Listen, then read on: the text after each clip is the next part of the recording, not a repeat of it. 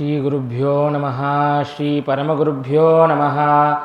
ಶ್ರೀಮದಾನಂದತೀರ್ಥಭಗವತ್ಪಾದಾಚಾರ್ಯಗುರುಭ್ಯೋ ನಮಃ. ಹರಿ ಓಂ. ಜಯತ್ಯಜೋ ಕ್ಷೀಣಸುಖಾತ್ಮಬಿಂಬಸ್ವೈಶ್ವರ್ಯಕಾಂತಿಪ್ರತತಃ ಸದೋದಿತಃ ಸ್ವಭಕ್ತಸಂತಾಪದುರಿಷ್ಟಹಂತ ರಾಮಾವತಾರೋ ಹರಿರೀಶಚಂದ್ರಮಾಃ.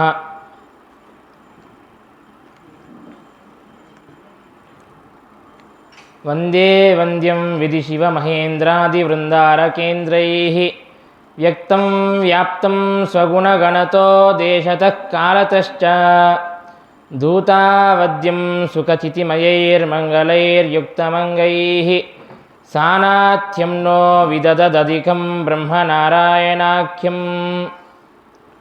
ಭೂಷಾರತ್ನಂ ಭುವನವಲಯಸ್ಯಾಖಿಲಾಶ್ಚರ್ಯರತ್ನಂ ಲೀಲಾರತ್ನಂ ಜಲಧಿದುಹಿತುಃ ದೇವತಾಮೌಲಿರತ್ನಂ.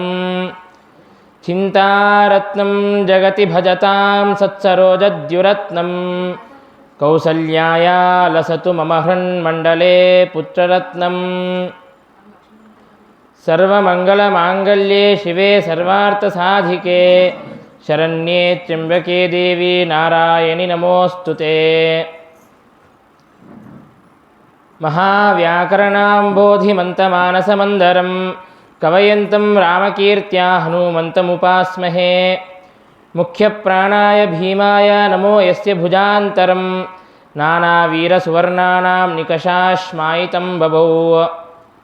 ಸ್ವಾಂತಸ್ಥಾನಂತಶಯ್ಯಾಯ ಪೂರ್ಣಜ್ಞಾನರಸಾರ್ಣಸೇ ಉತ್ತುಂಗವಾಕ್ತರಂಗಾಯ ಮಧ್ವದುಗ್ಧಾಬ್ಧಯೇ ನಮಃ.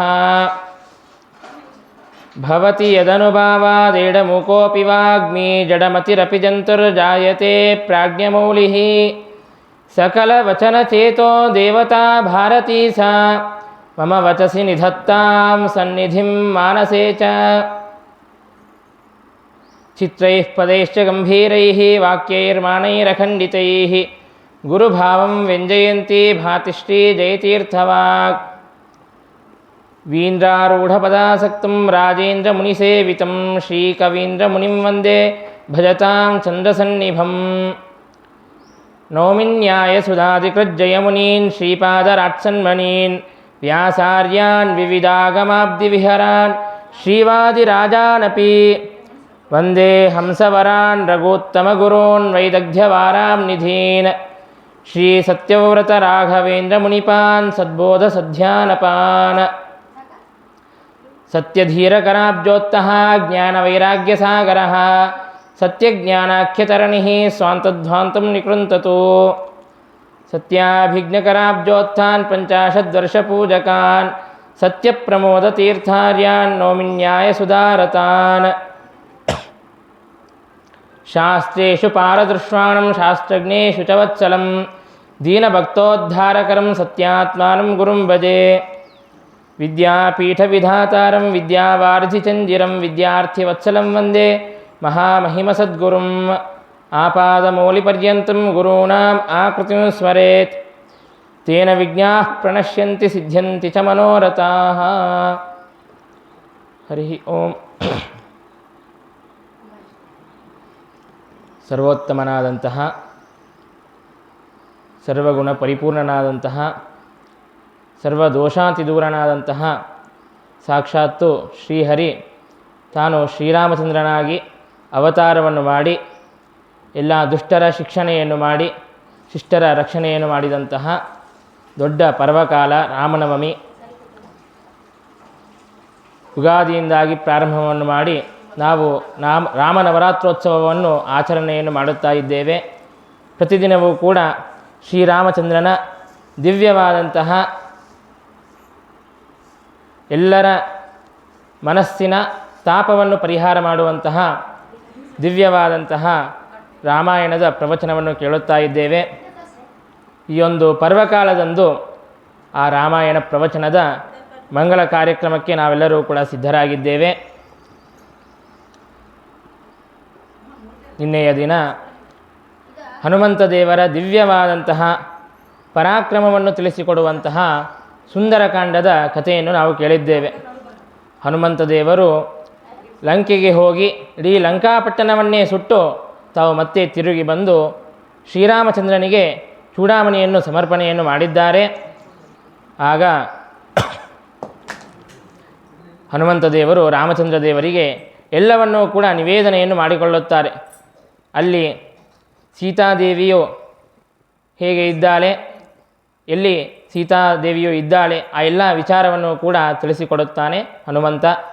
ಆಗ ಹನುಮಂತ ದೇವರ ಪ್ರಾರ್ಥನೆಯಂತೆ ಶ್ರೀರಾಮಚಂದ್ರ ದೇವರು ಎಲ್ಲ ಕಪಿಗಳಿಂದಾಗಿ ಸಹಿತರಾಗಿ ಲಂಕಾಪಟ್ಟಣಕ್ಕೆ ಹೋಗೋದಕ್ಕಾಗಿ ಎಂಬುದಾಗಿ ನಿಶ್ಚಯವನ್ನು ಮಾಡುತ್ತಾರೆ. ಎಲ್ಲ ಕಪಿಗಳನ್ನು ಕೂಡ ಕರೆದುಕೊಂಡು ಹೋಗಿ ಸಮುದ್ರದ ತೀರಕ್ಕೆ ಹೋಗುತ್ತಾರೆ. ಆಗ ಸಮುದ್ರವನ್ನು ದಾಟಬೇಕು. ಹಿಂದಕ್ಕೆ ಹನುಮಂತ ದೇವರೊಬ್ಬರು ಲಂಕೆಗೆ ಹೋಗಿದ್ದರು. ಹಾಗಾಗಿ ಹನುಮಂತ ದೇವರಿಗೆ 100 ಯೋಜನ ಹಾರುವಂತಹ ಸಾಮರ್ಥ್ಯವಿದೆ. ಹಾಗಾಗಿ ಹನುಮಂತ ದೇವರು ಹೋಗಿ ಬಂದರು. ಆದರೆ ಇಷ್ಟೆಲ್ಲ ವಾನರ ಸೈನ್ಯವನ್ನು ಕರೆದುಕೊಂಡು ಹೋಗಬೇಕು ಅಂತಂದರೆ ಹೇಗೆ? ಆಗ ರಾಮಚಂದ್ರ ದೇವರು ಅನಂತವಾದಂತಹ ಶಕ್ತಿಯಿಂದಾಗಿ ಪೂರ್ಣರಾದವರು. ತಾವು ಸಂಕಲ್ಪ ಮಾಡಿದರೆ ಸಾಕು ಸಮುದ್ರ ಅಂತನ್ನೋದು ದಾರಿಯನ್ನು ಕೊಡುತ್ತದೆ. ಅವರ ಶಕ್ತಿಯನ್ನು ಪ್ರದರ್ಶನೆಯನ್ನು ಮಾಡಬಹುದಾಗಿತ್ತು ಶ್ರೀರಾಮಚಂದ್ರ. ಹಾಗಿದ್ದರೂ ಕೂಡ ಮೊದಲಿಗೆ ಮೃದುವಾಗಿ ವ್ಯವಹಾರವನ್ನು ಮಾಡಬೇಕು. ಮೊದಲಿಗೇನೆ ಕಠಿಣವಾಗಿ ವ್ಯವಹಾರವನ್ನು ಮಾಡಬಾರದು. ಸಾಮ ದಾನ ಭೇದ ದಂಡ ಹೀಗೆ ಉಪಾಯಗಳನ್ನು ನಾವು ಮಾಡಬೇಕು. ಹಾಗಾಗಿ ಶ್ರೀರಾಮಚಂದ್ರ ತಾನು ಸಾಮೋಪಾಯವನ್ನು ಮಾಡುತ್ತಾ ಇದ್ದಾನೆ. ಈಗ ಮಕ್ಕಳು ಸ್ಕೂಲ್ನಿಂದ ಬಂದ ಮೇಲೆ ತಾವು ಹೋಮ್ವರ್ಕ್ ಮಾಡಬೇಕು ಅಂತಂದರೆ ತಾಯಿ ಒಮ್ಮಿಂದೊಮ್ಮೆ ಗದರಿಸೋದಿಲ್ಲ, ಹೋಮ್ವರ್ಕ್ ಮಾಡು ಅಂತ ಬೆದರಿಸೋದಿಲ್ಲ. ಮೊದಲಿಗೆ ನಿಧಾನವಾಗಿ ಹೇಳ್ತಾಳೆ, ಹೋಮ್ವರ್ಕ್ ಮಾಡಬೇಕು, ಹೋಮ್ವರ್ಕ್ ಮಾಡಿದರೆ ನಿಂಗೆ ಚಲೋ ಓದು ಬರುತ್ತದೆ, ಚೆನ್ನಾಗಿ ಮಾರ್ಕ್ಸ್ ಬರುತ್ತದೆ, ಇಲ್ಲಾಂದರೆ ಮತ್ತೆ ಟೀಚರ್ ಹೊಡಿತಾಳೆ ಅಂತ ಸಮಾಧಾನದಿಂದಾಗಿ ಹೇಳುತ್ತಾಳೆ. ಈಗ ಕೇಳದೇ ಇದ್ದಾಗ ಇಲ್ಲ ಹೋಮ್ವರ್ಕ್ ಮಾಡು, ಬೇಕಾದರೆ ನಿನಗೆ ಚಾಕ್ಲೇಟ್ ಕೊಡಿಸ್ತೀನಿ, ಐಸ್ ಕ್ರೀಮ್ ಕೊಡಿಸ್ತೀನಿ ಅಂತ ಹೀಗೆ ಪ್ರಲೋಭನವನ್ನು ಮಾಡುತ್ತಾಳೆ.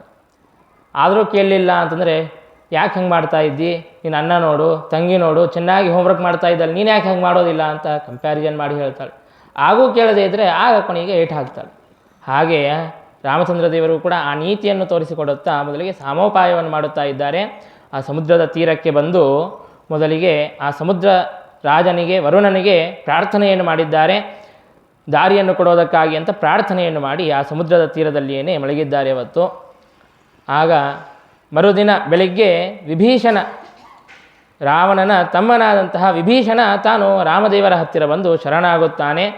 ಆಗ ರಾಮಚಂದ್ರ ದೇವರು ಎಲ್ಲ ಕಪಿಗಳನ್ನು ಕೇಳುತ್ತಾರೆ, ವಿಭೀಷಣನನ್ನು ನಾವು ಸ್ವೀಕಾರ ಮಾಡೋಣವಾ ಬೇಡವಾ ಅಂತ. ಯಾಕೆಂದರೆ ಶತ್ರುಪಕ್ಷದಿಂದಾಗಿ ಬಂದಿದ್ದಾನೆ, ಹಾಗಾಗಿ ಸ್ವೀಕಾರ ಮಾಡಬೇಕಾ ಬೇಡ ಎಂಬುದಾಗಿ ಕೇಳಿದಾಗ ಎಲ್ಲ ಕಪಿಗಳು ಕೂಡ ಏಕಕಂಠದಿಂದಾಗಿ ಬೇಡ ಎಂಬುದಾಗಿ ಹೇಳುತ್ತಾರೆ. ಅಂಗದ, ಜಾಂಬವಂತ ಮತ್ತು ಕಪಿರಾಜನಾದಂತಹ ಸುಗ್ರೀವ ಅವನೂ ಕೂಡ ಬೇಡ ಅಂತ ಹೇಳುತ್ತಾನೆ. ಯಾಕೆಂತಂದರೆ ಮೊದಲಿಗೇನೆ ಈಗ ಯುದ್ಧದ ಸಂದರ್ಭವಿದೆ. ಯುದ್ಧದ ಸಂದರ್ಭದಲ್ಲಿ ಶತ್ರುಪಕ್ಷದವರ ಮೇಲೆ ವಿಶ್ವಾಸವನ್ನು ಮಾಡಲಿಕ್ಕೆ ಬರೋದಿಲ್ಲ. ಅವರು ನಮ್ಮ ಎಲ್ಲ ಸೀಕ್ರೆಟ್ಸನ್ನು ತೆಗೆದುಕೊಂಡು ಹೋಗಿ ಅವರಿಗೆ ಹೇಳಿಬಿಡಬಹುದು. ಹಾಗಾಗಿ ವಿಭೀಷಣನನ್ನು ನಾವು ಸ್ವೀಕಾರ ಮಾಡೋದು ಬೇಡ ಎಂಬುದಾಗಿ ಅವರೆಲ್ಲರೂ ಕೂಡ ಹೇಳುತ್ತಾರೆ. ಆದರೆ ಹನುಮಂತ ಮಾತ್ರ ತಾನು ಹೇಳುತ್ತಾನೆ, ಅವಶ್ಯವಾಗಿಯೂ ಕೂಡ ಸುಗ್ರೀವನನ್ನು ಸ್ವೀಕಾರ ಮಾಡಲೇಬೇಕು ಎಂಬುದಾಗಿ ಹನುಮಂತ ತಾನು ಹೇಳುತ್ತಾನೆ. ಯಾಕೆ ಅಂತಂದರೆ ಹನುಮಂತ ಹೇಳುತ್ತಾನೆ, ಇವನು ಸಾತ್ವಿಕವಾದಂತಹ ಸ್ವಭಾವವುಳ್ಳವನು, ಹಾಗಾಗಿ ವಿಭೀಷಣನನ್ನು ಸ್ವೀಕಾರ ಮಾಡೋದೇ ಉಚಿತವಾಗಿದೆ. ತಾನು ಶರಣಾಗತನಾಗಿ ಬಂದಿದ್ದಾನೆ, ಶರಣಾಗತರನ್ನು ರಕ್ಷಣೆ ಮಾಡೋದು ರಾಜನ ಧರ್ಮ, ಸ್ವಾಮಿಯ ಧರ್ಮ. ಹಾಗಾಗಿ ವಿಭೀಷಣ ತಾನು ಶರಣಾಗತನಾಗಿ ಬಂದಿದ್ದಾನೆ. ರಾವಣ ತಾನು ಇನ್ನು ಸಂಹಾರ ಹೊಂದುವಂತಹ ಸಂದರ್ಭ ಅಂತನ್ನೋದು ಬಂದಿದೆ, ಕಾಲ ಅಂತನ್ನೋದು ಸಮೀಪಿಸಿದೆ ಅಂತನ್ನೋದನ್ನು ತಿಳಿದುಕೊಂಡು ವಿಭೀಷಣ ತಾನು ನಿನಗೆ ಶರಣಾಗತನಾಗಿದ್ದಾನೆ, ಹಾಗಾಗಿ ಅವಶ್ಯವಾಗಿಯೂ ಕೂಡ ವಿಭೀಷಣನನ್ನು ನೀನು ದಾಸನನ್ನಾಗಿ ಸ್ವೀಕಾರ ಮಾಡಬೇಕು ಎಂಬುದಾಗಿ ಹನುಮಂತ ದೇವರು ಹೇಳಿದ್ದಾರೆ. ಆಗ ಇಷ್ಟೆಲ್ಲ ಜನ ಕಪಿಗಳು, ಸ್ವತಃ ಕಪಿರಾಜನಾದಂತಹ ಸುಗ್ರೀವನೂ ಕೂಡ ಬೇಡ ಎಂಬುದಾಗಿ ಹೇಳುತ್ತಾ ಇದ್ದಾನೆ. ಆದರೆ ಶ್ರೀರಾಮಚಂದ್ರ ಮಾತ್ರ ಹನುಮಂತ ದೇವರ ಮಾತನ್ನು ಕೇಳಿ ವಿಭೀಷಣನನ್ನು ಸ್ವೀಕಾರ ಮಾಡುತ್ತಾ ಇದ್ದಾರೆ. ಯಾಕೆ ಅಂತಂದರೆ ಸುಗ್ರೀವನನ್ನು ಸ್ವೀಕಾರ ಮಾಡಿದ್ದೇ ಹನುಮಂತನ ಮಾತನ್ನು ಕೇಳಿ ಸ್ವೀಕಾರ ಮಾಡಿದ್ದಾರೆ. ಹಾಗಾಗಿ ಸುಗ್ರೀವನನ್ನು ಯಾವ ರೀತಿಯಾಗಿ ಹನುಮಂತನ ಮಾತಿನಿಂದಾಗಿ ಸ್ವೀಕಾರ ಮಾಡಿದ್ದಾರೆಯೋ ಹಾಗೆ ವಿಭೀಷಣನನ್ನು ಕೂಡ ಹನುಮಂತನ ಮಾತಿನಂತೆ ಸ್ವೀಕಾರ ಮಾಡುತ್ತಾ ಇದ್ದಾರೆ. ಹನುಮಂತ ಏನು ಹೇಳಿದರೆ ಹಾಗೆ ಮಾಡಬೇಕು ಎಂಬುದಾಗಿ ಭಗವಂತ ತಾನು ನಿಶ್ಚಯವನ್ನು ಮಾಡಿಕೊಂಡಿದ್ದಾನೆ. ಯಾಕೆಂದರೆ ಹನುಮಂತ ಅಂತಂದರೆ ವಾಯುದೇವರು, ಜಗದ್ಗುರುಗಳು. ಹಾಗಾಗಿ ಜಗದ್ಗುರುಗಳ ಸ್ಥಾನದಲ್ಲಿ ಕೂಡಿಸಿದ್ದಾನೆ ಅಂತಂದ ಮೇಲೆ ವಾಯುದೇವರು ಏನು ಹೇಳುತ್ತಾರೆ, ಹನುಮಂತ ಏನು ಹೇಳುತ್ತಾನೆ ಅದನ್ನು ಮಾಡೋದಕ್ಕೆ ಭಗವಂತ ತಾನು ಸಿದ್ಧನಾಗಿದ್ದಾನೆ. ಹಾಗಾಗಿ ಹನುಮಂತ ದೇವರ ಪ್ರಾರ್ಥನೆಯಂತೆ ವಿಭೀಷಣನನ್ನು ಸ್ವೀಕಾರ ಮಾಡಿದ್ದಾನೆ ಶ್ರೀರಾಮಚಂದ್ರ. ಆಗ ಭಗವಂತ ಹೇಳುತ್ತಾನೆ, ಸಬ್ರಹ್ಮಕ ಸುರಗಣ ಸಹ ದೈತ್ಯಮರ್ತ್ಯಾ ಸರ್ವೇ ಸಮೇತ್ಯ ಚ ಮದಂಗುಲಿ ಚಾಲನೇಪಿ ನೇಷಾಭಯಂ ನ ಮಮ ರಾತ್ರಿ ಚರಾದಮುಷ್ಮಾತ್ ಶುದ್ಧ ಸ್ವಭಾವ ಇತಿ ಚೈನಮಹಂ ವಿಜಾನೆ. ವಿಭೀಷಣನಿಂದಾಗಿ ನನಗೆ ಏನೂ ಹೆದರಿಕೆ ಅಂತ ಅನ್ನೋದಿಲ್ಲ, ಅವನು ಶತ್ರುಪಕ್ಷದಿಂದಾಗಿ ಬಂದಿದ್ದಾನೆ ಅನ್ನುವಂತಹ ಹೆದರಿಕೆ ನನಗೆ ಇಲ್ಲ. ಯಾಕೆ ಅಂತಂದರೆ ಬ್ರಹ್ಮಾದಿ ದೇವತೆಗಳು ಇಡೀ ಬ್ರಹ್ಮಾಂಡ ಸೇರಿ ನನ್ನ ಒಂದು ಬೆರಳನ್ನು ಕದಲಿಸಬೇಕು ಅಂತಂದರೂ ಕೂಡ ಅವರಿಗೆ ಸಾಧ್ಯವಾಗೋದಿಲ್ಲ. ಹಾಗಾಗಿ ಈ ಒಬ್ಬ ವಿಭೀಷಣ ನನಗೇನು ಮಾಡಲಿಕ್ಕೆ ಸಾಧ್ಯವಿದೆ, ನನಗೆ ಇವನಿಂದಾಗಿ ಏನೂ ಭಯವಿಲ್ಲ ಎಂಬುದಾಗಿ ರಾಮಚಂದ್ರ ದೇವರು ಹೇಳುತ್ತಾರೆ. ಹೌದಪ್ಪ ಪರಮಾತ್ಮ, ನೀನು ಸರ್ವೋತ್ತಮ ಸರ್ವೇಶ್ವರ, ಹಾಗಾಗಿ ನಿನಗೆ ಭಯವಿಲ್ಲದೇ ಇರ್ಬೋದು. ಆದರೆ ನಾವೆಲ್ಲ ಇದ್ದೀವಲ್ಲ, ನಮ್ಮ ಬಗ್ಗೆ ನೀನು ಆಲೋಚನೆ ಏನು ಮಾಡಬೇಕಲ್ಲ. ನಮಗೇನಾದರೂ ಹಾನಿ ಮಾಡಿದರೆ, ನಿನಗೆ ಹಾನಿ ಮಾಡಲಿಕ್ಕೆ ಬಂದರೆ ನೀನು ಸಮರ್ಥನಿದ್ದಿ, ನೀನು ಪರಿಹಾರವನ್ನು ಮಾಡ್ಕೋಬೋದು. ಆದರೆ ನಮಗೇನಾದರೂ ಮಾಡಲಿಕ್ಕೆ ಬಂದರೆ ನಾವೇನು ಮಾಡೋದು ಅಂತ ಕೇಳಿದರೆ ಅದಕ್ಕೆ ಪರಮಾತ್ಮ ಹೇಳುತ್ತಾನೆ, ಶುದ್ಧ ಸ್ವಭಾವ ಇತಿ ಚೈನ ಮಿಹಂ ವಿಜಾನೆ. ವಿಭೀಷಣ ತಾನು ಶುದ್ಧವಾದಂತಹ ಸ್ವಭಾವವುಳ್ಳವನು, ಅವನು ನನ್ನ ಭಕ್ತ, ಅವನು ಎಂದಿಗೂ ಕೂಡ ಹೀಗೆ ನೀತಿಯನ್ನು ತಪ್ಪೋದಿಲ್ಲ ಎಂಬುದಾಗಿ ನನಗೆ ಗೊತ್ತು. ಹಾಗಾಗಿ ಇವನನ್ನು ಸ್ವೀಕಾರ ಮಾಡೋದು ಉಚಿತವಾಗಿದೆ ಎಂಬುದಾಗಿ ಹನುಮಂತ ದೇವರ ಮಾತಿನಂತೆ ವಿಭೀಷಣನನ್ನು ಸ್ವೀಕಾರ ಮಾಡಿದ್ದಾನೆ. ಹೀಗೆ ಆ ಸಮುದ್ರ ತೀರಕ್ಕೆ ಬಂದು ಆ ಸಮುದ್ರಕ್ಕೆ ದಾರಿಯನ್ನು ಪ್ರಾರ್ಥನೆ ಮಾಡುತ್ತಾ 3 ದಿನಗಳಾಗಿವೆ. 3 ದಿನವಾದರೂ ಕೂಡ ಸಮುದ್ರ ಅನ್ನೋದು ದಾರಿಯನ್ನು ಕೊಡುತ್ತಾ ಇಲ್ಲ. ಆಗ ಸಾಮೋಪಾಯ ಆಯಿತು. ಹಾಗಾಗಿ ಪರಮಾತ್ಮ ತಾನು ಸಿಟ್ಟಿಗೆ ಬಂದು ಕಣ್ಣು ಕೆಂಪಗೆ ಮಾಡಿ ಆ ಸಮುದ್ರವನ್ನು ನೋಡುತ್ತಾ ಇದ್ದಾನೆ. ತನ್ನ ಕ್ರೋಧದ ದೃಷ್ಟಿಯಿಂದಾಗಿ ಇಡೀ ಸಮುದ್ರವೇ ಅದು ಒಣಗಿ ಹೋಗಿದೆ. ಭಗವದ್ಭಕ್ತರಾದಂತಹ ಅಗಸ್ತ್ಯ ಋಷಿಗಳೇ ಸಮುದ್ರವನ್ನು ಏಕಾಪೋಷಣದಲ್ಲಿ ತಾವು ಸ್ವೀಕಾರ ಮಾಡಬೇಕು ಅಂತಂದರೆ ಸಾಕ್ಷಾತ್ತು ಭಗವಂತ ಅವನ ಸಾಮರ್ಥ್ಯವನ್ನು ಹೇಳಬೇಕೆ. ಹಾಗಾಗಿ ತನ್ನ ಕ್ರೋಧದ ದೃಷ್ಟಿಯಿಂದಾಗಿ ಇಡೀ ಸಮುದ್ರ ಅಂತನ್ನೋದು ಒಣಗಿ ಹೋಗಿದೆ. ಆಗ ಸಮುದ್ರರಾಜನಾದಂತಹ ವರುಣನಿಗೆ ಎಚ್ಚರ ಬರುತ್ತದೆ. ಎಚ್ಚರ ಬಂದು ತಾನು ಎಲ್ಲ ಪೂಜಾ ಸಾಮಗ್ರಿಯನ್ನೆಲ್ಲವನ್ನು ಕೂಡ ತಲೆಯ ಮೇಲೆ ಇಟ್ಟುಕೊಂಡು ತಾನು ಭಗವಂತನ ಹತ್ತಿರ ಶರಣಾಗುತ್ತಾ ಇದ್ದಾನೆ. ಭಗವಂತನ ಪಾದಾರವಿಂದಗಳಿಗೆ ಬಂದು ತಾನು ಪ್ರಾರ್ಥನೆಯನ್ನು ಮಾಡುತ್ತಾ ಇದ್ದಾನೆ. ಪರಮಾತ್ಮ, ನಿನ್ನ ಅಭಿಪ್ರಾಯ ನನಗೆ ಗೊತ್ತಾಗಲಿಲ್ಲ. ಯಾಕೆ ಅಂತಂದರೆ ನಿನ್ನ ಅಭಿಪ್ರಾಯವೇನು ಅಂತನ್ನೋದನ್ನು ಯಾರಿಗೂ ಕೂಡ ತಿಳಿಯಲು ಸಾಧ್ಯವಾಗೋದಿಲ್ಲ. ತಂತ್ವಾ ವಯಂ ಜಡಧಿಯೋ ನ ವಿದಾಮ ಭೂಮನ್ ಕೂಟಸ್ಥಮಾದಿಪುರುಷಂ ಜಗತಾಮದೀಶಂ ತಂ ಸತ್ತತ ಸುರಗಣಾನ್ ರಜಸೋ ಮನುಷ್ಯಾನ್ ತಾರ್ತೀಯತೋ ಸುರಗಣಾನ್ ಅಭಿತಸ್ತಥಾಸ್ರಾಹ. ನಿನ್ನ ಮುಂದೆ ನಾವೆಲ್ಲರೂ ಕೂಡ ಜಡಬುದ್ಧಿಯುಳ್ಳವರು. ನಿನ್ನಂತಹ ಅನಂತ ಗುಣಪೂರ್ಣನಾದಂತಹ ಅನಂತ ಜ್ಞಾನಪೂರ್ಣನಾದಂತಹ ನಿನ್ನ ಒಂದು ಅಭಿಪ್ರಾಯವೇನು, ನಿನ್ನ ಇಚ್ಛೆ ಏನು ಅಂತನ್ನೋದು ನನಗೆ ತಿಳಿಯಲಿಕ್ಕೆ ಆಗಲಿಲ್ಲ ಸ್ವಾಮಿ. ಹಾಗಾಗಿ ನನಗೆ ಕ್ಷಮೆಯನ್ನು ಮಾಡು. ಅವಶ್ಯವಾಗಿಯೂ ಕೂಡ ನೀನು ಸಮುದ್ರವನ್ನು ದಾಟಿ ಹೋಗು. ನೀನು ಸಮುದ್ರದಲ್ಲಿ ಸೇತುವೆಯನ್ನು ನಿರ್ಮಾಣ ಮಾಡು. ನೀನು ಮತ್ತು ನಿನ್ನ ಕಪಿರಾಜ್ಯದವರು, ಕಪಿ ಸೈನ್ಯದವರು ಯಾವುದೇ ಕಲ್ಲು ಹಾಕಲಿ, ಕಟ್ಟಿಗೆ ಹಾಕಲಿ, ಅದನ್ನು ನಾನು ಧಾರಣೆ ಮಾಡುತ್ತೇನೆ. ಅದು ಮುಳುಗದೇ ಇದ್ದಂತೆ ನಾನು ಧಾರಣೆ ಮಾಡುತ್ತೇನೆ. ಅಥಕಾಷ್ಟ ತೃಣಂ ವಾಪಿ ಶಿಲಾವಾ ಕ್ಷಿಪ್ಯತೆ ಮಯಿ ಸರ್ವಂ ತದ್ಧಾರಯಿಷ್ಯಾಮಿ ತೇನ ಸೇತುರು ಭವಿಷ್ಯತಿ. ಹಾಗಾಗಿ ನಾನು ಧಾರಣೆ ಮಾಡುತ್ತೇನೆ. ಹಾಗಾಗಿ ಸೇತುವೆಯ ನಿರ್ಮಾಣವಾಗುತ್ತದೆ. ಇದರಿಂದಾಗಿ ನಿನ್ನ ಯಶಸ್ಸು ಕೂಡ 4 ದಿಕ್ಕುಗಳಿಗೆ ಅದು ಹರಡುತ್ತದೆ. ಯಾರ್ಯಾರು ಗೆಲ್ಲುತ್ತಾರೆಯೋ ರಾಜರುಗಳು ಅವರೆಲ್ಲರೂ ಕೂಡ ನಿನ್ನ ಸೇತುವೆಯ ದರ್ಶನವನ್ನು ಮಾಡಿಕೊಂಡು ನಿನ್ನ ಕೀರ್ತಿಯನ್ನು ಕೊಂಡಾಡುತ್ತಾರೆ. ಹಾಗಾಗಿ ಸೇತುವೆಯನ್ನು ನಿರ್ಮಾಣ ಮಾಡಿ ಅವಶ್ಯವಾಗಿಯೂ ಕೂಡ ದಾಟಿ ಹೋಗಿ ಆ ವಿಶ್ವವಸೃಷಿಗಳ ಮಗನಲ್ಲ ರಾವಣ, ಮಗ ಅಂತ ಕರೆಸಿಕೊಳ್ಳಲು ಯೋಗ್ಯನೇ ಅಲ್ಲ, ಅವನು ಅವಮೇಹಂ ವಿಶ್ವವಸೋವಮೇಹಂ ಎಂಬುದಾಗಿ ರಾಮಾಯಣ ನಮಗೆ ತಿಳಿಸಿಕೊಡುತ್ತದೆ. ಅವರ ಮಲಮೂತ್ರದಂತೆ ಇದ್ದಾನೆ ರಾವಣ. ಅಂತಹ ಆ ವಿಶ್ವವಸೃಷಿಗಳ ಆ ಅಮೇಧ್ಯ ಸ್ಥಾನದಲ್ಲಿರುವಂತಹ ಆ ರಾವಣನನ್ನು ಅವಶ್ಯವಾಗಿಯೂ ಕೂಡ ಹೋಗಿ ಸಂಹಾರವನ್ನು ಮಾಡಿ ನಿನ್ನ ಪತ್ನಿಯನ್ನು ಮತ್ತೆ ಸ್ವೀಕಾರ ಮಾಡಿಕೊಂಡು ಬಾ ಎಂಬುದಾಗಿ ವರುಣ ತಾನು ಪ್ರಾರ್ಥನೆಯನ್ನು ಮಾಡುತ್ತಾ ಇದ್ದಾನೆ. ಆದರೆ ಅಷ್ಟರಲ್ಲಿ ಭಗವಂತ ತಾನು ಸಿಟ್ಟಿಗೆ ಬಂದು ಬಾಣವನ್ನು ಸಂಧಾನ ಮಾಡಿದ್ದಾನೆ. ರಾವಣ ಬಾಣ ಅದು ವ್ಯರ್ಥವಾಗುವಂತೆ ಇಲ್ಲ. ಹಾಗಾಗಿ ಬಾಣವನ್ನು ಎಲ್ಲಿ ಪ್ರಯೋಗವನ್ನು ಮಾಡಬೇಕು ಅಂತ ಕೇಳಿದಾಗ ಅಲ್ಲಿ ಪಾತಾಳದಲ್ಲಿ ಅನೇಕ ಜನ ದೈತ್ಯರು ಇದ್ದಾರೆ, ಆ ದೈತ್ಯರ ಮೇಲೆ ಪ್ರಯೋಗವನ್ನು ಮಾಡು ಎಂಬುದಾಗಿ ಹೇಳಿದಾಗ ಆಗ ರಾಮಚಂದ್ರ ದೇವರು ಅನೇಕ ಜನ ದೈತ್ಯರ ಮೇಲೆ ಆ ಬಾಣವನ್ನು ಪ್ರಯೋಗವನ್ನು ಮಾಡಿ ಆ ಎಲ್ಲ ದೈತ್ಯರನ್ನು ಕೂಡ ಸಂಹಾರ ಮಾಡಿದ್ದಾನೆ. ಅವರೆಲ್ಲರೂ ಕೂಡ ರುದ್ರದೇವರ ವರದಿಂದಾಗಿ ಅವಧ್ಯರಾದಂತಹ ದೈತ್ಯರು, ಅಸುರರು, ಅಂತಹ ಅವರನ್ನೆಲ್ಲರನ್ನು ಕೂಡ ಸಂಹಾರ ಮಾಡಿದ್ದಾನೆ. ಇನ್ನು ಸಂಹಾರ ಮಾಡಿ ಅದೆಲ್ಲವೂ ಕೂಡ ಮರುಭೂಮಿಯಾಗಿತ್ತು. ಆ ಮರುಭೂಮಿಯಲ್ಲಿ ಚೆನ್ನಾಗಿ ವೃಕ್ಷಗಳು ಬೆಳೆಯುವಂತೆ, ಫಲಪುಷ್ಪಗಳು ಬರುವಂತೆ ಭಗವಂತ ತಾನು ಮಾಡಿದ್ದಾನೆ. ಹೀಗೆ ಮಾಡಿ ಭಗವಂತ ಇನ್ನು ಸೇತುವೆಯ ನಿರ್ಮಾಣವನ್ನು ಮಾಡುವುದಕ್ಕಾಗಿ ಅಂತ ನಳನಿಗೆ ತಾನು ಆದೇಶವನ್ನು ಮಾಡಿದ್ದಾನೆ. ತಾನು ವಿಶ್ವಕರ್ಮನ ಅವತಾರ, ಹಾಗಾಗಿ ಅಂತಹ ಸುರವರ್ಧಿಕೆಯಾದಂತಹ ವಿಶ್ವಕರ್ಮನ ಅವತಾರನಾದಂತಹ ನಳ ಅನ್ನುವಂತಹ ಕಪಿಗೆ ತಾನು ಸೇತುವೆಯನ್ನು ನಿರ್ಮಾಣ ಮಾಡೋದಕ್ಕಾಗಿ ಅಂತ ಆದೇಶ ಮಾಡಿದಾಗ ಆಗ ಅವರೆಲ್ಲರೂ ಕೂಡ ನಳನ ಒಂದು ಆದೇಶದಂತೆ ಬೇರೆ ಎಲ್ಲ ಕಪಿಗಳು ಕೂಡ ನಾನಾ ವಿಧವಾದಂತಹ ಪರ್ವತಗಳನ್ನು ತೆಗೆದುಕೊಂಡು ಬರುತ್ತಾ ಇದ್ದಾರೆ, ದೊಡ್ಡ ದೊಡ್ಡ ಶಿಲೆಗಳನ್ನು ತೆಗೆದುಕೊಂಡು ಬರುತ್ತಾ ಇದ್ದಾರೆ, ಅನೇಕ ಗಿಡಗಳನ್ನು ವೃಕ್ಷಗಳನ್ನು ಕತ್ತರಿಸಿಕೊಂಡು ಬರುತ್ತಾ ಇದ್ದಾರೆ. ಹೀಗೆ ಅವರೆಲ್ಲರೂ ಕೂಡ ಕಲ್ಲುಗಳನ್ನು ತಂದು ಹಾಕುತ್ತಾ ಇದ್ದಾರೆ. ಆಗ ಸೇತುವೆಯ ನಿರ್ಮಾಣ ಅಂತನ್ನೋದು ನಡೆಯುತ್ತಾ ಇದೆ. ನಮಗೆ ರಾಮಾಯಣ ತಿಳಿಸಿಕೊಡುತ್ತದೆ ಎಷ್ಟು ದಿನ ಎಷ್ಟು ಯೋಜನ ವಿಸ್ತೀರ್ಣವಾಗಿ ಆ ಸೇತುವೆಯ ನಿರ್ಮಾಣವನ್ನು ಮಾಡಿದ್ರು ಅಂತನ್ನೋದನ್ನೆಲ್ಲವನ್ನು ಕೂಡ ಅದು ಚೆನ್ನಾಗಿ ಪ್ರತಿಯೊಂದು ಪರಿಮಾಣವನ್ನು ಕೂಡ ತಿಳಿಸಿಕೊಡುತ್ತದೆ. ಒಟ್ಟಾರು 5 ದಿನಗಳಲ್ಲಿ ಸೇತುವೆಯ ನಿರ್ಮಾಣವನ್ನು ಮಾಡಿದ್ದಾರೆ. ಎಲ್ಲ ಕಪಿಗಳು ಸೇರಿ ಸೇತುವೆಯ ನಿರ್ಮಾಣವನ್ನು ಮಾಡಿದ್ದಾರೆ. ಆಗ ಸೇತುವೆಯ ನಿರ್ಮಾಣ ಮಾಡಬೇಕಾದಾಗ ಒಂದು ಅದ್ಭುತವಾದಂತಹ ದೃಶ್ಯ ನಡೀತಂತೆ. ವರುಣ ಬಂದು ತಾನು ಹೇಳಿದ, ನೀವು ಏನೇ ಕಲ್ಲುಗಳನ್ನು ಹಾಕಿದರೂ ಕೂಡ ನಾನು ಧಾರಣೆ ಮಾಡುತ್ತೇನೆ, ಸೇತುವೆಯ ನಿರ್ಮಾಣ ಅಂತನ್ನೋದಾಗುತ್ತದೆ ಅಂತ. ಎಲ್ಲ ಕಪಿಗಳು ಕೂಡ ತಂದು ಹಾಕುತ್ತಾ ಇದ್ದಾರೆ. ರಾಮಚಂದ್ರ ನಾನು ಒಂದು ಕಲ್ಲನ್ನು ಹಾಕೋಣ ಎಂಬುದಾಗಿ ಪರಮಾತ್ಮನೂ ಕೂಡ ಒಂದು ಕಲ್ಲನ್ನು ಹಾಕಿದನಂತೆ. ಆದರೆ ಎಲ್ಲ ಕಪಿಗಳು ಹಾಕಿರುವಂತಹ ಕಲ್ಲುಗಳು ಮಾತ್ರ ಅದು ತೇಳುತ್ತಾ ಇತ್ತು, ಅದು ಮುಳುಗುತ್ತಾ ಇರಲಿಲ್ಲ. ಆದರೆ ಭಗವಂತ ಯಾವ ಕಲ್ಲನ್ನು ಹಾಕಿದನೋ ಆ ಕಲ್ಲು ಮಾತ್ರ ಮುಳುಗಿ ಹೋಯಿತಂತೆ. ಅದನ್ನು ಹನುಮಂತ ದೇವರು ಕಂಡ್ರಂತೆ. ರಾಮಚಂದ್ರ ದೇವರು ಆಶ್ಚರ್ಯಪಟ್ಟರು, ಏನಪ್ಪ ನಾನು ಹಾಕಿದ ಕಲ್ಲು ಮಾತ್ರ ಯಾಕೆ ತೇಳಲಿಲ್ಲ, ಅದು ಯಾಕೆ ಮುಳುಗಿ ಹೋಯಿತು ಅಂತ.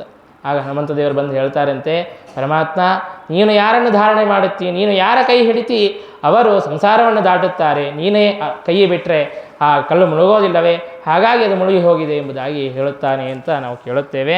ಹೀಗೆ ಪರಮಾತ್ಮ ತಾನ ಆದೇಶವನ್ನು ಮಾಡಿ ಎಲ್ಲ ಕಪಿಗಳಿಂದಲೂ ಕೂಡ ಸೇತುವೆಯನ್ನು ನಿರ್ಮಾಣವನ್ನು ಮಾಡಿಸಿದ್ದಾನೆ. ಸೇತುವೆಯನ್ನು ನಿರ್ಮಾಣ ಮಾಡಿಸಿ ಎಲ್ಲ ಕಪಿಗಳಿಂದಾಗಿ ಸಹಿತನಾಗಿ ಲಂಕಾಪಟ್ಟಣಕ್ಕೆ ಸೇರಿದ್ದಾನೆ.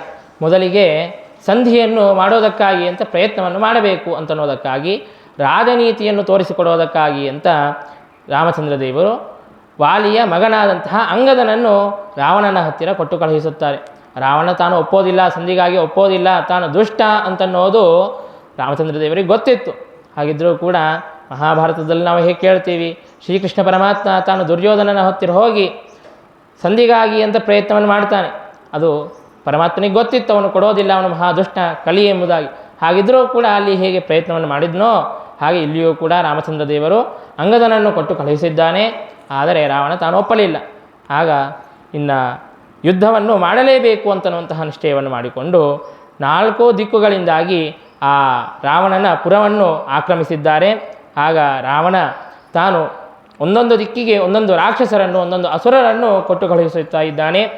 ಮೊದಲಿಗೆ ಪಶ್ಚಿಮ ದಿಕ್ಕಿಗೆ ತಾನು ಇಂದ್ರಜಿತ್ತನ್ನು, ತನ್ನ ಮಗನಾದಂತಹ ಇಂದ್ರಜಿತ್ತನ್ನು ಕೊಟ್ಟು ಕಳುಹಿಸಿದ್ದಾನೆ.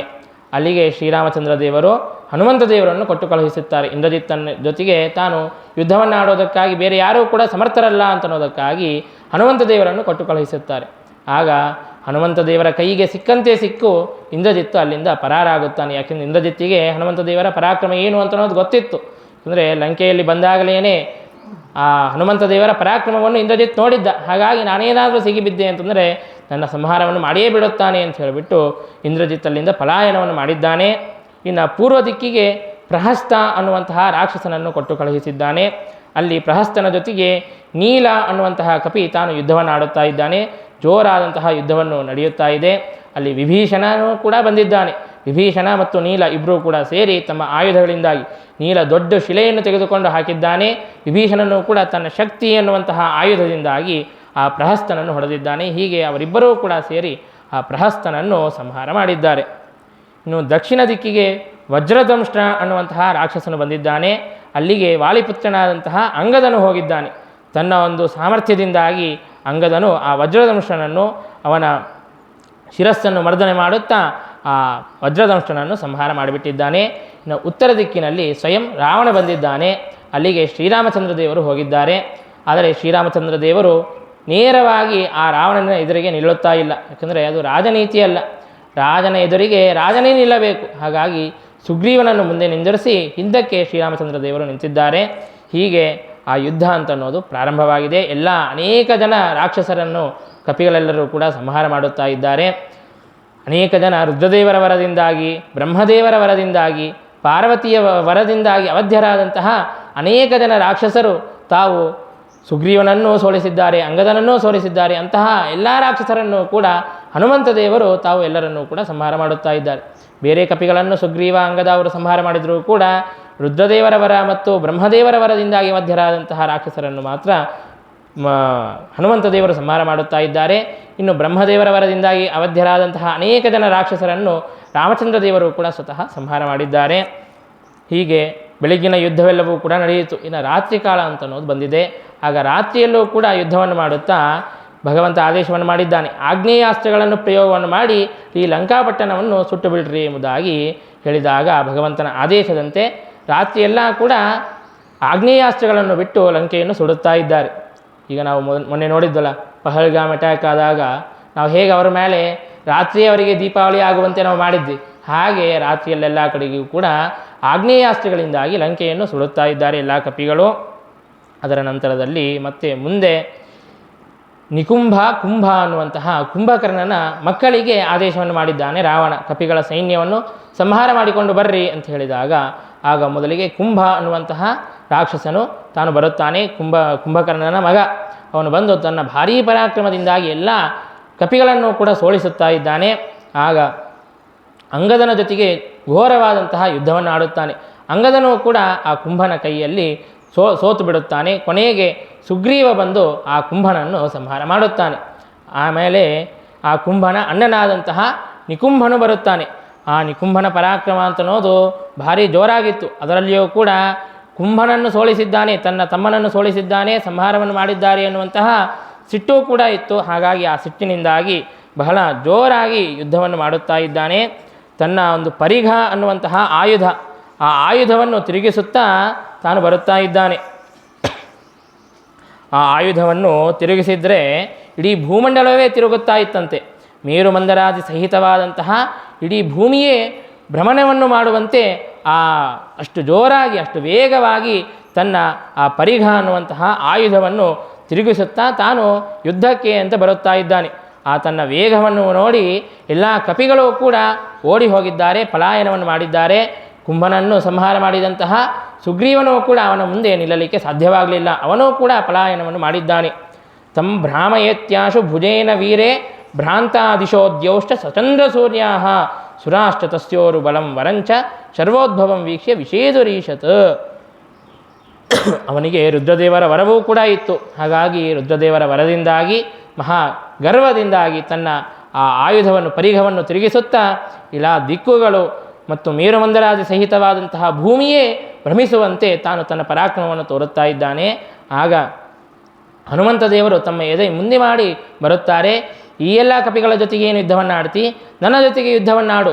ಹಿಮೇಭಿರತ್ರ ಪ್ರಹರಾಯುಧಂತೆ, ನಿನ್ನ ಆಯುಧದಿಂದಾಗಿ ನನ್ನ ಎದೆಗೆ ಪ್ರಹಾರವನ್ನು ಮಾಡು, ಏನಾಗುತ್ತದೆ ನೋಡೋಣ, ನಿನ್ನ ಸಾಮರ್ಥ್ಯವೇನು ನೋಡೋಣ, ನಿನ್ನ ಪರಾಕ್ರಮವೇನು ನೋಡೋಣ ಎಂಬುದಾಗಿ ಎದೆ ಮುಂದೆ ಮಾಡಿ ಹನುಮಂತ ದೇವರು ತಮ್ಮ ಎದೆಯನ್ನು ತೋರುತ್ತಾ ಮುಂದಕ್ಕೆ ಯುದ್ಧಕ್ಕೆ ಅಂತ ಬಂದಿದ್ದಾರೆ.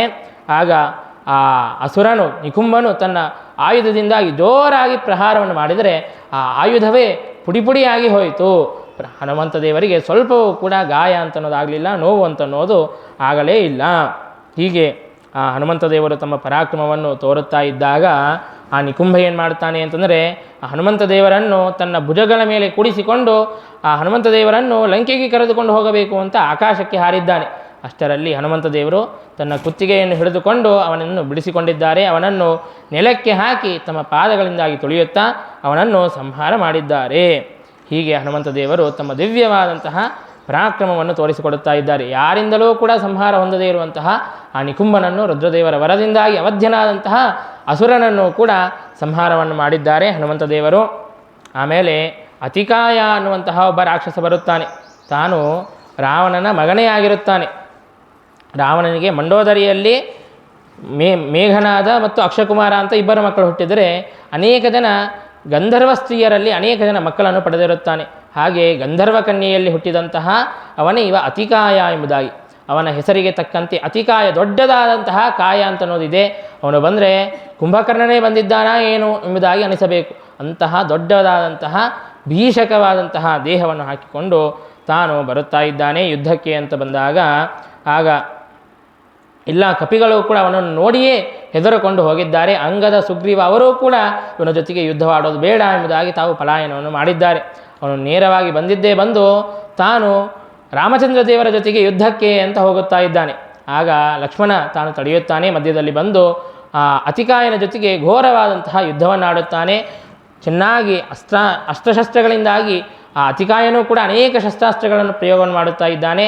ಲಕ್ಷ್ಮಣನೂ ಕೂಡ ಎಲ್ಲ ಅಸ್ತ್ರಶಸ್ತ್ರಗಳನ್ನು ತನ್ನ ಶಸ್ತ್ರಾಸ್ತ್ರಗಳಿಂದಾಗಿ ನಿವಾರಣೆ ಮಾಡುತ್ತಾ ಘೋರವಾದಂತಹ ಯುದ್ಧವನ್ನು ಆಡುತ್ತಾ ಇದ್ದಾನೆ. ಅಷ್ಟೆಲ್ಲ ಶಸ್ತ್ರಾಸ್ತ್ರಗಳನ್ನು ಪ್ರಯೋಗವನ್ನು ಮಾಡಿದರೆ ಆಕಾಶವೆಲ್ಲವೂ ಕೂಡ ಶಸ್ತ್ರಾಸ್ತ್ರಗಳಿಂದಲೇ ಪೂರಿತವಾಗಿತ್ತು. ಸೂರ್ಯನ ಬೆಳಕು ಕೂಡ ಬರುತ್ತಾ ಇಲ್ಲ, ಅಷ್ಟು ಶಸ್ತ್ರಾಸ್ತ್ರಗಳಿಂದಾಗಿ ಆಕಾಶವೆಲ್ಲವೂ ಕೂಡ ಪೂರ್ಣವಾಗಿ ಬಿಟ್ಟಿದೆ. ಹೀಗೆ ಜೋರಾಗಿ ಯುದ್ಧ ಅಂತ ಅನ್ನೋದು ನಡೆಯುತ್ತಾ ಇದೆ. ಆಗ ಕೊನೆಗೂ ಕೂಡ ಲಕ್ಷ್ಮಣ ತನ್ನ ಎಲ್ಲ ಅಸ್ತ್ರಶಸ್ತ್ರಗಳನ್ನು ನಿರಾಕರಿಸಿ ಆ ಅತಿಕಾಯನ ಬಾಹುಗಳನ್ನು ಛೇದನೆ ಮಾಡುತ್ತಾನೆ ಮತ್ತು ಶಿರಸ್ಸನ್ನು ಕೂಡ ಛೇದನೆ ಮಾಡುತ್ತಾನೆ. ಆದರೆ ಆಶ್ಚರ್ಯವೇನು ಅಂತಂದರೆ ಆ ಅತಿಕಾಯನ ಬಾಹುಗಳನ್ನು ಶಿರಸ್ಸನ್ನು ಛೇದನೆ ಮಾಡಿದರೆ ಆಗ ಮತ್ತೆ ಅವನಿಗೆ 2 ಭುಜಗಳಿದ್ದಿದ್ದು 4 ಭುಜಗಳಾದ್ದು, 1 ತಲೆ ಇದ್ದಿದ್ದು 2 ತಲೆಯಾಯಿತು. ಹೀಗೆ ತಾನು ಛೇದನೆ ಮಾಡುತ್ತಾ ಹೋಗುತ್ತಾ ಇರುವಂತೆ ದ್ವಿಗುಣಾಸ್ಯ ಬಾಹು, ಅವನ ಭುಜಗಳು ಶಿರಸ್ಸು ಅದು ಇಂಟೊಟ್ಟು ಆಗ್ತಾನೇ ಹೋಗುತ್ತಾ ಇದೆ. ಹೀಗೆ ಅವನ ಪರಾಕ್ರಮವನ್ನು ನೋಡಿ ಲಕ್ಷ್ಮಣನಿಗೆ ಗಾಬರಿ ಆಯಿತು. ಏನು ಮಾಡಬೇಕು, ಅವನು ಸಂಹಾರಣೆ ಆಗುತ್ತಾ ಇಲ್ಲವಲ್ಲ ಅಂತ ತಾನು ವಿಚಾರಕ್ಕೆ ಒಳಗಾದಾಗ ಆಗ ಹನುಮಂತ ದೇವರು ಯಾರಿಗೂ ಕೂಡ ಕಾಣದೇ ಇದ್ದಂತೆ ಅದೃಶ್ಯರಾಗಿ ಬಂದು ಲಕ್ಷ್ಮಣನ ಕಿವಿಯಲ್ಲಿ ಹೇಳುತ್ತಾರೆ, ನೋಡು ಲಕ್ಷ್ಮಣ, ಇವನು ಹಾಗೆ ಸಾಯೋದಿಲ್ಲ, ಅವನು ಅವನಿಗೆ ಬ್ರಹ್ಮದೇವರ ವರವಿದೆ, ಬ್ರಹ್ಮಾಸ್ತ್ರದಿಂದಲೇ ಸಾಯಬೇಕು ಎಂಬುದಾಗಿ ಬ್ರಹ್ಮದೇವರು ಅವನಿಗೆ ವರವನ್ನು ಕೊಟ್ಟಿದ್ದಾರೆ. ಹಾಗಾಗಿ ಬೇರೆ ಯಾವ ಅಸ್ತ್ರಶಸ್ತ್ರಗಳನ್ನು ಪ್ರಯೋಗ ಮಾಡಿದರೂ ಕೂಡ ಅವನು ಸಂಹಾರವನ್ನು ಹೊಂದೋದಿಲ್ಲ. ಹಾಗಾಗಿ ಬ್ರಹ್ಮಾಸ್ತ್ರವನ್ನೇ ಪ್ರಯೋಗವನ್ನು ಮಾಡು ಎಂಬುದಾಗಿ ಹನುಮಂತ ದೇವರು ತಾವು ಬಂದು ಯಾರಿಗೂ ಗೊತ್ತಾಗದೇ ಹೇಳಿದ್ದಾರೆ. ಅಂದರೆ ಬೇರೆ ಅಸುರರನ್ನೂ ಕೂಡ ಹನುಮಂತ ದೇವರ ಸಂಹಾರ ಮಾಡಬೇಕು, ಬೇರೆಯವರು ಯುದ್ಧವಾಡಬೇಕಾದಾಗಲೂ ಕೂಡ ಹೇಗೆ ಯುದ್ಧವಾಡಬೇಕು ಅಂತ ಗೈಡೆನ್ಸ್ನೂ ಕೊಡುತ್ತಾ ಇದ್ದಾರೆ ಹನುಮಂತ ದೇವರು. ಅದು ಕೂಡ ತಾವೇನಾದರೂ ಎಲ್ಲರಿಗೂ ಕಾಣಿಸುವಂತೆ ಬಂದು ಹೇಳಿಬಿಟ್ರು ಅಂತಂದರೆ ಆಗ ಲಕ್ಷ್ಮಣನಿಗೆ ಯಶಸ್ಸು ಬರೋದಿಲ್ಲ. ಹಾಗಾಗಿ ಲಕ್ಷ್ಮಣನಿಗೆ ಯಶಸ್ಸು ಬರಬೇಕು, ಕೀರ್ತಿಯನ್ನು ಕೊಡಬೇಕು ಅಂತ ಅನ್ನೋದಕ್ಕಾಗಿ ಯಾರಿಗೂ ಕೂಡ ಗೊತ್ತಾಗದೇ ಇದ್ದಂತೆ ಬಂದು ಲಕ್ಷ್ಮಣನಿಗೆ ಹನುಮಂತ ದೇವರು ಹೇಳಿದ್ದಾರೆ. ಆಗ ಲಕ್ಷ್ಮಣ ಹನುಮಂತ ದೇವರ ಆಜ್ಞೆಯಂತೆ ಹನುಮಂತ ದೇವರು ಹೇಳಿದಂತೆ ಆ ಬ್ರಹ್ಮಾಸ್ತ್ರವನ್ನು ಅತಿಕಾಯನ ಮೇಲೆ ಪ್ರಯೋಗವನ್ನು ಮಾಡಿ ಅತಿಕಾಯನನ್ನು ಸುಟ್ಟು ಭಸ್ಮ ಮಾಡಿದ್ದಾರೆ. ಹೀಗೆ ಎಲ್ಲ ಅಸುರರನ್ನು ಕೂಡ ಅನೇಕ ಜನ ಅಸುರರನ್ನು ಸಂಹಾರ ಮಾಡಿದ ಮೇಲೆ ರಾವಣ ತಾನು ಚಿಂತಾಕ್ರಾಂತನಾಗಿದ್ದಾನೆ. ಏನು ಮಾಡೋದು, ಎಲ್ಲ ಅಸುರರನ್ನು ಕೂಡ ನನ್ನ ಎಲ್ಲ ಸೈನಿಕರನ್ನು ಕೂಡ ಈ ಕಪಿಗಳೆಲ್ಲರೂ ಕೂಡ ಸಂಹಾರ ಮಾಡಿಬಿಡುತ್ತಾ ಇದ್ದಾರೆ. ಹಾಗಾಗಿ ನಾನೇ ಯುದ್ಧಕ್ಕೆ ಹೋಗುತ್ತೇನೆ ಎಂಬುದಾಗಿ ತಾನು ಯುದ್ಧಕ್ಕೆ ಅಂತ ಸಿದ್ಧವಾಗಬೇಕಾದಾಗ ಆಗ ಖರನ ಮಗನಾದಂತಹ ಮಕರಾಕ್ಷ ಅನ್ನುವಂತಹ ದೈತ್ಯ, ಹಿಂದೆ ನಾವೇನು ಕೇಳಿದ್ವಿ, ಶೂರ್ಪಣಖೆಯ ಮೂಗನ್ನು ಮತ್ತು ಕಿವಿಗಳನ್ನು ಕತ್ತರಿಸಿದಾಗ ಖರದೂಷಣರನ್ನು ಕರೆದುಕೊಂಡು ಬರುತ್ತಾಳೆ ಅಂತ. ಆ ಖರನ ಮಗನೇ ಇವ ಮಕರಾಕ್ಷ ಅಂತ ತಾನು ಹೋಗಿ ರಾವಣನಿಗೆ ಹೇಳುತ್ತಾನೆ, ರಾವಣ, ನಾನಿರಬೇಕಾದಾಗ ನೀನು ಯಾಕೆ ಚಿಂತೆ ಮಾಡುತ್ತಿ, ನನ್ನ ತಂದೆಯನ್ನು ಸಂಹಾರ ಮಾಡಿದಂತಹ ರಾವಣನ್ನು ಇವತ್ತು ಸಂಹಾರ ಮಾಡಿ ನಾನು ರಿವೆಂಜ್ ಪೂರ್ಣ ಮಾಡಿಕೊಳ್ಳುತ್ತೇನೆ, ನನಗೆ ಆ ಸೇಡು ಇದೆ, ಹಾಗಾಗಿ ನಾನು ಸೇಡನ್ನು ತೀರಿಸಿಕೊಳ್ಳುತ್ತೇನೆ, ನಾನು ಹೋಗಿ ರಾಮಚಂದ್ರ ದೇವರ ಜೊತೆಗೆ ಯುದ್ಧವನ್ನು ಆಡುತ್ತೇನೆ, ನೀನು ನಿಶ್ಚಿಂತೆಯಾಗಿರು, ಇವತ್ತು ರಾಮನ ಸಂಹಾರ ಮಾಡೋದು ನಿಶ್ಚಿತ ಎಂಬುದಾಗಿ ತಾನು ಗರ್ವದಿಂದಾಗಿ ಹೇಳುತ್ತಾ ತಾನು ಯುದ್ಧಕ್ಕೆ ಅಂತ ಬಂದಿದ್ದಾನೆ. ಎಲ್ಲ ಕಪಿಗಳನ್ನು ಲೆಕ್ಕ ಮಾಡಿದೆ ತಾನು ನೇರವಾಗಿ ರಾಮನ ಜೊತೆಗೇನೆ ಯುದ್ಧಕ್ಕೆ ಅಂತ ಬಂದಿದ್ದಾನೆ. ಲಕ್ಷ್ಮಣ ತಾನು ಬಾಣಗಳಿಂದಾಗಿ ಅವನನ್ನು ನಿವಾರಣೆ ಮಾಡೋದಕ್ಕಾಗಿ ಅಂತ ಹೋದರೂ ಕೂಡ ಆ ಲಕ್ಷ್ಮಣನ ಬಾಣಗಳನ್ನು ಲೆಕ್ಕಿಸದೆ ತಾನು ರಾಮನ ಜೊತೆಗೆ ಯುದ್ಧಕ್ಕೆ ಅಂತ ಬಂದಿದ್ದಾನೆ. ರಾಮನ ಜೊತೆಗೆ ಮಾತನಾಡುತ್ತಾ ಇದ್ದಾನೆ, ರಾಮ, ನೀನು ಆ ಜನಸ್ಥಾನದಲ್ಲಿ ಅಲ್ಲಿ ದಂಡಕಾರಣ್ಯದಲ್ಲಿ ನನ್ನ ತಂದೆಯನ್ನು ಸಂಹಾರ ಮಾಡಿಬಿಟ್ಟಿದ್ದೀಯ, ಅದು ಕೂಡ ಯಾವುದೋ ಕುತಂತ್ರವನ್ನು ಮಾಡಿ ನೀನು ಸಂಹಾರ ಮಾಡಿದಂತೆ ಇದೆ, ಇಲ್ಲದೇ ಇದ್ದರೆ ನನ್ನ ತಂದೆ ಹಾಗೆ ಸಂಹಾರವನ್ನು ಹೊಂದೋದಿಲ್ಲ, ಅವನು ಮಹಾಬಲಶಾಲಿ, ಏನೋ ಕುತಂತ್ರವನ್ನು ಮಾಡಿ ಸಂಹಾರ ಮಾಡಿದಂತೆ ಇದ್ದಿ, ಇವತ್ತು ನಿನಗೆ ಅದಕ್ಕೆ ಸರಿಯಾದಂತಹ ಬುದ್ಧಿಯನ್ನು ಕಳಿಸುತ್ತೇನೆ ಅಂತ ಮಕರಾಕ್ಷ ಹೇಳುತ್ತಾ ಇದ್ದಾನೆ. ರಾಮಚಂದ್ರ ದೇವರು ನಗುತ್ತಾ ಇದ್ದಾರೆ. ಇಂತಹ ಮಕರಾಕ್ಷ ನನಗೇನು ಮಾಡಲಿಕ್ಕೆ ಸಾಧ್ಯ ಇದೆ, ಇಡೀ ಬ್ರಹ್ಮಾಂಡ ಬಂದ್ರೇ ನನಗೇನೂ ಮಾಡಲಿಕ್ಕೆ ಸಾಧ್ಯವಿಲ್ಲ, ಹಾಗಾಗಿ ಮಕರಾಕ್ಷ ತಾನೇನು ಮಾಡಲಿಕ್ಕೆ ಸಾಧ್ಯ ಇದೆ ಎಂಬುದಾಗಿ ಭಗವಂತ ತಾನು ನಗುತ್ತಾ ಸುಮ್ಮನೆ ಇದ್ದಾನೆ. ಇನ್ನು ಮಕರಾಕ್ಷ ತಾನು ಶಸ್ತ್ರಗಳನ್ನು ಪ್ರಯೋಗವನ್ನು ಮಾಡುವಂತಹ ಸಂದರ್ಭದಲ್ಲಿ ರಾಮಚಂದ್ರ ದೇವರು ಎಲ್ಲ ಅಸ್ತ್ರಶಸ್ತ್ರಗಳನ್ನು ಕೂಡ ಅನಾಯಾಸವಾಗಿ ತಡೆದು ಆ ಮಕರಾಕ್ಷನನ್ನು ಸಂಹಾರ ಮಾಡಿಬಿಟ್ಟಿದ್ದಾರೆ. ಹೀಗೆ ಅನೇಕ ದೈತ್ಯರನ್ನು ರಾಮಚಂದ್ರ ದೇವರು ಕೂಡ ಸಂಹಾರ ಮಾಡುತ್ತಾ ಇದ್ದಾರೆ. ಈಗ ಎಲ್ಲ ಕಪಿಗಳನ್ನು ಕೂಡ ಸೋಲಿಸಬೇಕು ಅಂತ ಹೇಳಿಬಿಟ್ಟು ರಾವಣ ಮಕರಾಕ್ಷನ ಸಂಹಾರವೂ ಕೂಡ ಆಗಿದೆ, ಇನ್ನು ಬೇರೆ ಯಾರೂ ಕೂಡ ಇಲ್ಲ ಅಂತ ಹೇಳಿಬಿಟ್ಟು ತಾನೇ ಯುದ್ಧಕ್ಕೆ ಬರುತ್ತಾನೆ, ರಾವಣನೇ ಯುದ್ಧಕ್ಕೆ ಬರುತ್ತಾನೆ. ಎಲ್ಲ ಕಪಿಗಳ ಜೊತೆಗೂ ಕೂಡ ಯುದ್ಧವನ್ನು ಆಡುತ್ತಾ ಎಲ್ಲ ಕಪಿಗಳನ್ನು ಕೂಡ ಸೋಲಿಸಿಬಿಡುತ್ತಾನೆ. ಹೀಗೆ ಸೋಲಿಸಿ ತಾನು ಹನುಮಂತನ ಜೊತೆಗೆ ಯುದ್ಧಕ್ಕೆ ಅಂತ ಬರುತ್ತಾನೆ. ಆಗ ಹನುಮಂತ ದೇವರು ಚೆನ್ನಾಗಿ ಯುದ್ಧವನ್ನು ಆಡುತ್ತಾ ಆ ರಾವಣನಿಗೆ ಜೋರಾಗಿ ತಮ್ಮ ಮುಷ್ಟಿಗಳಿಂದಾಗಿ ಪ್ರಹಾರವನ್ನು ಮಾಡುತ್ತಾರೆ.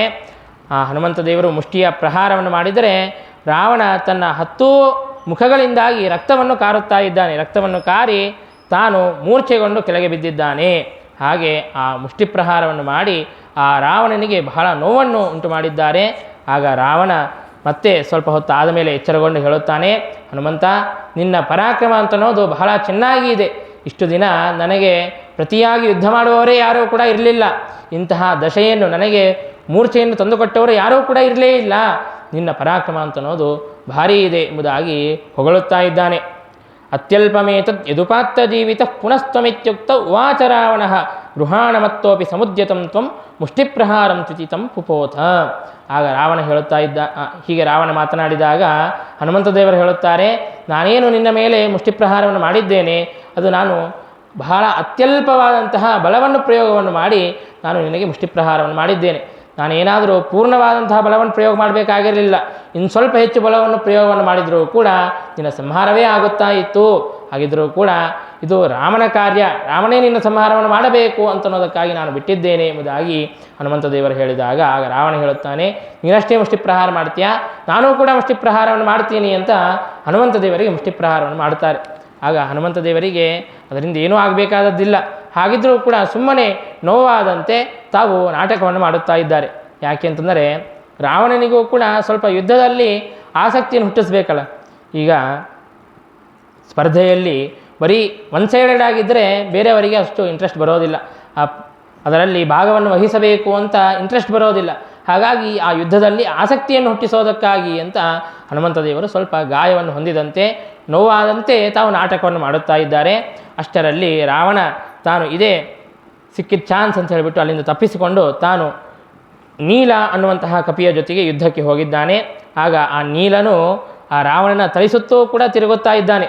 ಕಪಿ ವೇಗದಿಂದಾಗಿ ತಿರುಗುತ್ತಾ ಇದ್ದಾನೆ. ಆಗ ರಾವಣನಿಗೆ ಕನ್ಫ್ಯೂಸ್ ಆಗುತ್ತಾ ಇದೆ, ಏನು ಮಾಡಬೇಕು ಅಂತ ಗೊತ್ತಾಗ್ತಾ ಇಲ್ಲ. ಕೊನೆಗೂ ಕೂಡ ಆಗ್ನೇಯಾಸ್ತ್ರವನ್ನು ಪ್ರಯೋಗವನ್ನು ಮಾಡಿದ್ದಾನೆ. ಆಗ್ನೇಯಾಸ್ತ್ರವನ್ನು ಪ್ರಯೋಗವನ್ನು ಮಾಡಿದಾಗ ನೀಲನು ಸ್ವಯಂ ಅಗ್ನಿಯ ಅವತಾರ. ಹಾಗಾಗಿ ಆಗ್ನೇಯಾಸ್ತ್ರ ತನ್ನದೇ ಅಸ್ತ್ರ ತನಗೇನು ಮಾಡೋದಿದೆ, ಏನೂ ಮಾಡೋದಿಲ್ಲ. ನೀಲನು ತಾನು ಅಲ್ಲಿಗೆ ಬಿದ್ದಿದ್ದಾನೆ. ಅಷ್ಟರಲ್ಲಿ ರಾವಣ ತಾನು ಲಕ್ಷ್ಮಣನ ಜೊತೆಗೆ ಯುದ್ಧಕ್ಕೆ ಅಂತ ಹೋಗುತ್ತಾನೆ. ಘೋರವಾದಂತಹ ಯುದ್ಧವನ್ನು ಆಡುತ್ತಾ ಕೊನೆಗೆ ಲಕ್ಷ್ಮಣನ ಮೇಲೆ ತನ್ನ ಲಲಾಟದ ಮಧ್ಯದಲ್ಲಿ, ತನ್ನ ಹಣೆಯ ಮಧ್ಯದಲ್ಲಿ ಬ್ರಹ್ಮದೇವರು ಕೊಟ್ಟಂತಹ ದಿವ್ಯವಾದಂತಹ ಅಸ್ತ್ರವನ್ನು ಪ್ರಯೋಗವನ್ನು ಮಾಡುತ್ತಾನೆ. ಆಗ ಆ ಅಸ್ತ್ರವನ್ನು ಪ್ರಯೋಗವನ್ನು ಮಾಡಿದಾಗ ಲಕ್ಷ್ಮಣನಿಗೆ ಜೋರಾದಂತಹ ಪೆಟ್ಟಾಗಿ ಲಕ್ಷ್ಮಣ ತಾನು ಅಲ್ಲಿ ಮೂರ್ಛೆಗೊಂಡು ಬೀಳುತ್ತಾನೆ. ಆಗ ರಾವಣ ಆಲೋಚನೆ ಮಾಡುತ್ತಾನೆ, ಇದೇ ಸಿಕ್ಕಿರುವಂತಹ ಚಾನ್ಸ್, ಲಕ್ಷ್ಮಣನನ್ನು ನನ್ನ ಅಂತಃಪುರಕ್ಕೆ ಕರೆದುಕೊಂಡು ಹೊರಟು ಬಿಡುತ್ತೇನೆ. ಆಗ ಅವರೇನು ಮಾಡುತ್ತಾರೆ ನೋಡೋಣ ಎಂಬುದಾಗಿ ಲಕ್ಷ್ಮಣನನ್ನು ಕರೆದೊಯ್ಯೋದಕ್ಕಾಗಿ ಅಂತ ತನ್ನ 20 ಬಾಹುಗಳಿಂದಾಗಿ ಲಕ್ಷ್ಮಣನನ್ನು ಎತ್ತೋದಕ್ಕೆ ಅಂತ ಪ್ರಯತ್ನವನ್ನು ಮಾಡುತ್ತಾ ಇದ್ದಾನೆ. ಅಷ್ಟರಲ್ಲಿ ಲಕ್ಷ್ಮಣ ಸ್ವಲ್ಪ ಎಚ್ಚರಗೊಂಡು ತನ್ನ ಮೂಲ ರೂಪವನ್ನು, ಶೇಷದೇವರ ಮೂಲ ರೂಪವನ್ನು ಹಾಗೂ ತದಂತರ್ಯಾಮಿಯಾದಂತಹ ಸಂಕರ್ಷಣ ರೂಪಿಯಾದಂತಹ ಪರಮಾತ್ಮನ ಸ್ಮರಣೆಯನ್ನು ಮಾಡುತ್ತಾ ಇದ್ದಾನೆ ಲಕ್ಷ್ಮಣ. ಆಗ ತಾನು ಎಷ್ಟು ಪ್ರಯಾಸವನ್ನು ಪಟ್ಟರೂ ಕೂಡ ಆ ರಾವಣನಿಗೆ ಲಕ್ಷ್ಮಣನನ್ನು ಕದಲಿಸಲಿಕ್ಕೂ ಕೂಡ ಸಾಧ್ಯವಾಗಲಿಲ್ಲ. ಚಚಾಲ ಪೃಥ್ವಿ ಸಹಮೇರು ಮಂದರ ಸಸಾಗರ ನೈವ ಚಚಾಲ ಲಕ್ಷ್ಮಣ. ಲಕ್ಷ್ಮಣ ತಾನು ತನ್ನ ಮೂಲ ರೂಪವನ್ನು ಭಗವಂತನನ್ನು ಸ್ಮರಣೆ ಮಾಡುತ್ತಾ ತಾನು ಗಟ್ಟಿಯಾಗಿ ಅಲ್ಲಿ ಮಲ್ಕೊಂಡಿದ್ದರೆ ರಾವಣ ತನ್ನ 20 ಭುಜಗಳಿಂದಾಗಿ ಜೋರಾಗಿ ಎಳಿತಾ ಇದ್ದಾನೆ. ಆದರೂ ಕೂಡ ಲಕ್ಷ್ಮಣನಿಗೆ ಕದಲಿಸಲಿಕ್ಕೆ ಸಾಧ್ಯವಾಗುತ್ತಾ ಇಲ್ಲ.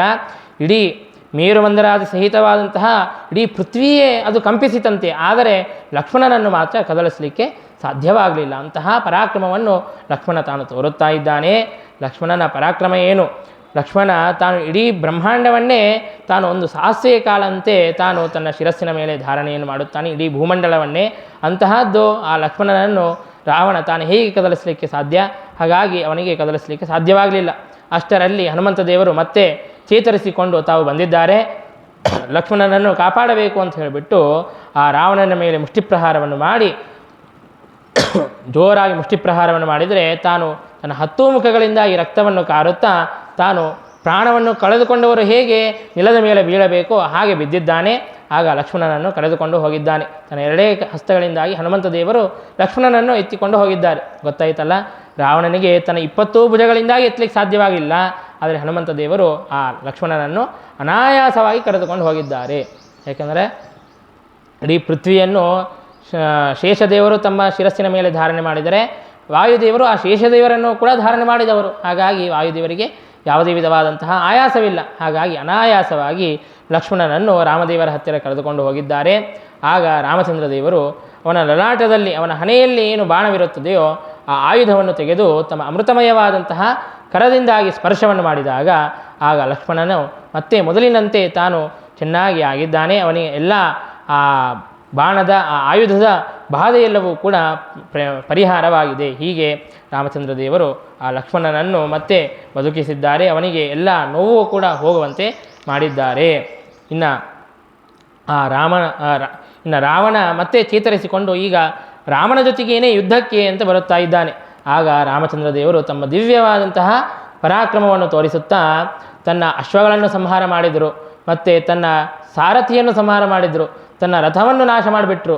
ರಾವಣನ ಹತ್ತಿರ ಏನು ಆಯುಧಗಳಿದ್ದೋ ಆ ಎಲ್ಲ ಆಯುಧಗಳನ್ನು ಕೂಡ ನಾಶ ಮಾಡಿಬಿಟ್ಟಿದ್ದಾನೆ ಶ್ರೀರಾಮಚಂದ್ರ. ಇನ್ನು ರಾವಣನಿಗೆ ಯುದ್ಧವಾಡೋದಕ್ಕಾಗಿ ಏನೂ ಇಲ್ಲವೇ ಇಲ್ಲ, ರಥ ಇಲ್ಲ, ಕುದುರೆ ಇಲ್ಲ, ಆಯುಧಗಳಿಲ್ಲ, ಏನೋ ಮಾಡಬೇಕು ಅಂತ ತೋಚದೇನೆ ತಾನು ಯುದ್ಧದ ಮಧ್ಯದಲ್ಲಿ ತಾನು ನಿಂತಿದ್ದಾನೆ. ಆಗ ರಾಮಚಂದ್ರ ದೇವರು ರಾವಣನಿಗೆ ಮತ್ತೊಂದು ಅವಕಾಶವನ್ನು ಕೊಡುತ್ತಾ ಇದ್ದಾರೆ. ಹೋಗು, ನಿನಗೆ ಮತ್ತೊಂದು ಅವಕಾಶವನ್ನು ಕೊಡುತ್ತೇನೆ, ಹೋಗಿ ನಿನ್ನ ಬಂಧು ಮಿತ್ರರ ಜೊತೆಗೆ ಚೆನ್ನಾಗಿ ಪ್ರೀತಿಯಿಂದಾಗಿ ಮಾತನಾಡಿಸಿಕೊಂಡು ನಿನಗೆ ಏನು ಭೋಗಗಳನ್ನು ಮಾಡಬೇಕಾಗಿದೆಯೋ ಆ ಭೋಗಗಳನ್ನು ಮಾಡಿ ಮತ್ತೆ ನೀನು ಯುದ್ಧಕ್ಕೆ ಬಾ ಎಂಬುದಾಗಿ ತನಗೆ ಬದುಕೋದಕ್ಕಾಗಿ ಅಂತ ಪ್ರಾಣಭಿಕ್ಷೆಯನ್ನು ಕೊಟ್ಟು ಕಳಿಸಿದ್ದಾರೆ. ಆ ರಾವಣನು ಕೂಡ ನಾಚಿಕೆಯಿಂದಾಗಿ ತಲೆ ಕೆಳಗೆ ಮಾಡಿಕೊಂಡು ತಾನು ತನ್ನ ಅಂತಃಪುರಕ್ಕೆ ಹೋಗಿದ್ದಾನೆ.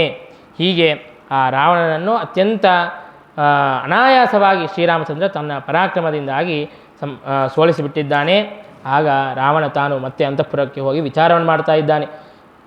ಏನು ಮಾಡೋದು, ನನ್ನ ಎಲ್ಲ ಸೈನಿಕರು, ರಾಕ್ಷಸರು ಅವರೆಲ್ಲರನ್ನೂ ಕೂಡ ಸಂಹಾರ ಮಾಡಿಬಿಟ್ಟಿದ್ದಾರೆ, ನಾನು ಯುದ್ಧಕ್ಕೆ ಹೋದರೆ ನನ್ನನ್ನೇ ಪರಾಜಯಗೊಳಿಸಿಬಿಟ್ಟಿದ್ದಾನೆ ಶ್ರೀರಾಮಚಂದ್ರ, ಏನು ಮಾಡೋದು ಎಂಬುದಾಗಿ ವಿಚಾರವನ್ನು ಮಾಡಿ ಈಗ ತನ್ನ ತಮ್ಮನಾದಂತಹ ಕುಂಭಕರ್ಣನನ್ನು ಎಬ್ಬಿಸುವಂತಹ ಸಮಯ ಬಂದಿದೆ ಎಂಬುದಾಗಿ ಕುಂಭಕರ್ಣನನ್ನು ಎಬ್ಬಿಸೋದಕ್ಕಾಗಿ ಅಂತ ಎಲ್ಲ ರಾಕ್ಷಸರಿಗೂ ಕೂಡ ಆದೇಶವನ್ನು ನೀಡುತ್ತಾನೆ.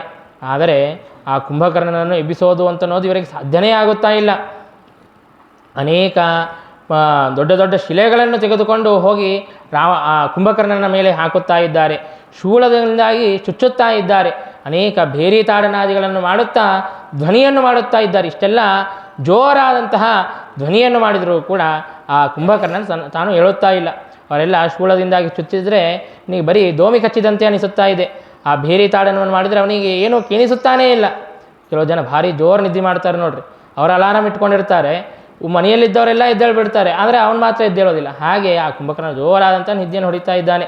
ಇವರು ಏನು ಮಾಡಿದರೂ ಕೂಡ ಅವನು ಎದ್ದೇಳುತ್ತಾನೇ ಇಲ್ಲ. ಇವರಿಗೆ ಎಬ್ಬಿಸೋದು ಕೂಡ ಬಹಳ ಕಷ್ಟವಾಗಿಬಿಟ್ಟಿದೆ. ಯಾಕೆ ಅಂತಂದರೆ ಅವನ ಜೋರಾದಂತಹ ಶ್ವಾಸದ ವೇಗದಿಂದಾಗಿ ಅವರೆಲ್ಲರೂ ಕೂಡ ಹಾರಿ ಬೇರೆ ಕಡೆಗೆ ಬೀಳುತ್ತಾ ಇದ್ದಾರೆ. ಹಾಗಾಗಿ ಅವನನ್ನು ಎಬ್ಬಿಸೋದೇ ಸಾಧ್ಯವಾಗುತ್ತಾ ಇಲ್ಲ. ಆಗ ಪರ್ವತೋಪಮವಾದಂತಹ, ಪರ್ವತದಷ್ಟು ಎತ್ತರವಾದಂತಹ ಮಾಂಸದ ರಾಶಿಗಳನ್ನು ತೆಗೆದುಕೊಂಡು ಬಂದಿದ್ದಾರೆ, ಇನ್ನು ರಕ್ತದ ನದಿಗಳನ್ನೆಲ್ಲ ಹರಿಸುತ್ತಾ ಇದ್ದಾರೆ. ಹೀಗೆ ಅಷ್ಟೆಲ್ಲವನ್ನು ಕೂಡ ಮಾಡಿ ಮತ್ತೆ ಅನೇಕ ವಿಧವಾಗಿ ಪ್ರಯತ್ನವನ್ನು ಮಾಡಿ ಎಬ್ಬಿಸಿದಾಗ ಆಗ ಕುಂಭಕರ್ಣ ಎಚ್ಚರಗೊಳ್ಳುತ್ತಾನೆ. ಎಚ್ಚರಗೊಂಡು ಆ ಎಲ್ಲ ಮಾಂಸವನ್ನು, ರಕ್ತವನ್ನೆಲ್ಲವನ್ನು ಕೂಡ ಪಾನ ಮಾಡಿ ಅವನು ತೃಪ್ತನಾಗಿ ಯಾಕೆ ಎಬ್ಬಿಸಿದ್ದೀರಿ ಅಂತ ಕೇಳಿದಾಗ, ಇಲ್ಲ, ನಿನ್ನ ಅಣ್ಣನಾದಂತಹ ರಾವಣ ತಾನು ಕರೆಯುತ್ತಾ ಇದ್ದಾನೆ, ಸಭೆಗೆ ಬರಬೇಕಂತೆ ಅಂತ ಹೇಳಿದಾಗ ಸರಿ ಅಂತ ಕುಂಭಕರ್ಣ ತಾನು ಬಂದಿದ್ದಾನೆ.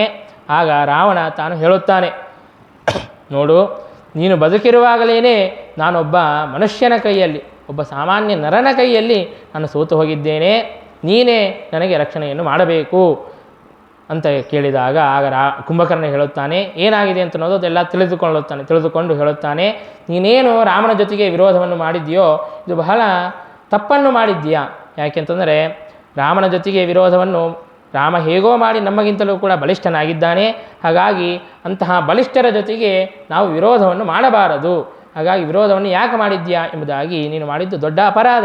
ಅದರಲ್ಲಿಯೂ ಕೂಡ ಅವನ ಹೆಂಡತಿಯನ್ನು ಅಪಹಾರ ಮಾಡಿಕೊಂಡು ಬಂದಿದ್ದೀಯಾ, ಇದು ಬಹಳ ದೊಡ್ಡ ಅಪರಾಧವನ್ನು ಮಾಡಿದ್ದೀಯಾ ಅಂತ ಈ ರೀತಿಯಾಗಿ ಕುಂಭಕರ್ಣ ಹೇಳಿದಾಗ ಅದಕ್ಕೆ ರಾವಣ ಹೇಳುತ್ತಾನೆ, ಹೌದು, ನಾನು ಅಪರಾಧವನ್ನೇನೋ ಮಾಡಿದ್ದೇನೆ, ಹಾಗಿದ್ದರೂ ಕೂಡ ನನ್ನ ರಕ್ಷಣೆಯನ್ನು ಮಾಡುವುದು ನಿನ್ನ ಕರ್ತವ್ಯ. ಇಲ್ಲದೇ ಇದ್ದರೆ ನೀನು ಇದ್ದೂ ಏನು ಉಪಯೋಗ, ಹಾಗಾಗಿ ನೀನು ನನ್ನ ರಕ್ಷಣೆಯನ್ನು ಮಾಡಲೇಬೇಕು. ರಾಜರುಗಳು ಅನೇಕ ಜನರು ಅವರೇನು ಮಾಡ್ತಾರೆ ಅಂತಂದರೆ ಇಂತಹ ಅನ್ಯಾಯವನ್ನು ಅಕ್ರಮವನ್ನು ಮಾಡುತ್ತಾರೆ. ಯಾಕೆ ಅಂತಂದರೆ ನಿನ್ನಂತಹ ಅವರು ರಕ್ಷಣೆ ಮಾಡುವವರಿದ್ದಾರೆ, ನಿನ್ನಂತಹ ಬಲಿಷ್ಠರಿದ್ದಾರೆ ಅಂತನ್ನುವಂತಹ ವಿಶ್ವಾಸದಿಂದಲೇ ತಾವು ಅನ್ಯಾಯವನ್ನು ಮಾಡ್ತಾ ಇರ್ತಾರೆ. ಹಾಗಾಗಿ ನಾನು ಅಪರಾಧವನ್ನು ಮಾಡಿದರೂ ಕೂಡ ಆ ಅಪರಾಧವನ್ನು ಸಹಿಸಿ ನೀನು ಆ ರಾಮನಿಂದಾಗಿ ನನ್ನನ್ನು ರಕ್ಷಣೆ ಮಾಡಬೇಕು ಎಂಬುದಾಗಿ ಕುಂಭಕರ್ಣನಿಗೆ ಹೇಳಿದಾಗ ಸರಿ ಆಯಿತು ಎಂಬುದಾಗಿ ಕುಂಭಕರ್ಣ ತಾನು ಯುದ್ಧಕ್ಕೆ ಅಂತ ಸಿದ್ಧನಾಗಿದ್ದಾನೆ. ಯುದ್ಧಕ್ಕೆ ಹೋಗಬೇಕು ಅಂತಂದರೆ ಆ ಅಂತಃಪುರದ ದ್ವಾರದಿಂದಾಗಿ ಹೋಗೋದಲ್ಲ, ಪ್ರಾಕಾರವನ್ನೇ ಹಾರಿ ಹೋಗುತ್ತಾ ಇದ್ದಾನೆ. ದೊಡ್ಡದಾದಂತಹ ದೇಹ, ಆ ಕುಂಭಕರ್ಣನ ಆ ದೊಡ್ಡದಾದಂತಹ ದೇಹವನ್ನು, ಭಯಂಕರವಾದಂತಹ ರೂಪವನ್ನು ಕಂಡು ಕಪಿಗಳೆಲ್ಲರೂ ಕೂಡ ಓಡಿ ಹೋಗಿದ್ದಾರೆ. ಎಲ್ಲಿ? ಈ ಲಂಕೆಯಲ್ಲಿ ಇಲ್ಲೇ ಇಲ್ಲ, ಲಂಕೆಯ ಮೂಳೆಗೆ ಹೋಗೋದಲ್ಲ, ಈ ಲಂಕೆಯನ್ನು ದಾಟಿ ಸೇತುವೆಯನ್ನು ದಾಟಿ ಆ ಕಡೆಗೆ ಓಡಿ ಹೋಗಿದ್ದಾರೆ. ಅಂತಹ ಭಯಂಕರವಾದಂತಹ ರೂಪದಿಂದಾಗಿ ಕುಂಭಕರ್ಣ ತಾನು ಬಂದಿದ್ದಾನೆ. ಅಲ್ಲೇನು ಕಪಿಗಳಿದ್ದರೋ ಅವರನ್ನೆಲ್ಲರನ್ನೂ ಕೂಡ ಬಾಯಲ್ಲಿ ಹಾಕಿಕೊಂಡು ನುಂಗಿಬಿಡುತ್ತಾ ಇದ್ದಾನೆ. ಅವಳಕ್ಕೆ ಹೇಗೆ ತಿನ್ನಬೇಕು ನಾವು, ಹಾಗೆ ಅನಾಯಾಸವಾಗಿ ಎಲ್ಲ ಕಪಿಗಳನ್ನು ಕೂಡ ತನ್ನ ಬಾಯಿಯಲ್ಲಿ ಹಾಕಿಕೊಂಡು ನುಂಗಿಬಿಡುತ್ತಾ ಇದ್ದಾನೆ. ಆದರೆ ಆ ಕಪಿಗಳೆಲ್ಲರೂ ಕೂಡ ಸಾಯುತ್ತಾ ಇಲ್ಲ, ಯಾಕಂದರೆ ತಾನು ಬರೀ ನುಂಗಿಬಿಟ್ಟಿದ್ದಾನೆ. ಅವನ ದೇಹದಲ್ಲಿ ಬಹಳ ದೊಡ್ಡ ದೊಡ್ಡಂತಹ ರಂಧ್ರಗಳಿದ್ದು ಆ ರಂಧ್ರಗಳಿಂದಾಗಿ ಹೊರಗೆ ಬಂದು ಬಿಡುತ್ತಾ ಇದ್ದಾರೆ. ಅವರಿಗೆಲ್ಲ ಅದೊಂದು ಕ್ರೀಡೆ ಇದ್ದಂತೆ ಆಗಿಬಿಡ್ತು. ಅವನು ಪರ್ವತೋಪಮವಾದಂತಹ ದೊಡ್ಡದಾದಂತಹ ದೇಹ, ರಂಧ್ರಗಳಿಂದಾಗಿ ಹೊರಗೆ ಬಂದಿದ್ದಾರೆ. ತನ್ನ ದೇಹವನ್ನು ಮೇಲಕ್ಕೆ ಏರುತ್ತಾ ಇದ್ದಾರೆ, ಮೇಲಕ್ಕೆ ಏರಿ ಜಾರುಬಂಡಿ ಇದ್ದಂತೆ ಜಾರುತ್ತಾ ಇದ್ದಾರೆ. ಹೀಗೆ ಅನೇಕ ಜನ ಕಪಿಗಳು ತಾವು ಕ್ರೀಡೆಯನ್ನು ಮಾಡ್ತಾ ಇದ್ದಾರೆ. ಕುಂಭಕರ್ಣ ತಾನು ಸುಗ್ರೀವನ ಜೊತೆಗೆ ಯುದ್ಧವನ್ನು ಆಡುತ್ತಾ ಇದ್ದಾನೆ. ಸುಗ್ರೀವ ದೊಡ್ಡದಾದಂತಹ ಪರ್ವತವನ್ನು ಎತ್ತಿಕೊಂಡು ಆ ಕುಂಭಕರ್ಣನ ಮೇಲೆ ಹಾಕಿದರೆ ಕುಂಭಕರ್ಣನಿಗೆ ಏನೂ ಆಗಲೇ ಇಲ್ಲ. ಕುಂಭಕರ್ಣ ತಾನು ತನ್ನ ಮುಷ್ಟಿಗಳಿಂದಾಗಿ ಜೋರಾಗಿ ಸುಗ್ರೀವನಿಗೆ ಪ್ರಹಾರವನ್ನು ಮಾಡಿ ಆ ಸುಗ್ರೀವನು ಮೂರ್ಛೆಗೊಳ್ಳುತ್ತಾನೆ. ಮೂರ್ಛೆಗೊಂಡಂತಹ ಸುಗ್ರೀವನನ್ನು ಹಿಡಿದುಕೊಂಡು ಲಂಕೆಯಲ್ಲಿ ಪ್ರವೇಶ ಮಾಡಿಬಿಡುತ್ತಾನೆ. ತನ್ನ ಅಂತಃಪುರಕ್ಕೆ ಕರೆದುಕೊಂಡು ಹೋಗಿಬಿಡುತ್ತಾನೆ. ಸುಗ್ರೀವನನ್ನು, ರಾಜನನ್ನೇ ಕರೆದುಕೊಂಡು ಬಂದು ಬಿಡುತ್ತಾ ಇದ್ದಾನೆ. ಕಪಿಗಳ ರಾಜನಾದಂತಹ ಸುಗ್ರೀವನನ್ನೇ ತನ್ನ ಕೈಯಲ್ಲಿ ಹಿಡಿದುಕೊಂಡು ಅನಾಯಾಸವಾಗಿ ಕುಂಭಕರ್ಣ ತಾನು ಕರೆದುಕೊಂಡು ಬರುತ್ತಾ ಇದ್ದಾನೆ. ಆಗ ಹನುಮಂತ ದೇವರು ವಿಚಾರವನ್ನು ಮಾಡುತ್ತಾರೆ, ಸುಗ್ರೀವನನ್ನು ಹೇಗಾದರೂ ಮಾಡಿ ರಕ್ಷಣೆಯನ್ನು ಮಾಡಬೇಕು ಅಂತ ಹೇಳಿಬಿಟ್ಟು ಒಂದು ಸಣ್ಣ ಮಕ್ಷಿಕೆಯ ರೂಪವನ್ನು ಧಾರಣೆ ಮಾಡಿ ಆ ಹನುಮಂತ ದೇವರು ಸುಗ್ರೀವನನ್ನು ಹಿಂಬಾಲಿಸಿ ಬರುತ್ತಾ ಇದ್ದಾರೆ ಆ ಕುಂಭಕರ್ಣನ ಹಿಂದೆ. ಕುಂಭಕರ್ಣ ಏನಾದರೂ ಸುಗ್ರೀವನಿಗೆ ಅಪಾಯವನ್ನು ಉಂಟು ಮಾಡಿದ ಅಂತಂದರೆ ಆಗ ರಕ್ಷಣೆ ಮಾಡೋಣ, ಅಷ್ಟರವರೆಗೂ ಕೂಡ ನೋಡೋಣ ಎಂಬುದಾಗಿ ಹನುಮಂತ ದೇವರು ಆ ಕುಂಭಕರ್ಣನ ಹಿಂದೆ ಬರುತ್ತಾ ಇದ್ದಾರೆ. ಆ ಕುಂಭಕರ್ಣನು ತಾನು ಲಂಕೆಯಲ್ಲಿ ಪ್ರವೇಶ ಮಾಡಿದ ಕೂಡಲೇ, ಅಂತಃಪುರದಲ್ಲಿ ಪ್ರವೇಶ ಮಾಡಿದ ಕೂಡಲೇ ಎಲ್ಲ ರಾಕ್ಷಸರು ಕೂಡ ಅತ್ಯಂತ ಸಂತೋಷದಿಂದಾಗಿ ಆ ಕುಂಭಕರ್ಣನ ಆ ಪರಾಕ್ರಮವನ್ನು ಕಂಡು ಅವರೆಲ್ಲರೂ ಕೂಡ ಕುಂಭಕರ್ಣನಿಗೆ ನಾನಾ ವಿಧವಾದಂತಹ ಉಪಚಾರಗಳನ್ನು ಮಾಡುತ್ತಾ ಇದ್ದಾರೆ. ಕುಂಭಕರ್ಣನಿಗೆ ನೇರವಾಗಿ ಇನ್ನೇನು ನಿದ್ದೆಯಿಂದಾಗಿ ಎದ್ದ, ಬೆಡ್ ಕಾಫಿ ಇದ್ದಾಗ ರಕ್ತವನ್ನೆಲ್ಲ ಪಾನ ಮಾಡಿಬಿಟ್ಟ, ಮತ್ತು ಬೆಡ್ ಫುಡ್ನೂ ತಿಂದುಬಿಟ್ಟ, ಎಲ್ಲ ಬ್ರೇಕ್ಫಾಸ್ಟ್ ಮಾಡಿಕೊಂಡು ಹೋಗಿದ್ದ, ಸ್ನಾನೇ ಮಾಡಿದ್ದಿಲ್ಲ. ಹಾಗಾಗಿ ಅವನನ್ನು ಮತ್ತೆ ಚೆನ್ನಾಗಿ ಉಪಚಾರವನ್ನು ಮಾಡಬೇಕು ಅಂತ ಹೇಳಿಬಿಟ್ಟು ಅವನಿಗೆ ಸ್ನಾನವನ್ನು ಮಾಡಿಸುತ್ತಾ ಇದ್ದಾರೆ. ತಣ್ಣಗಿನ ನೀರನ್ನು ಹಾಕುತ್ತಾ ಇದ್ದಾರೆ. ಯುದ್ಧವನ್ನಾಡಿ ಆಯಾಸವಾಗಿರುತ್ತದೆ, ಹಾಗಾಗಿ ಆ ಆಯಾಸವನ್ನು ಪರಿಹಾರ ಮಾಡೋದಕ್ಕಾಗಿ ಅಂತ ತಣ್ಣಗಿನ ನೀರಿನಿಂದಾಗಿ ಆ ಕುಂಭಕರ್ಣನಿಗೆ ಸ್ನಾನವನ್ನು ಮಾಡಿಸುತ್ತಾ ಇದ್ದಾರೆ. ಹಾಗೆ ಸ್ನಾನವನ್ನು ಮಾಡಿಸಬೇಕಾದಾಗ ಆ ತಣ್ಣಗಿನ ನೀರು ಆ ಕೈಯಲ್ಲಿರುವಂತಹ ಸುಗ್ರೀವನ ಮೇಲೂ ಕೂಡ ಬೀಳುತ್ತದೆ. ಆಗ ಸುಗ್ರೀವನಿಗೆ ಎಚ್ಚರವಾಗುತ್ತದೆ. ಹೇಗೋ ಮಾಡಿ ತಪ್ಪಿಸಿಕೊಂಡು ತಾನು ಆ ಕುಂಭಕರ್ಣನ ಮುಖದ ಮೇಲೆ ಹಾರಿದ್ದಾನೆ. ಮುಖದ ಮೇಲೆ ಹಾರಿ ಆ ಕುಂಭಕರ್ಣನ ಮೂಗನ್ನು ಕಚ್ಚಿಬಿಟ್ಟಿದ್ದಾನೆ. ಆಗ ಕುಂಭಕರ್ಣನಿಗೆ ಬಹಳ ಸಿಟ್ಟಿಗೆ ಬಂದಿದ್ದಾನೆ. ಸಿಟ್ಟಿಗೆ ಬಂದು ಆ ಸುಗ್ರೀವನನ್ನು ಕೆಳಗೆ ಹಾಕಿ ಪಾದಗಳಿಂದಾಗಿ ತುಳಿಯುತ್ತಾ ಇದ್ದಾನೆ. ಹಾಗಿದ್ದರೂ ಕೂಡ ಸುಗ್ರೀವ ತಾನು ಮತ್ತೆ ತಪ್ಪಿಸಿಕೊಂಡು ಆ ಪಾದಗಳ ಬೆರಳಿನಿಂದಾಗಿ ಹೊರಗೆ ಬಂದುಬಿಟ್ಟಿದ್ದಾನೆ. ಆಗ ಕುಂಭಕರ್ಣ ತನ್ನ ಶೂಲದಿಂದಾಗಿ ಇನ್ನು ಸುಗ್ರೀವನನ್ನು ಸಂಹಾರ ಮಾಡೋದಕ್ಕಾಗಿ ಅಂತ ಹೋದಾಗ ಆಗ ಹನುಮಂತ ದೇವರು ಬಂದು ತಾವು ತಡೆಯುತ್ತಾರೆ. ಅಂದರೆ ಅವರ ಪ್ರಯತ್ನ ಎಷ್ಟಿದೆ, ಅವರ ಪ್ರಯತ್ನವನ್ನು ಮಾಡಲಿ, ಇನ್ನು ಅವರಿಗೆ ಸಾಧ್ಯವಾಗೋದಿಲ್ಲ ಅಂತಂದಾಗ ನಾನು ರಕ್ಷಣೆಯನ್ನು ಮಾಡುತ್ತೇನೆ ಅಂತೆಂಬುದಾಗಿ ಅದನ್ನು ತೋರಿಸಿಕೊಡುತ್ತಾ ಹನುಮಂತ ದೇವರು ಆ ಶೂಲವನ್ನು ತಡೆದಿದ್ದಾರೆ. ತಡೆದು ಆ ಶೂಲವನ್ನು ಭಂಗ ಮಾಡಿದ್ದಾರೆ. ಭಂಗ ಮಾಡಿ ಕುಂಭಕರ್ಣನಿಗೆ ಜೋರಾಗಿ ಮುಷ್ಟಿಪ್ರಹಾರವನ್ನು ಮಾಡಿದ್ದಾರೆ. ಕುಂಭಕರ್ಣ ತಾನು ಕೆಳಗೆ ಬಿದ್ದಿದ್ದಾನೆ. ಹನುಮಂತ ದೇವರು ವಿಚಾರವನ್ನು ಮಾಡುತ್ತಾರೆ, ನಾನೇ ಕುಂಭಕರ್ಣನನ್ನು ಸಂಹಾರ ಮಾಡಬಹುದು, ಆದರೆ ರಾಮಚಂದ್ರ ದೇವರು ವರವನ್ನು ಕೊಟ್ಟಿದ್ದಾರೆ. ಮಯೇವ ವಧ್ಯೋ ಭವತಾಂ ತ್ರಿಜನ್ಮಸು ಎಂಬುದಾಗಿ, ನನ್ನಿಂದಲೇ 3 ಜನ್ಮಗಳಲ್ಲಿಯೂ ಕೂಡ ನೀವು ಸಂಹಾರವನ್ನು ಹೊಂದುತ್ತೀರಿ ಅಂತ ಜಯವಿಜಯರಿಗೆ ಏನು ವರವನ್ನು ಕೊಟ್ಟಿದ್ದರೋ ಆ ವರವನ್ನು ಸತ್ಯ ಮಾಡೋದಕ್ಕಾಗಿ ಅಂತ ತಾನು ಹನುಮಂತ ದೇವರು ಬಿಟ್ಟಿದ್ದಾರೆ. ಆಗ ಆ ಸುಗ್ರೀವನನ್ನು ಕರೆದುಕೊಂಡು ಮತ್ತೆ ಈ ಕಡೆಗೆ ಬರುತ್ತಾರೆ. ಆಗ ಕುಂಭಕರ್ಣ ಮತ್ತೆ ತಾನು ಸಿಟ್ಟಿಗೆ ಬಂದು ತಾನು ಮತ್ತೆ ಯುದ್ಧಕ್ಕೆ ಅಂತ ಬರುತ್ತಾ ಇದ್ದಾನೆ. ಆಗ ಯುದ್ಧಕ್ಕೆ ಅಂತ ಬಂದು ತಾನು ಅನೇಕ ಜನ ಕಪಿಗಳನ್ನು ಸೋಲಿಸಿಬಿಟ್ಟಿದ್ದಾನೆ. ನೇರವಾಗಿ ರಾಮನ ಜೊತೆಗೆ ಯುದ್ಧಕ್ಕೆ ಅಂತ ಬಂದಿದ್ದಾನೆ. ಆಗ ರಾಮಚಂದ್ರ ದೇವರು ಘೋರವಾದಂತಹ ಯುದ್ಧವನ್ನು ಆಡಿ ಆ ಕುಂಭಕರ್ಣನನ್ನು ಬೀಳಿಸಿಬಿಟ್ಟಿದ್ದಾರೆ. 2 ಬಾಣಗಳನ್ನು ಪ್ರಯೋಗವನ್ನು ಮಾಡಿ ತನ್ನ ಬಾಹುಗಳನ್ನು ಛೇದನೆ ಮಾಡಿದ್ದಾರೆ. ಇನ್ನು 2 ಬಾಣಗಳಿಂದಾಗಿ ತನ್ನ ಪಾದಗಳನ್ನು ಛೇದನೆ ಮಾಡಿದ್ದಾರೆ. ಮತ್ತೊಂದು ಬಾಣವನ್ನು ಪ್ರಯೋಗವನ್ನು ಮಾಡಿ ಅವನ ಕುತ್ತಿಗೆಯನ್ನು ಕೂಡ ಕತ್ತರಿಸಿದ್ದಾರೆ. ಹೀಗೆ ಆ ಕುಂಭಕರ್ಣನನ್ನು ಅನಾಯಾಸವಾಗಿ ಸಂಹಾರ ಮಾಡಿದ್ದಾರೆ ಶ್ರೀರಾಮಚಂದ್ರ ದೇವರು. ಆಗ ಅವನ ದೇಹ ಅಂತ ಅನ್ನೋದು ಎಷ್ಟು ದೊಡ್ಡದಿತ್ತು ಅಂತಂದರೆ 3 ಲಕ್ಷ ಯೋಜನದಷ್ಟು ದೊಡ್ಡದಾದಂತಹ ದೇಹವನ್ನು ಪಡೆದುಕೊಂಡಿದ್ದಾನೆ ಅಂತೆ. ಅವನಿಗೆ ಲಂಕೆಯಲ್ಲಿ ವಾಸ ಮಾಡಲಿಕ್ಕೆ ಸ್ಥಳವೇ ಸರಿ ಹೋಗುತ್ತಾ ಇರಲಿಲ್ಲವಂತೆ. 3 ಲಕ್ಷ ಯೋಜನದ ದೊಡ್ಡದಾದಂತಹ ದೇಹ.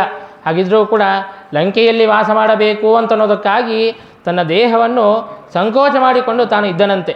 ಇನ್ನು ಸಂಹಾರವನ್ನು ಹೊಂದಿದಾಗ ರಾಕ್ಷಸರು ಸಂಹಾರ ಹೊಂದುವಂತಹ ಸಂದರ್ಭದಲ್ಲಿ ತಮ್ಮ ನಿಜವಾದಂತಹ ಸ್ವರೂಪವನ್ನು ಪಡೆಯುತ್ತಾರೆ. ನೋಡ್ರಿ, ಮಾರೀಚನ ಬಗ್ಗೆ ಕೇಳಿದ್ದಿ. ತನ್ನ ಮೇಲೆ ಬಾಣವನ್ನು ಪ್ರಯೋಗವನ್ನು ಮಾಡಿದಾಗ ಮಾಯಾಜಿಂಕೆಯ ವೇಷದಲ್ಲಿ ಇದ್ದ. ಆದರೆ ಯಾವಾಗ ಸಂಹಾರವನ್ನು ಹೊಂದುತ್ತಾ ಇದ್ನೋ ಆಗ ತನ್ನ ನಿಜವಾದಂತಹ ರೂಪವನ್ನು ಪಡೆದುಕೊಂಡು ಬಿಡುತ್ತಾನೆ. ಕೃಷ್ಣಾವತಾರದಲ್ಲೂ ಕೂಡ ಕೇಳುತ್ತೇವೆ ಅಲ್ಲ, ಪೂತನೆಯ ಸಂಹಾರವನ್ನು ಮಾಡಬೇಕಾದಾಗ ಸುಂದರವಾದಂತಹ ರೂಪವನ್ನು ಧಾರಣೆ ಮಾಡಿ ಬಂದಿದ್ಲು. ಆದರೆ ಯಾವಾಗ ಶ್ರೀಕೃಷ್ಣ ಪರಮಾತ್ಮ ತನ್ನ ಸ್ತನವನ್ನು ಕಚ್ಚಿ ಸಂಹಾರ ಮಾಡುತ್ತಾನೆಯೋ ತನ್ನ ದೊಡ್ಡದಾದಂತಹ ದೇಹವನ್ನು ಪಡೆದುಕೊಂಡು ಬಿಡುತ್ತಾಳೆ. ಹಾಗೆ ಆ ಕುಂಭಕರ್ಣನು ಕೂಡ ತನ್ನ ದೇಹವನ್ನು ಸಂಕೋಚ ಮಾಡಿಕೊಂಡು ಲಂಕೆಯಲ್ಲಿ ವಾಸ ಮಾಡುತ್ತಾ ಇದ್ದ. ಅಷ್ಟು ದೊಡ್ಡದಾದಂತಹ ದೇಹ ಆ ಲಂಕೆಯಲ್ಲಿ ಹಿಡಿಸುತ್ತಾನೇ ಇರಲಿಲ್ಲ. ಕೆಲವು ಜನ ಆಟೋದಲ್ಲಿ ಕೂತ್ರೆ ಆಟೋ ಪೂರ್ಣ ಅದೇ ಕವರ್ ಆಗಿಬಿಡ್ತದೆ. ಬೇರೆಯವ್ರು ಕೂಡಲಿಕ್ಕೆ ತ್ರೀ ಮೆಂಬರ್ಸ್ ಇಲ್ಲೇ ಇಲ್ಲ ಅದರಲ್ಲಿ, ತಾನು ಒಬ್ಬನೇ ಪ್ಯಾಕ್ ಆಗಿಬಿಡ್ತಾನೆ ನೋಡ್ರಿ. ಹಾಗೆ ಕುಂಭಕರ್ಣ ಇದ್ದರೆ ಬೇರೆ ಯಾರಿಗೂ ಕೂಡ ಇರಲಿಕ್ಕೆ ಅವಕಾಶನೇ ಇರ್ತಿರಲಿಲ್ಲ. ಹಾಗಾಗಿ ಕುಂಭಕರ್ಣ ತಾನು ಆ ದೇಹವನ್ನು ಸಂಕೋಚ ಮಾಡಿಕೊಂಡು ವಾಸವನ್ನು ಮಾಡ್ತಾ ಇದ್ದ. ಇನ್ನು ಯಾವಾಗ ರಾಮಚಂದ್ರ ದೇವರು ಸಂಹಾರವನ್ನು ಮಾಡಿದರೋ ಅವನ ದೇಹ ಅಂತ ಅನ್ನೋದು ದೊಡ್ಡದಾದಂತಹ ದೇಹವಾಗಿದೆ. ಆಗ ಕಪಿಗಳೆಲ್ಲರಿಗೂ ಕೂಡ ಆದೇಶವನ್ನು ಮಾಡಿ ತನ್ನ ಎಲ್ಲ ಅಂಗಾಂಗಗಳನ್ನೆಲ್ಲವನ್ನು ಕೂಡ ಛೇದನೆ ಮಾಡಿಸಿ ಸಮುದ್ರದಲ್ಲಿ ಹಾಕಿದ್ದಾರೆ. ಅಷ್ಟು ದೊಡ್ಡ ದೇಹವನ್ನು ಸಮುದ್ರದಲ್ಲಿ ಹಾಕಿದರೆ ಸಮುದ್ರ ಉಕ್ಕೇರಿ ಬರುತ್ತಾ ಇದೆ ಅಂತಂದರೆ ಅವನ ದೇಹ ಎಷ್ಟು ದೊಡ್ಡದಾದಂತಹ ಪರಿಮಾಣದಲ್ಲಿ ಇದೆ ಅಂತ ಅನ್ನೋದನ್ನು ನಾವು ಊಹೆ ಮಾಡಬಹುದು. ಅಂತಹ ಕುಂಭಕರ್ಣನನ್ನು ಅನಾಯಾಸವಾಗಿ ಶ್ರೀರಾಮಚಂದ್ರ ದೇವರು ಸಂಹಾರ ಮಾಡಿದ್ದಾರೆ. ನಾವು ಏನಂತಂದು ಅಂದುಕೊಳ್ಳುತ್ತೇವೆ ಅಂತಂದರೆ, ಬೇರೆ ಎಲ್ಲ ಯುದ್ಧಗಳನ್ನು ಕೇಳಿಬಿಟ್ಟು ಈಗ ಕುಂಭಕರ್ಣ, ರಾವಣ ಅವನ ಜೊತೆಗೆ ಯುದ್ಧವನ್ನು ಮಾಡಬೇಕು ಅಂತಂದಾಗ ಬಹಳ ದೊಡ್ಡದಾದಂತಹ ಯುದ್ಧವನ್ನು ವರ್ಣನೆ ಮಾಡಿರ್ತಾರೆ. ಯಾಕಂದರೆ ಮೇನ್ ವಿಲನ್ಸ್ ಅಲ್ಲ ಇವರು. ಮೇನ್ ವಿಲನ್ಸ್ ಜೊತೆಗೆ ಯುದ್ಧವನ್ನು ಆಡೋದು ಅಂತಂದರೆ ಅದು ಬಹಳ ಹೆಚ್ಚಾಗಿ ತೋರಿಸಬೇಕು ಅಂತ ಅನಿಸುತ್ತದೆ. ಆದರೆ ರಾಮಚಂದ್ರ ದೇವರ ಅನಂತವಾದಂತಹ ಪರಾಕ್ರಮ ಮುಂದೆ ಅವರೊಂದು ಕ್ಷಣವೂ ಕೂಡ ನಿಲ್ಲಕ್ಕೆ ಸಾಧ್ಯವಾಗುತ್ತಾ ಇಲ್ಲ. ಹಾಗಾಗಿ ಒಂದೊಂದೇ ಮಾತಿನಲ್ಲಿ ಆ ಎಲ್ಲ ಅಸುರರನ್ನು ಹೇಗೆ ಸಂಹಾರ ಮಾಡಿದ್ದಾನೆ ಅಂತ ಅನ್ನೋದನ್ನು ಹೇಳಿಬಿಡುತ್ತಾ ಇದ್ದಾರೆ. ದೊಡ್ಡದಾದಂತಹ ಯುದ್ಧ ನಡೆಯುವಂತಹ ಪ್ರಸಂಗವೇ ಇಲ್ಲ. ಯಾಕಂದರೆ ಆ ಪ್ರತಿಯಾಗಿ ಯುದ್ಧವಾಡುವಂತಹವರಿಗೆ ಅಷ್ಟು ಸಾಮರ್ಥ್ಯವಿಲ್ಲವೇ ಇಲ್ಲ. ಹಾಗಾಗಿ ಕುಂಭಕರ್ಣನನ್ನು ಅಷ್ಟು ಅನಾಯಾಸವಾಗಿ ಶ್ರೀರಾಮಚಂದ್ರ ಸಂಹಾರವನ್ನು ಮಾಡಿಬಿಟ್ಟಿದ್ದಾನೆ. ಆಗ ಮತ್ತೆ ಆ ರಾವಣನಿಗೆ ಮತ್ತೆ ಚಿಂತೆ ಅನ್ನೋದು ಹತ್ತಿಕೊಂಡಿದೆ. ಏನು ಮಾಡಬೇಕು, ನನಗೆ ಬಲಭುಜದಂತೆ ಇರುವಂತಹ ಕುಂಭಕರ್ಣನನ್ನು ಕೂಡ ಸಂಹಾರ ಮಾಡಿಬಿಟ್ಟಿದ್ದಾರೆ, ಏನು ಮಾಡಬೇಕು ಅಂತ ವಿಚಾರವನ್ನು ಮಾಡಿದಾಗ ಆಗ ತನ್ನ ಮಗನಾದಂತಹ ಇಂದ್ರಜಿತ್ ಬಂದು ಹೇಳುತ್ತಾನೆ, ಯಾಕೆ ತಂದೆ ಚಿಂತೆಯನ್ನು ಮಾಡುತ್ತಿ, ನಾನಿನ್ನ ಬದುಕಿದ್ದೇನೆ, ಇಂದ್ರನನ್ನೇ ನಾನು ಸೋಲಿಸಿದ್ದೇನೆ ಅಂತಹದ್ದು ರಾಮ ಒಂದು ಲೆಕ್ಕನೇ, ತಾನು ಇನ್ನೂ ಮನುಷ್ಯ, ಹಾಗಾಗಿ ನಾನು ರಾಮನ ಜೊತೆಗೆ ಯುದ್ಧವನ್ನು ಆಡುತ್ತೇನೆ, ನಾನು ಆ ಕಪಿಸೈನ್ಯವನ್ನು ಗೆದ್ದುಕೊಂಡು ಬರುತ್ತೇನೆ ಅಂತ ಹೇಳಿಬಿಟ್ಟು ಆಗ ಇಂದ್ರಜಿತ್ ತಾನು ಯುದ್ಧಕ್ಕೆ ಅಂತ ಬರುತ್ತಾ ಇದ್ದಾನೆ. ಆಗ ತಾನು ಯುದ್ಧಕ್ಕೆ ಅಂತ ಬರಬೇಕಾದಾಗ ತಾನು ಅಗ್ನಿಯಲ್ಲಿ ಹೋಮವನ್ನು ಮಾಡಿ ತಾನು ಯುದ್ಧಕ್ಕೆ ಅಂತ ಬರುತ್ತಾ ಇದ್ದಾನೆ. ಆಗ ಯುದ್ಧಕ್ಕೆ ಅಂತ ಬಂದು ತಾನು ಏನು ಮಾಡ್ತಾನೆ ಅಂತಂದರೆ ಅದೃಶ್ಯನಾಗಿ ಆಕಾಶಕ್ಕೆ ಹಾರಿ ಅದೃಶ್ಯನಾಗಿ ಅನೇಕ ಅಸ್ತ್ರಗಳನ್ನು ನಾಗಾಸ್ತ್ರಗಳನ್ನು ಪ್ರಯೋಗವನ್ನು ಮಾಡಿ ಅಸ್ತ್ರಗಳಿಂದಾಗಿ ಎಲ್ಲರನ್ನೂ ಕೂಡ ಮೂರ್ಛೆಗೊಳ್ಳುವಂತೆ ಮಾಡಿದ್ದಾನೆ. ಆಗ ಲಕ್ಷ್ಮಣನಿಗೆ ಆ ನಾಗಾಸ್ತ್ರವನ್ನು ಪರಿಹಾರ ಮಾಡುವಂತಹ ಸಾಮರ್ಥ್ಯ ಅಂತ ಅನ್ನೋದಿತ್ತು, ಮತ್ತು ಹನುಮಂತ ದೇವರಿಗೂ ಇತ್ತು, ರಾಮಚಂದ್ರ ದೇವರಿಗೂ ಇತ್ತು. ಆದರೆ ಅವರು ಯಾರೂ ಕೂಡ ಆ ನಾಗಾಸ್ತ್ರವನ್ನು ಪರಿಹಾರ ಮಾಡಲಿಲ್ಲ. ಎಲ್ಲ ಕಪಿಗಳು ಕೂಡ ಮೂರ್ಛೆಗೊಂಡಿದ್ದಾರೆ. ಆಗ ಗರುಡನು ಬಂದು ತನ್ನ ರೆಕ್ಕೆಗಳ ಒಂದು ವಾಯು ಮಾತ್ರದಿಂದಾಗಿ ಆ ಗಾಳಿಯ ಸ್ಪರ್ಶದಿಂದಲೇ ಆ ಎಲ್ಲ ಕಪಿಗಳು ಕೂಡ ಎಚ್ಚರಗೊಳ್ಳುವಂತೆ ಮಾಡಿದ್ದಾರೆ. ಈ ಕಡೆಗೆ ಇಂದ್ರಜಿತ್ ತಾನು ಎಲ್ಲರಿಗೂ ಕೂಡ ಬಂಧನೆಯನ್ನು ಮಾಡಿ ನಾಗಪಾಶದಿಂದಾಗಿ ಮೋಹಗಳಿಸಿ ಆ ಇಂದ್ರಜಿತ್ ಮತ್ತೆ ಅಲ್ಲಿಗೆ ಹೋಗಿ ರಾವಣನ ಜೊತೆಗೆ ಸಂತೋಷವನ್ನು ಹಂಚಿಕೊಳ್ಳುತ್ತಾ ಇದ್ದಾನೆ. ನೋಡು, ಎಲ್ಲ ಕಪಿಗಳನ್ನು ಕೂಡ ನಾನು ಮೂರ್ಛೆಗೊಳಿಸಿದ್ದೇನೆ, ಅವರೆಲ್ಲರೂ ಕೂಡ ಸೋತಿ ಹೋಗಿದ್ದಾರೆ ಎಂಬುದಾಗಿ ಸಂಭ್ರಮದಿಂದಾಗಿರುವಂತಹ ಸಂದರ್ಭದಲ್ಲಿ ಇಲ್ಲಿ ಗರುಡನು ಬಂದು ತನ್ನ ರೆಕ್ಕೆಗಳ ಗಾಳಿಯ ಸ್ಪರ್ಶ ಮಾತ್ರದಿಂದಾಗಿ ಮತ್ತೆ ಎಲ್ಲ ಕಪಿಗಳು ಎಚ್ಚರವಾಗುವಂತೆ ಮಾಡಿದ್ದಾನೆ. ಆಗ ಆ ಎಲ್ಲ ಕಪಿಗಳು ಕೂಡ ಧ್ವನಿಯನ್ನು ಮಾಡುತ್ತಾ ಇದ್ದಾರೆ, ನಾದವನ್ನು ಮಾಡುತ್ತಾ ಇದ್ದಾರೆ. ಆಗ ಆ ಕಪಿಗಳ ಧ್ವನಿಯನ್ನು ಮಾಡಿ ಮತ್ತೆ ಕೇಳಿ ಆ ಇಂದ್ರಜಿತ್ತಿಗೆ ಮತ್ತೆ ಭಯ ಅಂತ ಅನ್ನೋದು ಆಗುತ್ತಾ ಇದೆ, ಚಿಂತೆ ಅನ್ನೋದು ಹತ್ತಿಕೊಂಡಿದೆ. ಯಾಕೆ ಇಲ್ಲಿ ಲಕ್ಷ್ಮಣ ಅಥವಾ ಹನುಮಂತ ದೇವರು ಅಥವಾ ರಾಮಚಂದ್ರ ದೇವರು ಆ ನಾಗಾಸ್ತ್ರವನ್ನು ವಿಮೋಚನೆ ಮಾಡಬಹುದಾಗಿತ್ತು, ಆದರೆ ಯಾಕೆ ಮಾಡಲಿಲ್ಲ ಅಂತನ್ನೋದಕ್ಕೆ ಕಾರಣವನ್ನು ರಾಮಾಯಣ ತಿಳಿಸಿಕೊಡುತ್ತದೆ. ರಾಮಚಂದ್ರ ದೇವರು ಅವತಾರವನ್ನು ಮಾಡಬೇಕಾದಾಗ ಎಲ್ಲ ದೇವತೆಗಳಿಗೂ ಕೂಡ ಆದೇಶವನ್ನು ಮಾಡಿದರು. ಶಾಖ ಮೃಗಾದಿಭಾವೇನ ಹನುಮಾನ್ ಮಾರುತೋ ಭವತ್ ತಾದಿಷ್ಟ ಶ್ರಿಯಪತ್ಯ ಜಗ್ನಿರೇ ಕ್ಷಿತಿಮಂಡಲೆ, ನೀವೆಲ್ಲರೂ ಕೂಡ ನಾನಾ ರೂಪಗಳಿಂದಾಗಿ ಅವತಾರವನ್ನು ಮಾಡಿ ನನ್ನ ಸೇವೆಯನ್ನು ಮಾಡಿರಿ ಎಂಬುದಾಗಿ ಆದೇಶವನ್ನು ಮಾಡಿದ್ರಲ್ಲ, ಆ ಆದೇಶವನ್ನು ಪರಿಪಾಲನೆ ಮಾಡೋದಕ್ಕಾಗಿ ಅಂತ ಎಲ್ಲ ದೇವತೆಗಳು ಕೂಡ ಹುಟ್ಟುತ್ತಾ ಇದ್ದರು. ಆಗ ರಾಮಚಂದ್ರ ದೇವರು ಹೇಳುತ್ತಾರೆ ಗರುಡನಿಗೆ, ನೀನು ಅವತಾರವನ್ನು ಮಾಡಬೇಡ ಎಂಬುದಾಗಿ ಹೇಳುತ್ತಾರೆ. ಇಲ್ಲ ರಾಮಚಂದ್ರ, ನಿನ್ನ ಸೇವೆಯನ್ನು ಮಾಡಬೇಕು ಅಂತ ನನಗೂ ಆಸೆ ಇದೆ, ಹಾಗಾಗಿ ನಿನ್ನ ಸೇವೆಯನ್ನು ನನಗೂ ಕಲ್ಪಿಸಿಕೊಡು ಎಂಬುದಾಗಿ ಹೇಳಿದಾಗ ಅದಕ್ಕೆ ರಾಮಚಂದ್ರ ದೇವರು ಹೇಳುತ್ತಾರೆ, ನೀನು ಅವತಾರವನ್ನು ಮಾಡದೇ ಇದ್ದರೂ ಕೂಡ ನಿನ್ನ ಜೊತೆಗೆ ನಾನು ಸೇವೆಯನ್ನು ಸ್ವೀಕಾರ ಮಾಡುತ್ತೇನೆ. ಯಾವಾಗ ಇಂದ್ರಜಿತ್ತನ ನಾಗಾಸ್ತ್ರದಿಂದ ಎಲ್ಲರನ್ನೂ ಕೂಡ ಬಂಧನವನ್ನು ಮಾಡುತ್ತಾನೆಯೋ ಆಗ ನಮ್ಮೆಲ್ಲರಿಗೂ ಕೂಡ ಸಾಮರ್ಥ್ಯವಿದ್ದರೂ ಕೂಡ ನಾವು ಮೋಚನೆಯನ್ನು ಮಾಡೋದಿಲ್ಲ, ನೀನೇ ಬಂದು ಮೋಚನೆಯನ್ನು ಮಾಡು, ಅದೇ ನೀನು ನನಗೆ ಮಾಡುವಂತಹ ಸೇವೆ ಎಂಬುದಾಗಿ ರಾಮಚಂದ್ರ ದೇವರು ಹೇಳಿರುತ್ತಾರೆ. ಅದು ಲಕ್ಷ್ಮಣ ಹಾಗೂ ಹನುಮಂತ ದೇವರಿಗೆ ಗೊತ್ತಿರುತ್ತದೆ, ಹಾಗಾಗಿ ಅವರು ಮೋಚನೆಯನ್ನು ಮಾಡೋದಿಲ್ಲ. ಗರುಡನು ತಾನು ಬಂದು ಆ ಸೇವೆಯನ್ನು ಸಲ್ಲಿಸುತ್ತಾನೆ. ಅಂದರೆ ನೋಡ್ರಿ, ರಾಮಚಂದ್ರ ದೇವರು ಒಬ್ಬರೇ ಇಡೀ ರಾಕ್ಷಸರ ಸಂಹಾರವನ್ನು ಮಾಡೋದಕ್ಕೆ ಅತ್ಯಂತ ಸಮರ್ಥರು. ಹಾಗಿದ್ರೂ ಕೂಡ ಎಲ್ಲ ದೇವತೆಗಳನ್ನು ಯಾಕೆ ಹುಟ್ಟಿಸಿದ್ದಾರೆ ಅಂತಂದರೆ ಕೇವಲ ಅವರ ಮೇಲೆ ಅನುಗ್ರಹವನ್ನು ಮಾಡೋದಕ್ಕಾಗಿ, ಅವರ ಸೇವೆಯನ್ನು ಸ್ವೀಕಾರ ಮಾಡಿ ಅವರ ಮೇಲೆ ಅನುಗ್ರಹವನ್ನು ಮಾಡೋದಕ್ಕಾಗಿ ಅಂತ ರಾಮಚಂದ್ರ ದೇವರು ಆ ಸೇವಾ ಭಾಗ್ಯವನ್ನು ಕಲ್ಪಿಸಿಕೊಟ್ಟಿದ್ದಾರೆ. ಈಗ ಒಂದು ಸಣ್ಣ ದೃಷ್ಟಾಂತವನ್ನು ಶಾಸ್ತ್ರ ನಮಗೆ ತಿಳಿಸಿಕೊಡುತ್ತದೆ. ಈಗ ಸಣ್ಣ ಮಕ್ಕಳು ಏನು ಮಾಡ್ತಾರೆ ಅಂತಂದರೆ, ತಾತ ಅಜ್ಜಿ ಅವರು ಕೋಲನ್ನು ಹಿಡಿದುಕೊಂಡು ನಡೆಯುತ್ತಾ ಇದ್ದರೆ ಈ ಸಣ್ಣ ಮಕ್ಕಳು ಕೂಡ ಸುಮ್ಮನೆ ಅವರನ್ನು ವಿಡಂಬನೆಯನ್ನು ಮಾಡಬೇಕು, ಅವರು ಮಾಡಿದಂತೆ ಮಾಡಬೇಕು ಅನ್ನುವಂತಹ ಅಪೇಕ್ಷೆಯಿಂದಾಗಿ ತಾನೂ ಕೂಡ ಕೋಲನ್ನು ಹಿಡಿದುಕೊಂಡು ನಡೆಯುತ್ತಾನೆ. ಅಂದರೆ ಆ ಕೋಲನ್ನು ಬಿಟ್ಟು ನಡೆಯೋದಕ್ಕೆ ತನಗೆ ಸಾಮರ್ಥ್ಯವಿಲ್ಲೇನು? ಸಾಮರ್ಥ್ಯ ಇದ್ದೇ ಇದೆ. ಹಾಗಿದ್ದರೂ ಕೂಡ ಸುಮ್ಮನೆ ವಿಡಂಬನೆಯನ್ನು ಹೇಗೆ ಮಾಡುತ್ತಾರೋ ಹಾಗೆ ಪರಮಾತ್ಮ ಇವರನ್ನೆಲ್ಲರನ್ನೂ ಕೂಡ ಬಿಟ್ಟು ಎಲ್ಲ ಕಾರ್ಯಗಳನ್ನು ಮಾಡೋದಕ್ಕೆ ಸಮರ್ಥನಾಗಿದ್ದಾನೆ. ಸೃಷ್ಟಿಯಾದಿ ಕಾರ್ಯವನ್ನು ಕೂಡ ಬ್ರಹ್ಮಾದಿ ದೇವತೆಗಳು ಬೇಕೇ ಆಗಿಲ್ಲ, ತಾನೇ ಸೃಷ್ಟಿಯನ್ನು ಮಾಡ್ಬೋದು, ತಾನೇ ಸಂಹಾರವನ್ನು ಮಾಡ್ಬೋದು. ಬ್ರಹ್ಮದೇವರು ಬೇಕಾಗಿಲ್ಲ, ರುದ್ರದೇವರು ಬೇಕಾಗಿಲ್ಲ. ಹಾಗಿದ್ದರೂ ಕೂಡ ಅವರಿಗೆ ಸಾಧನೆಯನ್ನು ಮಾಡಿಸಿ ಅವರಿಗೆ ಮುಕ್ತಿಯನ್ನು ಕೊಡಬೇಕು, ಅವರಿಗೆ ಯೋಗ್ಯವಾದಂತಹ ಗತಿಯನ್ನು ಅವರಿಗೆ ಕೊಡಬೇಕು ಎಂಬುದಾಗಿ ಆ ಸೇವೆಯನ್ನು ಸ್ವೀಕಾರ ಮಾಡುತ್ತಾ ಇರುತ್ತಾನೆ ಭಗವಂತ. ಹಾಗೆ ಆ ಭಗವಂತನ ಆದೇಶದಂತೆ ಎಲ್ಲ ದೇವತೆಗಳು ಹುಟ್ಟಿದ್ದಾರೆ, ಅವತಾರವನ್ನು ಮಾಡಿದ್ದಾರೆ. ಗರುಡನಿಗೆ ಆ ಸೇವೆಯ ಅವಕಾಶವನ್ನು ಕೊಡೋದಕ್ಕಾಗಿ ಅಂತ ಪರಮಾತ್ಮ ಆ ಸೇವೆಯನ್ನು ಸ್ವೀಕಾರ ಮಾಡಿದ್ದಾನೆ. ಮತ್ತು ಆ ಗರುಡನ ಆ ಗಾಳಿಯ ಸ್ಪರ್ಶದಿಂದಲೇ ಅವರೆಲ್ಲರೂ ಕೂಡ ಮತ್ತೆ ಎಚ್ಚರಗೊಂಡು ಜೋರಾಗಿ ಧ್ವನಿಯನ್ನು ಮಾಡುತ್ತಾ ಇದ್ದಾರೆ. ಆಗ ಇಂದ್ರಜಿತ್ತು ಮತ್ತು ರಾವಣ ಅವರಿಬ್ಬರೂ ಕೂಡ ಮತ್ತೆ ಚಿತ್ತಾಕ್ರಾಂತರಾಗಿದ್ದಾರೆ. ಈಗಲೇ ತಾನೇ ನಾನು ಅವರನ್ನು ಬಂಧಿಸಿದ್ದೆ, ಈಗ ಮತ್ತೆ ಏನಾಗಿದೆ ಎಂಬುದಾಗಿ ಆಗ ಮತ್ತೆ ಇಂದ್ರಜಿತ್ತು ತಾನು ಚಿಂತಾಕ್ರಾಂತನಾಗಿ ಮತ್ತೆ ಅಗ್ನಿಯಲ್ಲಿ ಹೋಮವನ್ನು ಮಾಡಿ ತಾನು ಯುದ್ಧಕ್ಕೆ ಅಂತ ಬಂದಿದ್ದಾನೆ. ಯುದ್ಧಕ್ಕೆ ಅಂತ ಬಂದಾಗ ಆಗ ತನ್ನ ಅಸ್ತ್ರಗಳಿಂದಾಗಿ ಈ ಸಲ ಲಕ್ಷ್ಮಣನಿಂದಾಗಿ ಸಹಿತರಾಗಿ ಎಲ್ಲ ಕಪಿಗಳು ಕೂಡ ಮೂರ್ಛೆ ಹೊಂದುವಂತೆ ಮಾಡಿದ್ದಾನೆ. ಅವರೆಲ್ಲರೂ ಕೂಡ ಮೂರ್ಛಿತರಾಗಿ ಕೆಳಗೆ ಬಿದ್ದು ಬಿಟ್ಟಿದ್ದಾರೆ. ಲಕ್ಷ್ಮಣ ತನಗೆ ಯದ್ಯಪಿ ಆ ಅಸ್ತ್ರದಿಂದಾಗಿ ಏನೂ ಆಗಬೇಕಾಗಿದ್ದು ಇಲ್ಲ, ಹಾಗಿದ್ದರೂ ಕೂಡ ಸುಮ್ಮನೆ ತಾನು ನಾಟಕವನ್ನು ಮಾಡುತ್ತಾ ಇದ್ದಾನೆ. ಆಗ ವಿಭೀಷಣ ತಾನು ಅಲ್ಲಿ ಇರಲಿಲ್ಲ, ತಾನು ಲಂಕೆಯಲ್ಲಿ ಏನು ನಡೆಯುತ್ತಾ ಇದೆ, ಎಲ್ಲರ ಯೋಗಕ್ಷೇಮ ಹೇಗಿದೆ ಅಂತನ್ನೋದನ್ನು ನೋಡಿಕೊಂಡು ಬರೋಣ ಅಂತ ಲಂಕೆಯಲ್ಲಿ ಸಂಚಾರ ಮಾಡೋದಕ್ಕಾಗಿ ಅಂತ ತಾನು ಹೋಗಿದ್ದ. ಈಗ ತಾನು ಬಂದು ನೋಡುತ್ತಾನೆ, ಎಲ್ಲ ಕಪಿಗಳು ಕೂಡ ಮೂರ್ಛೆಗೊಂಡು ಕೆಳಗೆ ಬಿದ್ದಿದ್ದಾರೆ. ಹೋಗಿ ಜಾಂಬವಂತನನ್ನು ಎಬ್ಬಿಸುತ್ತಾನೆ. ಸ್ವಲ್ಪ ನೀರು ಪ್ರೋಕ್ಷಣೆ ಮಾಡಿ ಜಾಂಬವಂತನನ್ನು ಎಬ್ಬಿಸಿ ಕೇಳುತ್ತಾನೆ, ಬದುಕಿದ್ದೀಯಾ ಎಂಬುದಾಗಿ ಕೇಳಿದರೆ ಆಗ ಜಾಂಬವಂತ ಹೇಳುತ್ತಾನೆ, ಹನುಮಂತ ತಾನು ಜೀವಂತನಾಗಿ ಇದ್ದಾನೆಯಾ ಇಲ್ಲವಾ? ಹನುಮಂತ ಜೀವಂತನಾಗಿದ್ದರೆ ನಾವೆಲ್ಲರೂ ಕೂಡ ಜೀವಿಸುತ್ತೇವೆ, ಹನುಮಂತ ಜೀವಂತನಾಗಿಲ್ಲ ಅಂತಂದರೆ ನಮ್ಮೆಲ್ಲ ಮರಣ ಅಂತನ್ನೋದು ಸಿದ್ಧ ಎಂಬುದಾಗಿ ತಿಳಿ ಎಂಬುದಾಗಿ ಹೇಳಿದಾಗ, ಹೌದು ಹನುಮಂತ ದೇವರು ಚೆನ್ನಾಗಿಯೇ ಇದ್ದಾರೆ ಅಂತ ಹೇಳಿದಾಗ ಆಗ ಜಾಂಬವಂತ ಸ್ವಲ್ಪ ಎಚ್ಚರಗೊಂಡು ಹೇಳುತ್ತಾನೆ, ಗಂಧಮಾದನ ಪರ್ವತ ಅಂತ ಇದೆ, ಆ ಪರ್ವತದಲ್ಲಿ ಸಂಜೀವಿನಿ ಔಷಧವಿದೆ, ಆ ಔಷಧವನ್ನು ತೆಗೆದುಕೊಂಡು ಬಾ. ಎಲ್ಲ ಕಪಿಗಳು ಕೂಡ ಮತ್ತೆ ಎಚ್ಚರಗೊಳ್ಳುತ್ತಾರೆ, ಅವರೆಲ್ಲರೂ ಕೂಡ ಮತ್ತೆ ಪುನಃ ಜೀವಿಸುತ್ತಾರೆ ಅಂತ ಹೇಳಿದಾಗ ಹನುಮಂತ ದೇವರು ಅತ್ಯಂತ ಅನಾಯಾಸವಾಗಿ ಆ ಗಂಧಮಾದನ ಪರ್ವತವನ್ನು ತರೆಯುತ್ತಾರೆ.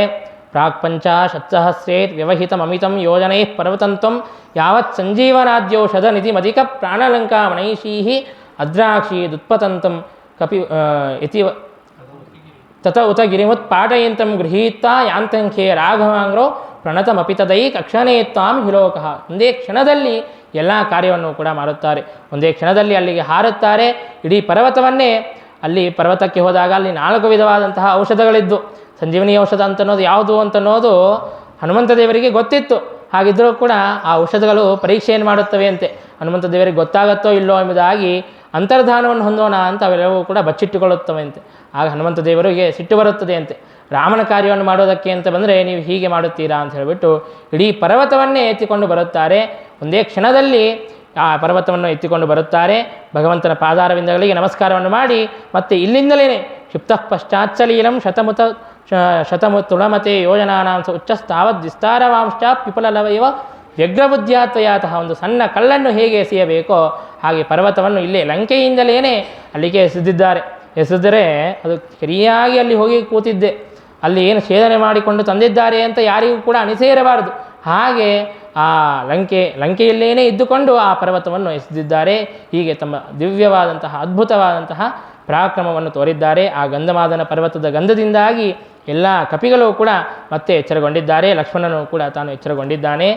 ಹೀಗೆ ಮತ್ತೆ ಆ ಕಪಿಗಳೆಲ್ಲರೂ ಕೂಡ ಎದ್ದು ತಾವು ಧ್ವನಿಯನ್ನು ಮಾಡುತ್ತಾ ಇರೋದನ್ನು ಕಂಡು ರಾವಣ ಮತ್ತು ಇಂದ್ರಜಿತ್ತಿಗೆ ಬಹಳ ಚಿಂತೆ ಆಗುತ್ತದೆ. ಇಂದ್ರಜಿತ್ತಿಗೆ ಬಹಳ ಭಯವಾಗುತ್ತದೆ. ಏನು ಮಾಡಿದರೂ ಕೂಡ ಇವರು ಸಾಯುತ್ತಾ ಇಲ್ಲವಲ್ಲ ಅಂತ ಹೇಳಿಬಿಟ್ಟು ಮತ್ತೊಮ್ಮೆ ತಾನು ಯುದ್ಧವನ್ನು ಆಡೋದಕ್ಕಾಗಿ ಅಂತ ಹೋಮವನ್ನು ಮಾಡಿ ಬರುತ್ತಾನೆ. ಆಗ ತಾನು 3ನೇ ಸಲ ಯುದ್ಧಕ್ಕೆ ಅಂತ ಬಂದಾಗ ಆಗ ಲಕ್ಷ್ಮಣ ಕೇಳುತ್ತಾನೆ, ರಾಮಚಂದ್ರ ದೇವರಿಗೆ ಕೇಳುತ್ತಾನೆ, ರಾಮ ನೀನು ಅನುಜ್ಞೆಯನ್ನು ಕೊಟ್ಟರೆ ನಾನು ಇವನ ಮೇಲೆ ಬ್ರಹ್ಮಾಸ್ತ್ರವನ್ನು ಪ್ರಯೋಗವನ್ನು ಮಾಡಿ ಸಂಹಾರ ಮಾಡುತ್ತೇನೆ ಅಂತ ಹೇಳಿದಾಗ ರಾಮಚಂದ್ರ ದೇವರು ಹೇಳುತ್ತಾರೆ, ನೋಡು, ಯಾರು ಅದೃಶ್ಯರಾಗಿ ಯುದ್ಧವನ್ನು ಆಡುತ್ತಾ ಇದ್ದಾರೆ ಅಂತಹವರ ಮೇಲೆ ಬ್ರಹ್ಮಾಸ್ತ್ರವನ್ನು ಪ್ರಯೋಗವನ್ನು ಮಾಡೋದು ಇದು ಯುದ್ಧದ ನೀತಿಯಲ್ಲ. ಹಾಗಾಗಿ ನಿನಗೆ ಸಾಮಾನ್ಯವಾದಂತಹ ಬಾಣದಿಂದಾಗಿ ಪ್ರಯೋಗವನ್ನು ಮಾಡಿ ಅವನನ್ನು ಸಂಹಾರ ಮಾಡೋದಕ್ಕೆ ಸಾಧ್ಯವಿಲ್ಲ ಅಂತಂದರೆ ಹೇಳೋ, ನಾನು ಸಾಮಾನ್ಯವಾದಂತಹ ಬಾಣದಿಂದಲೇ ಅವನನ್ನು ಸಂಹಾರ ಮಾಡುತ್ತೇನೆ ಎಂಬುದಾಗಿ ರಾಮಚಂದ್ರ ದೇವರು ಹೇಳಿದಾಗ ಇಂದ್ರಜಿತ್ ಅದನ್ನು ನೋಡುತ್ತಾನೆ. ಅಮ್ಮೋ, ನಾನು ರಾಮಚಂದ್ರ ದೇವರಿಗೆ ಕಂಡೆ, ನಾನು ಏನಾದರೂ ರಾಮಚಂದ್ರ ದೇವರ ಕಣ್ಣಿಗೆ ಬಿದ್ದೆ ಅಂತಂದರೆ ರಾಮಚಂದ್ರ ದೇವರು ನನ್ನನ್ನು ಸಂಹಾರ ಮಾಡಿಬಿಡುತ್ತಾರೆ ಅಂತ ಅಲ್ಲಿಂದ ತಾನು ಪಲಾಯನವನ್ನು ಮಾಡಿಬಿಡುತ್ತಾನೆ. ಆಗ ವಿಭೀಷಣ ಬಂದು ರಾಮಚಂದ್ರ ದೇವರಿಗೆ ಪ್ರಾರ್ಥನೆಯನ್ನು ಮಾಡಿಕೊಳ್ಳುತ್ತಾನೆ, ನೋಡು ರಾಮ, ತಾನು ಹೋಮವನ್ನು ಮಾಡಿ ಬಂದ ಅಂತಂದರೆ, ಅಗ್ನಿಯಲ್ಲಿ ಹೋಮವನ್ನು ಮಾಡಿ ಬಂದ ಅಂತಂದರೆ ಅವನ ಸಂಹಾರ ಮಾಡಲಿಕ್ಕೆ ಸಾಧ್ಯವಾಗುವುದಿಲ್ಲ. ಯಾಕೆಂದರೆ ಅವನಿಗೆ ವರವಿದೆ. ಹಾಗಾಗಿ ತಾನು ಅಗ್ನಿಯಲ್ಲಿ ಹೋಮವನ್ನು ಮಾಡಿ ಬಂದರೆ ಅವನಿಗೆ ಸಾಯಬಾರದು ಎಂಬುದಾಗಿ ವರವಿದ್ದದ್ದರಿಂದಾಗಿ ಅವನು ಸಾಯುತ್ತಾ ಇಲ್ಲ. ಈ ಸಲ ತಾನು ಹೋಮವನ್ನು ಮಾಡೋದಕ್ಕಿಂತಲೂ ಪೂರ್ವದಲ್ಲಿಯೇ ಅವನ ಜೊತೆಗೆ ಯುದ್ಧವನ್ನು ಆಡೋದಕ್ಕೆ ಎಲ್ಲರನ್ನೂ ಕೂಡ ಪ್ರಚೋದನೆಯನ್ನು ಮಾಡು, ಲಕ್ಷ್ಮಣನನ್ನು ಕೊಟ್ಟು ಕಳುಹಿಸು ಎಂಬುದಾಗಿ ಹೇಳಿದಾಗ ಆಗ ರಾಮಚಂದ್ರ ದೇವರು ಆಜ್ಞೆಯನ್ನು ಮಾಡಿದ್ದಾರೆ. ಲಕ್ಷ್ಮಣ ಎಲ್ಲ ಕಪಿಗಳಿಂದಾಗಿ ಸಹಿತನಾಗಿ ತಾನು ನಿಕುಂಭಿಲ ಅನ್ನುವಂತಹ ಪ್ರದೇಶದಲ್ಲಿ ಹೋಮವನ್ನು ಮಾಡುತ್ತಾ ಇರುತ್ತಾನೆ. ಆಗ ಎಲ್ಲ ಕಪಿಗಳಿಂದಾಗಿ ಸಹಿತನಾಗಿ ಲಕ್ಷ್ಮಣ ಅಲ್ಲಿಗೆ ಬರುತ್ತಾನೆ. ಆ ಕಪಿಗಳೆಲ್ಲರೂ ಕೂಡ ಅವನ ಏನು ಆ ಹೋಮಕ್ಕೆ ವಿಘ್ನವನ್ನು ಉಂಟು ಮಾಡುತ್ತಾರೆ. ಆ ವಿಘ್ನವನ್ನು ಉಂಟು ಮಾಡಿದಾಗ ಆಗ ಆ ಇಂದ್ರಜಿತ್ತು ಬಹಳ ಸಿಟ್ಟಿಗೆ ಬಂದು ತಾನು ಯುದ್ಧಕ್ಕೆ ಅಂತ ಬರುತ್ತಾನೆ. ಯುದ್ಧಕ್ಕೆ ಅಂತ ಬಂದಾಗ ಲಕ್ಷ್ಮಣ ಚೆನ್ನಾಗಿ ಯುದ್ಧವನ್ನು ಆಡಿ ಆ ಶಸ್ತ್ರಾಸ್ತ್ರಗಳನ್ನು ಪ್ರಯೋಗವನ್ನು ಮಾಡಿ ಇಂದ್ರಜಿತ್ತನ್ನು ಸಂಹಾರ ಮಾಡುತ್ತಾನೆ. ಹಾಗೆ ಸಂಹಾರವನ್ನು ಮಾಡಿದಾಗ ಎಲ್ಲ ದೇವತೆಗಳು ಕೂಡ ಸಂತೋಷದಿಂದಾಗಿ ಲಕ್ಷ್ಮಣನ ಮೇಲೆ ಪುಷ್ಪವೃಷ್ಟಿಯನ್ನು ಮಾಡುತ್ತಾರೆ. ಹೀಗೆ ಲಕ್ಷ್ಮಣ ತಾನು ಇಂದ್ರಜಿತ್ತನ್ನು ಕೂಡ ಸಂಹಾರ ಮಾಡಿಬಿಟ್ಟಿದ್ದಾನೆ. ಇನ್ನು ಉಳಿದಿದ್ದು ರಾವಣೊಬ್ಬನೇ ಉಳಿದಿದ್ದಾನೆ.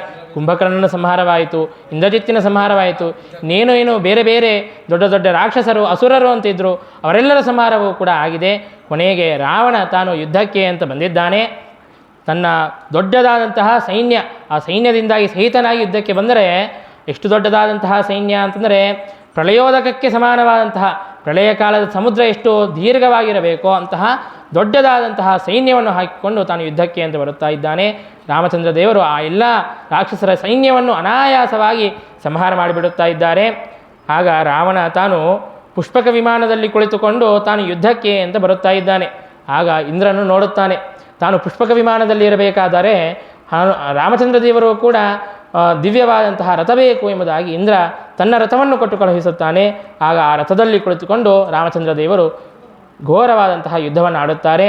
ಆ ರಾವಣನ ಶಿರಸ್ಸುಗಳನ್ನು ಎಷ್ಟು ಸಲ ಛೇದನೆ ಮಾಡಿದರೂ ಕೂಡ ಬ್ರಹ್ಮದೇವರ ವರ ಇದ್ದದ್ದರಿಂದಾಗಿ ಮತ್ತೆ ಪುನಃ ಬರುತ್ತಾ ಇತ್ತು. ಕೊನೆಗೂ ಕೂಡ ರಾಮಚಂದ್ರ ದೇವರು ಇನ್ನು ಕ್ರೀಡೆಯನ್ನು ಆಡಿದ್ದು ಸಾಕು ಅಂತ ಹೇಳಿಬಿಟ್ಟು ಆ ರಾವಣನ ಎದೆಗೆ ಪ್ರಹಾರವನ್ನು ಮಾಡಿದ್ದಾರೆ. ಬಾಣದಿಂದಾಗಿ ಪ್ರಹಾರವನ್ನು ಮಾಡಿದಾಗ ರಾವಣ ತನ್ನ ಎಲ್ಲ ಮುಖಗಳಿಂದಲೂ ಕೂಡ ರಕ್ತವನ್ನು ಕಾರುತ್ತಾ ತಾನು ಪ್ರಾಣವನ್ನು ಕಳೆದುಕೊಂಡು ಕೆಳಗೆ ಬಿದ್ದಿದ್ದಾನೆ. ಹೀಗೆ ಶ್ರೀರಾಮಚಂದ್ರ ತಾನು ರಾವಣನ ಸಂಹಾರವನ್ನು ಮಾಡಿದ್ದಾನೆ, ಎಲ್ಲ ದುಷ್ಟರ ನಿಗ್ರಹವನ್ನು ಮಾಡಿದ್ದಾನೆ. ಸರಿಯಾಗಿ 12 ಗಂಟೆ ಆಗುತ್ತಾ ಇದೆ. ಹಾಗಾಗಿ ರಾಮಚಂದ್ರ ದೇವರ ಜನ್ಮವಾದಂತಹ ದಿವ್ಯವಾದಂತಹ ಕ್ಷಣಗಳಲ್ಲಿ ರಾಮಚಂದ್ರ ದೇವರನ್ನು ತೊಟ್ಟಲಲ್ಲಿ ಹಾಕಿ ತೂಗೋಣ. ಇನ್ನು ಮುಂದೆ ರಾಮಚಂದ್ರ ದೇವರು ಎಲ್ಲ ಕಪಿಗಳ ಮೇಲೆ ಹೇಗೆ ಅನುಗ್ರಹವನ್ನು ಮಾಡಿದರು ಆ ಎಲ್ಲ ಕಥಾಭಾಗವನ್ನು ಆ ತೊಟ್ಟಲಲ್ಲಿ ಹಾಕಿ ಮತ್ತೆ ಆ ಪ್ರವಚನ ಕಾರ್ಯಕ್ರಮವನ್ನು ಮುಂದುವರಿಸೋಣ ಎಂಬುದಾಗಿ ಹೇಳುತ್ತಾ ಭಾರತೀಯ ಮುಖ್ಯ ಪ್ರಾಣ ಶ್ರೀ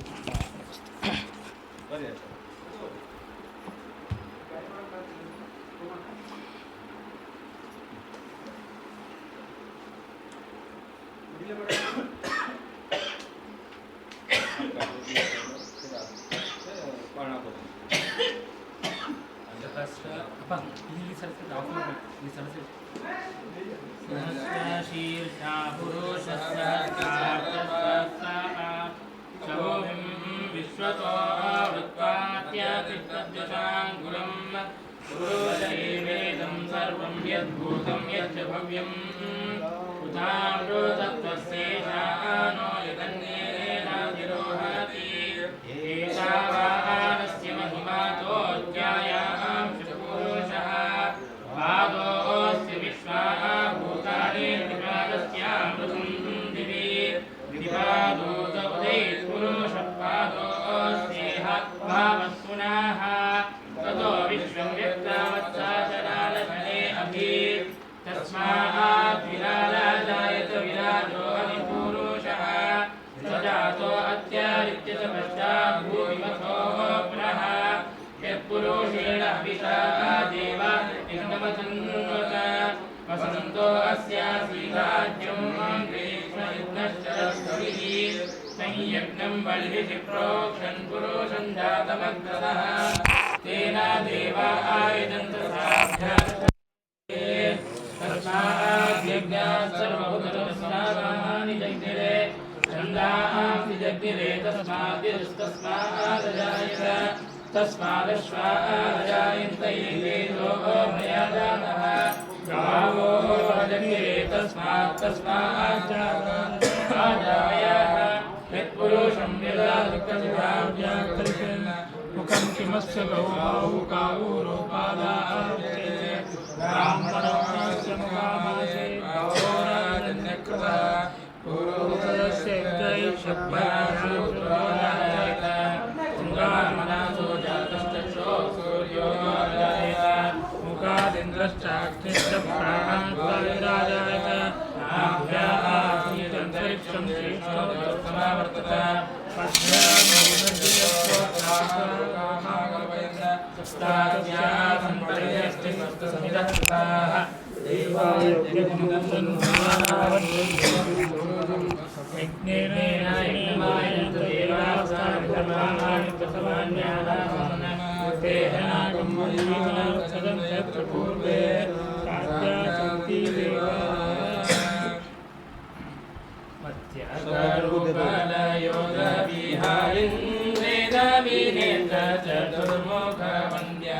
पूर्वस्वरूपकमन्दरधारिं लोकविधानक देववरेण्या जो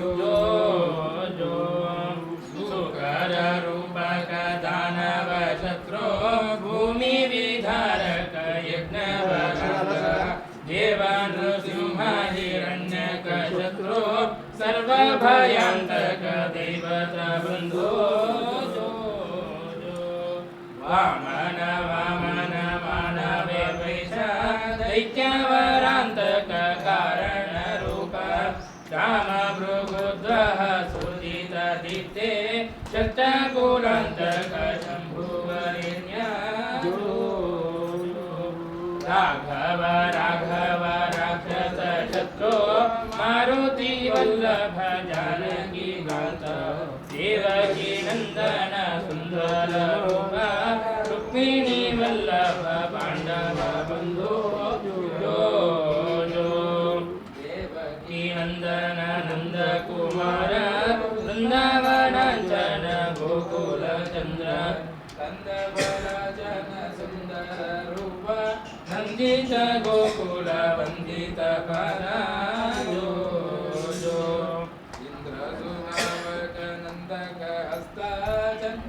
चर्चित सुंदरी नाथ इंदेवरोदर कनयन मंदरधारिं गोविंद वंदे जो चंद्रशतानन कुंद सुहासा नंदित दैवतानंद सुपूर्ण दैत्य विमोहक नित्य स्वरूपा दुष्टकुलान्तक कल्किस्वरूप धर्म विवर्धन मूलयुगादे नारायणामल कारणमूर्ते पूर्णगुणार्णव नित्य सुबोध पापहर ಲಾಡಿ ಹಾಡ ಹೇಳ್ರಿ.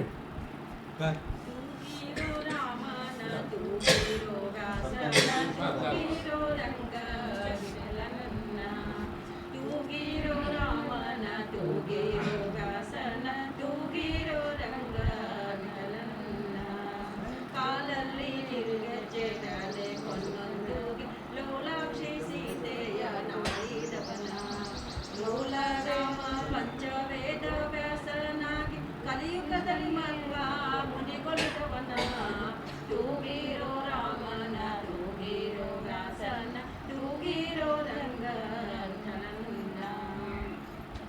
ದಶರಥ ನಂದನ ಶಮುಖ ಹರಿದವನ ಪಶುಪತಿ ರುದ್ರಗೆ ಪ್ರಿಯನಾದವನ ವಸತಿಯೊಳಗೆ ಸುಖ ತೀರ್ಥವನಿದ್ದ ವಿಸುಜಾಕ್ಷ ಶ್ರೀ ದಿಗ್ವಿಜಯ ರಾಮನ ತೂಗಿರೋ ರಾಮನ ತೂಗಿರೋ ವ್ಯಾಸನ ತೂಗಿರೋ ರಂಗ ವಿಠಲನ ಕುಕ್ಷಿಯೋಳಿರೆಡು ಜಗವನೆಲ್ಲವ ತಾಳಿ ರಕ್ಷಿಪ ಪೀಳಿಗೆ ರಾಮನ ಆಕ್ಷೋಪೆ ಮುನಿಪಾಗೆ ಅಧಿಕ ಫಲವಾನೆ ಪಕ್ಷಿ ವಾಹನ ಪ್ರಸನ್ನ ವಿಠಲನ್ನ ತೂಗಿರೋ ರಾಮನ ತೂಗಿರೋ ವ್ಯಾಸನ ತೂಗಿರೋ ರಂಗ ವಿಠಲನ್ನ ತೂಗಿರೋ ರಾಮನ ತೂಗಿರೋ ವ್ಯಾಸನ ತೂಗಿರೋ ರಂಗ ವಿಠಲನ್ನ ತೂಗಿರೋ ರಂಗ ವಿಠಲನ್ನ ನೈವೇದ್ಯ ಕರುಣ ಆರ್ತಿ ಸೀತಾಪದೇ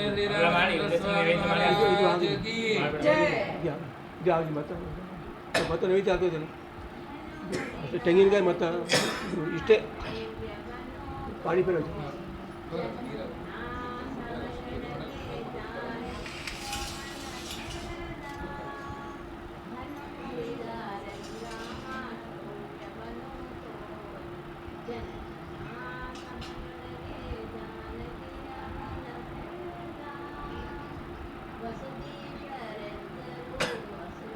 आरती करें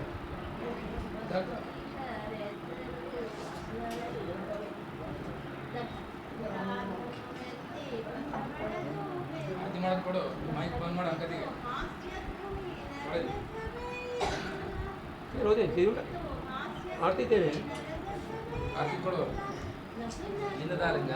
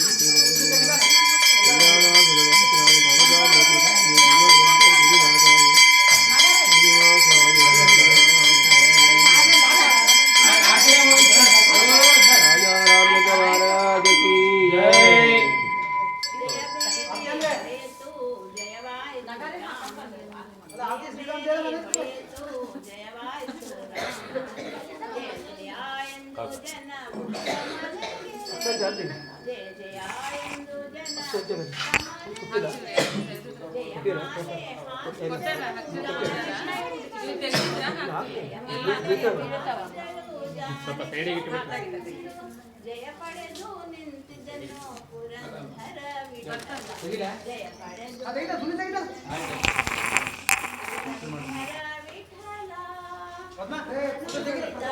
ಗ್ರಾಮ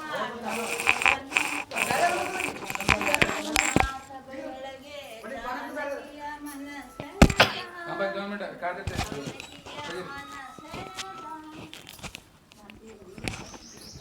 ಒಂದೊಂದು ಒಂದೊಂದು ಒಂದೊಂದು ಒಂದು ನಿಮಿಷ ಅದೇ ಹಾಕಿ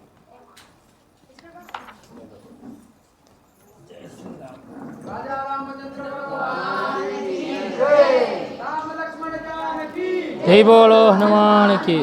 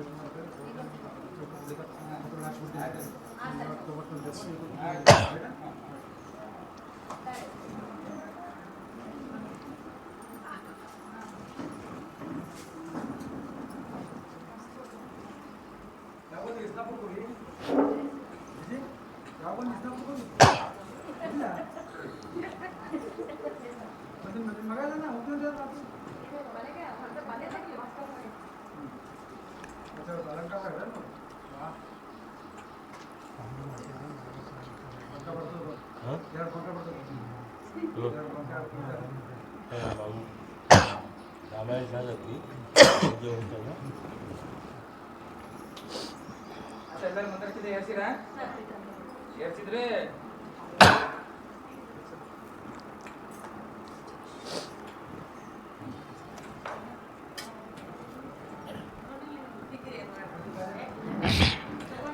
ಶ್ರೀ ಗುರುಭ್ಯೋ ನಮಃ. ಹೀಗೆ ಶ್ರೀರಾಮಚಂದ್ರ ದೇವರು ತಾವು ಭೂಭಾರ ಹರಣವನ್ನು ಮಾಡಿದ್ದಾರೆ. ಸಮಸ್ತ ಅಸುರರನ್ನು ಕೂಡ ನಿಗ್ರಹವನ್ನು ಮಾಡಿ ದುಷ್ಟ ಶಿಕ್ಷಣೆಯನ್ನು ಮಾಡಿ ಶಿಷ್ಟರ ರಕ್ಷಣೆಯನ್ನು ಮಾಡಿದ್ದಾನೆ ಶ್ರೀರಾಮಚಂದ್ರ.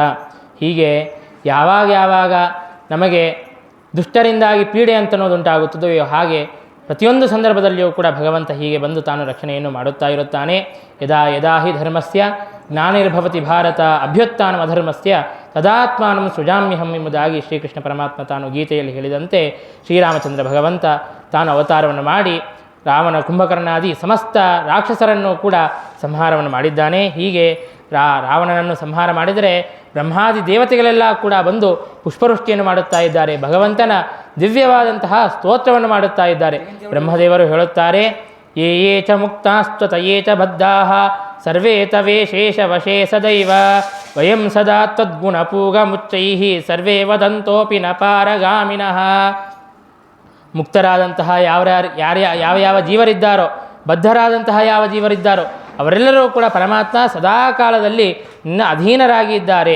ನಾವೆಲ್ಲ ದೇವತೆಗಳೆಲ್ಲರೂ ಕೂಡ ಸೇರಿ ನಿನ್ನ ಸ್ತೋತ್ರವನ್ನು ಮಾಡಿದರೂ ಕೂಡ ನಿನ್ನ ಗುಣಗಳನ್ನು ಪೂರ್ಣವಾಗಿ ಕೊಂಡಾಡೋದಕ್ಕೆ ಸಾಧ್ಯವಿಲ್ಲ.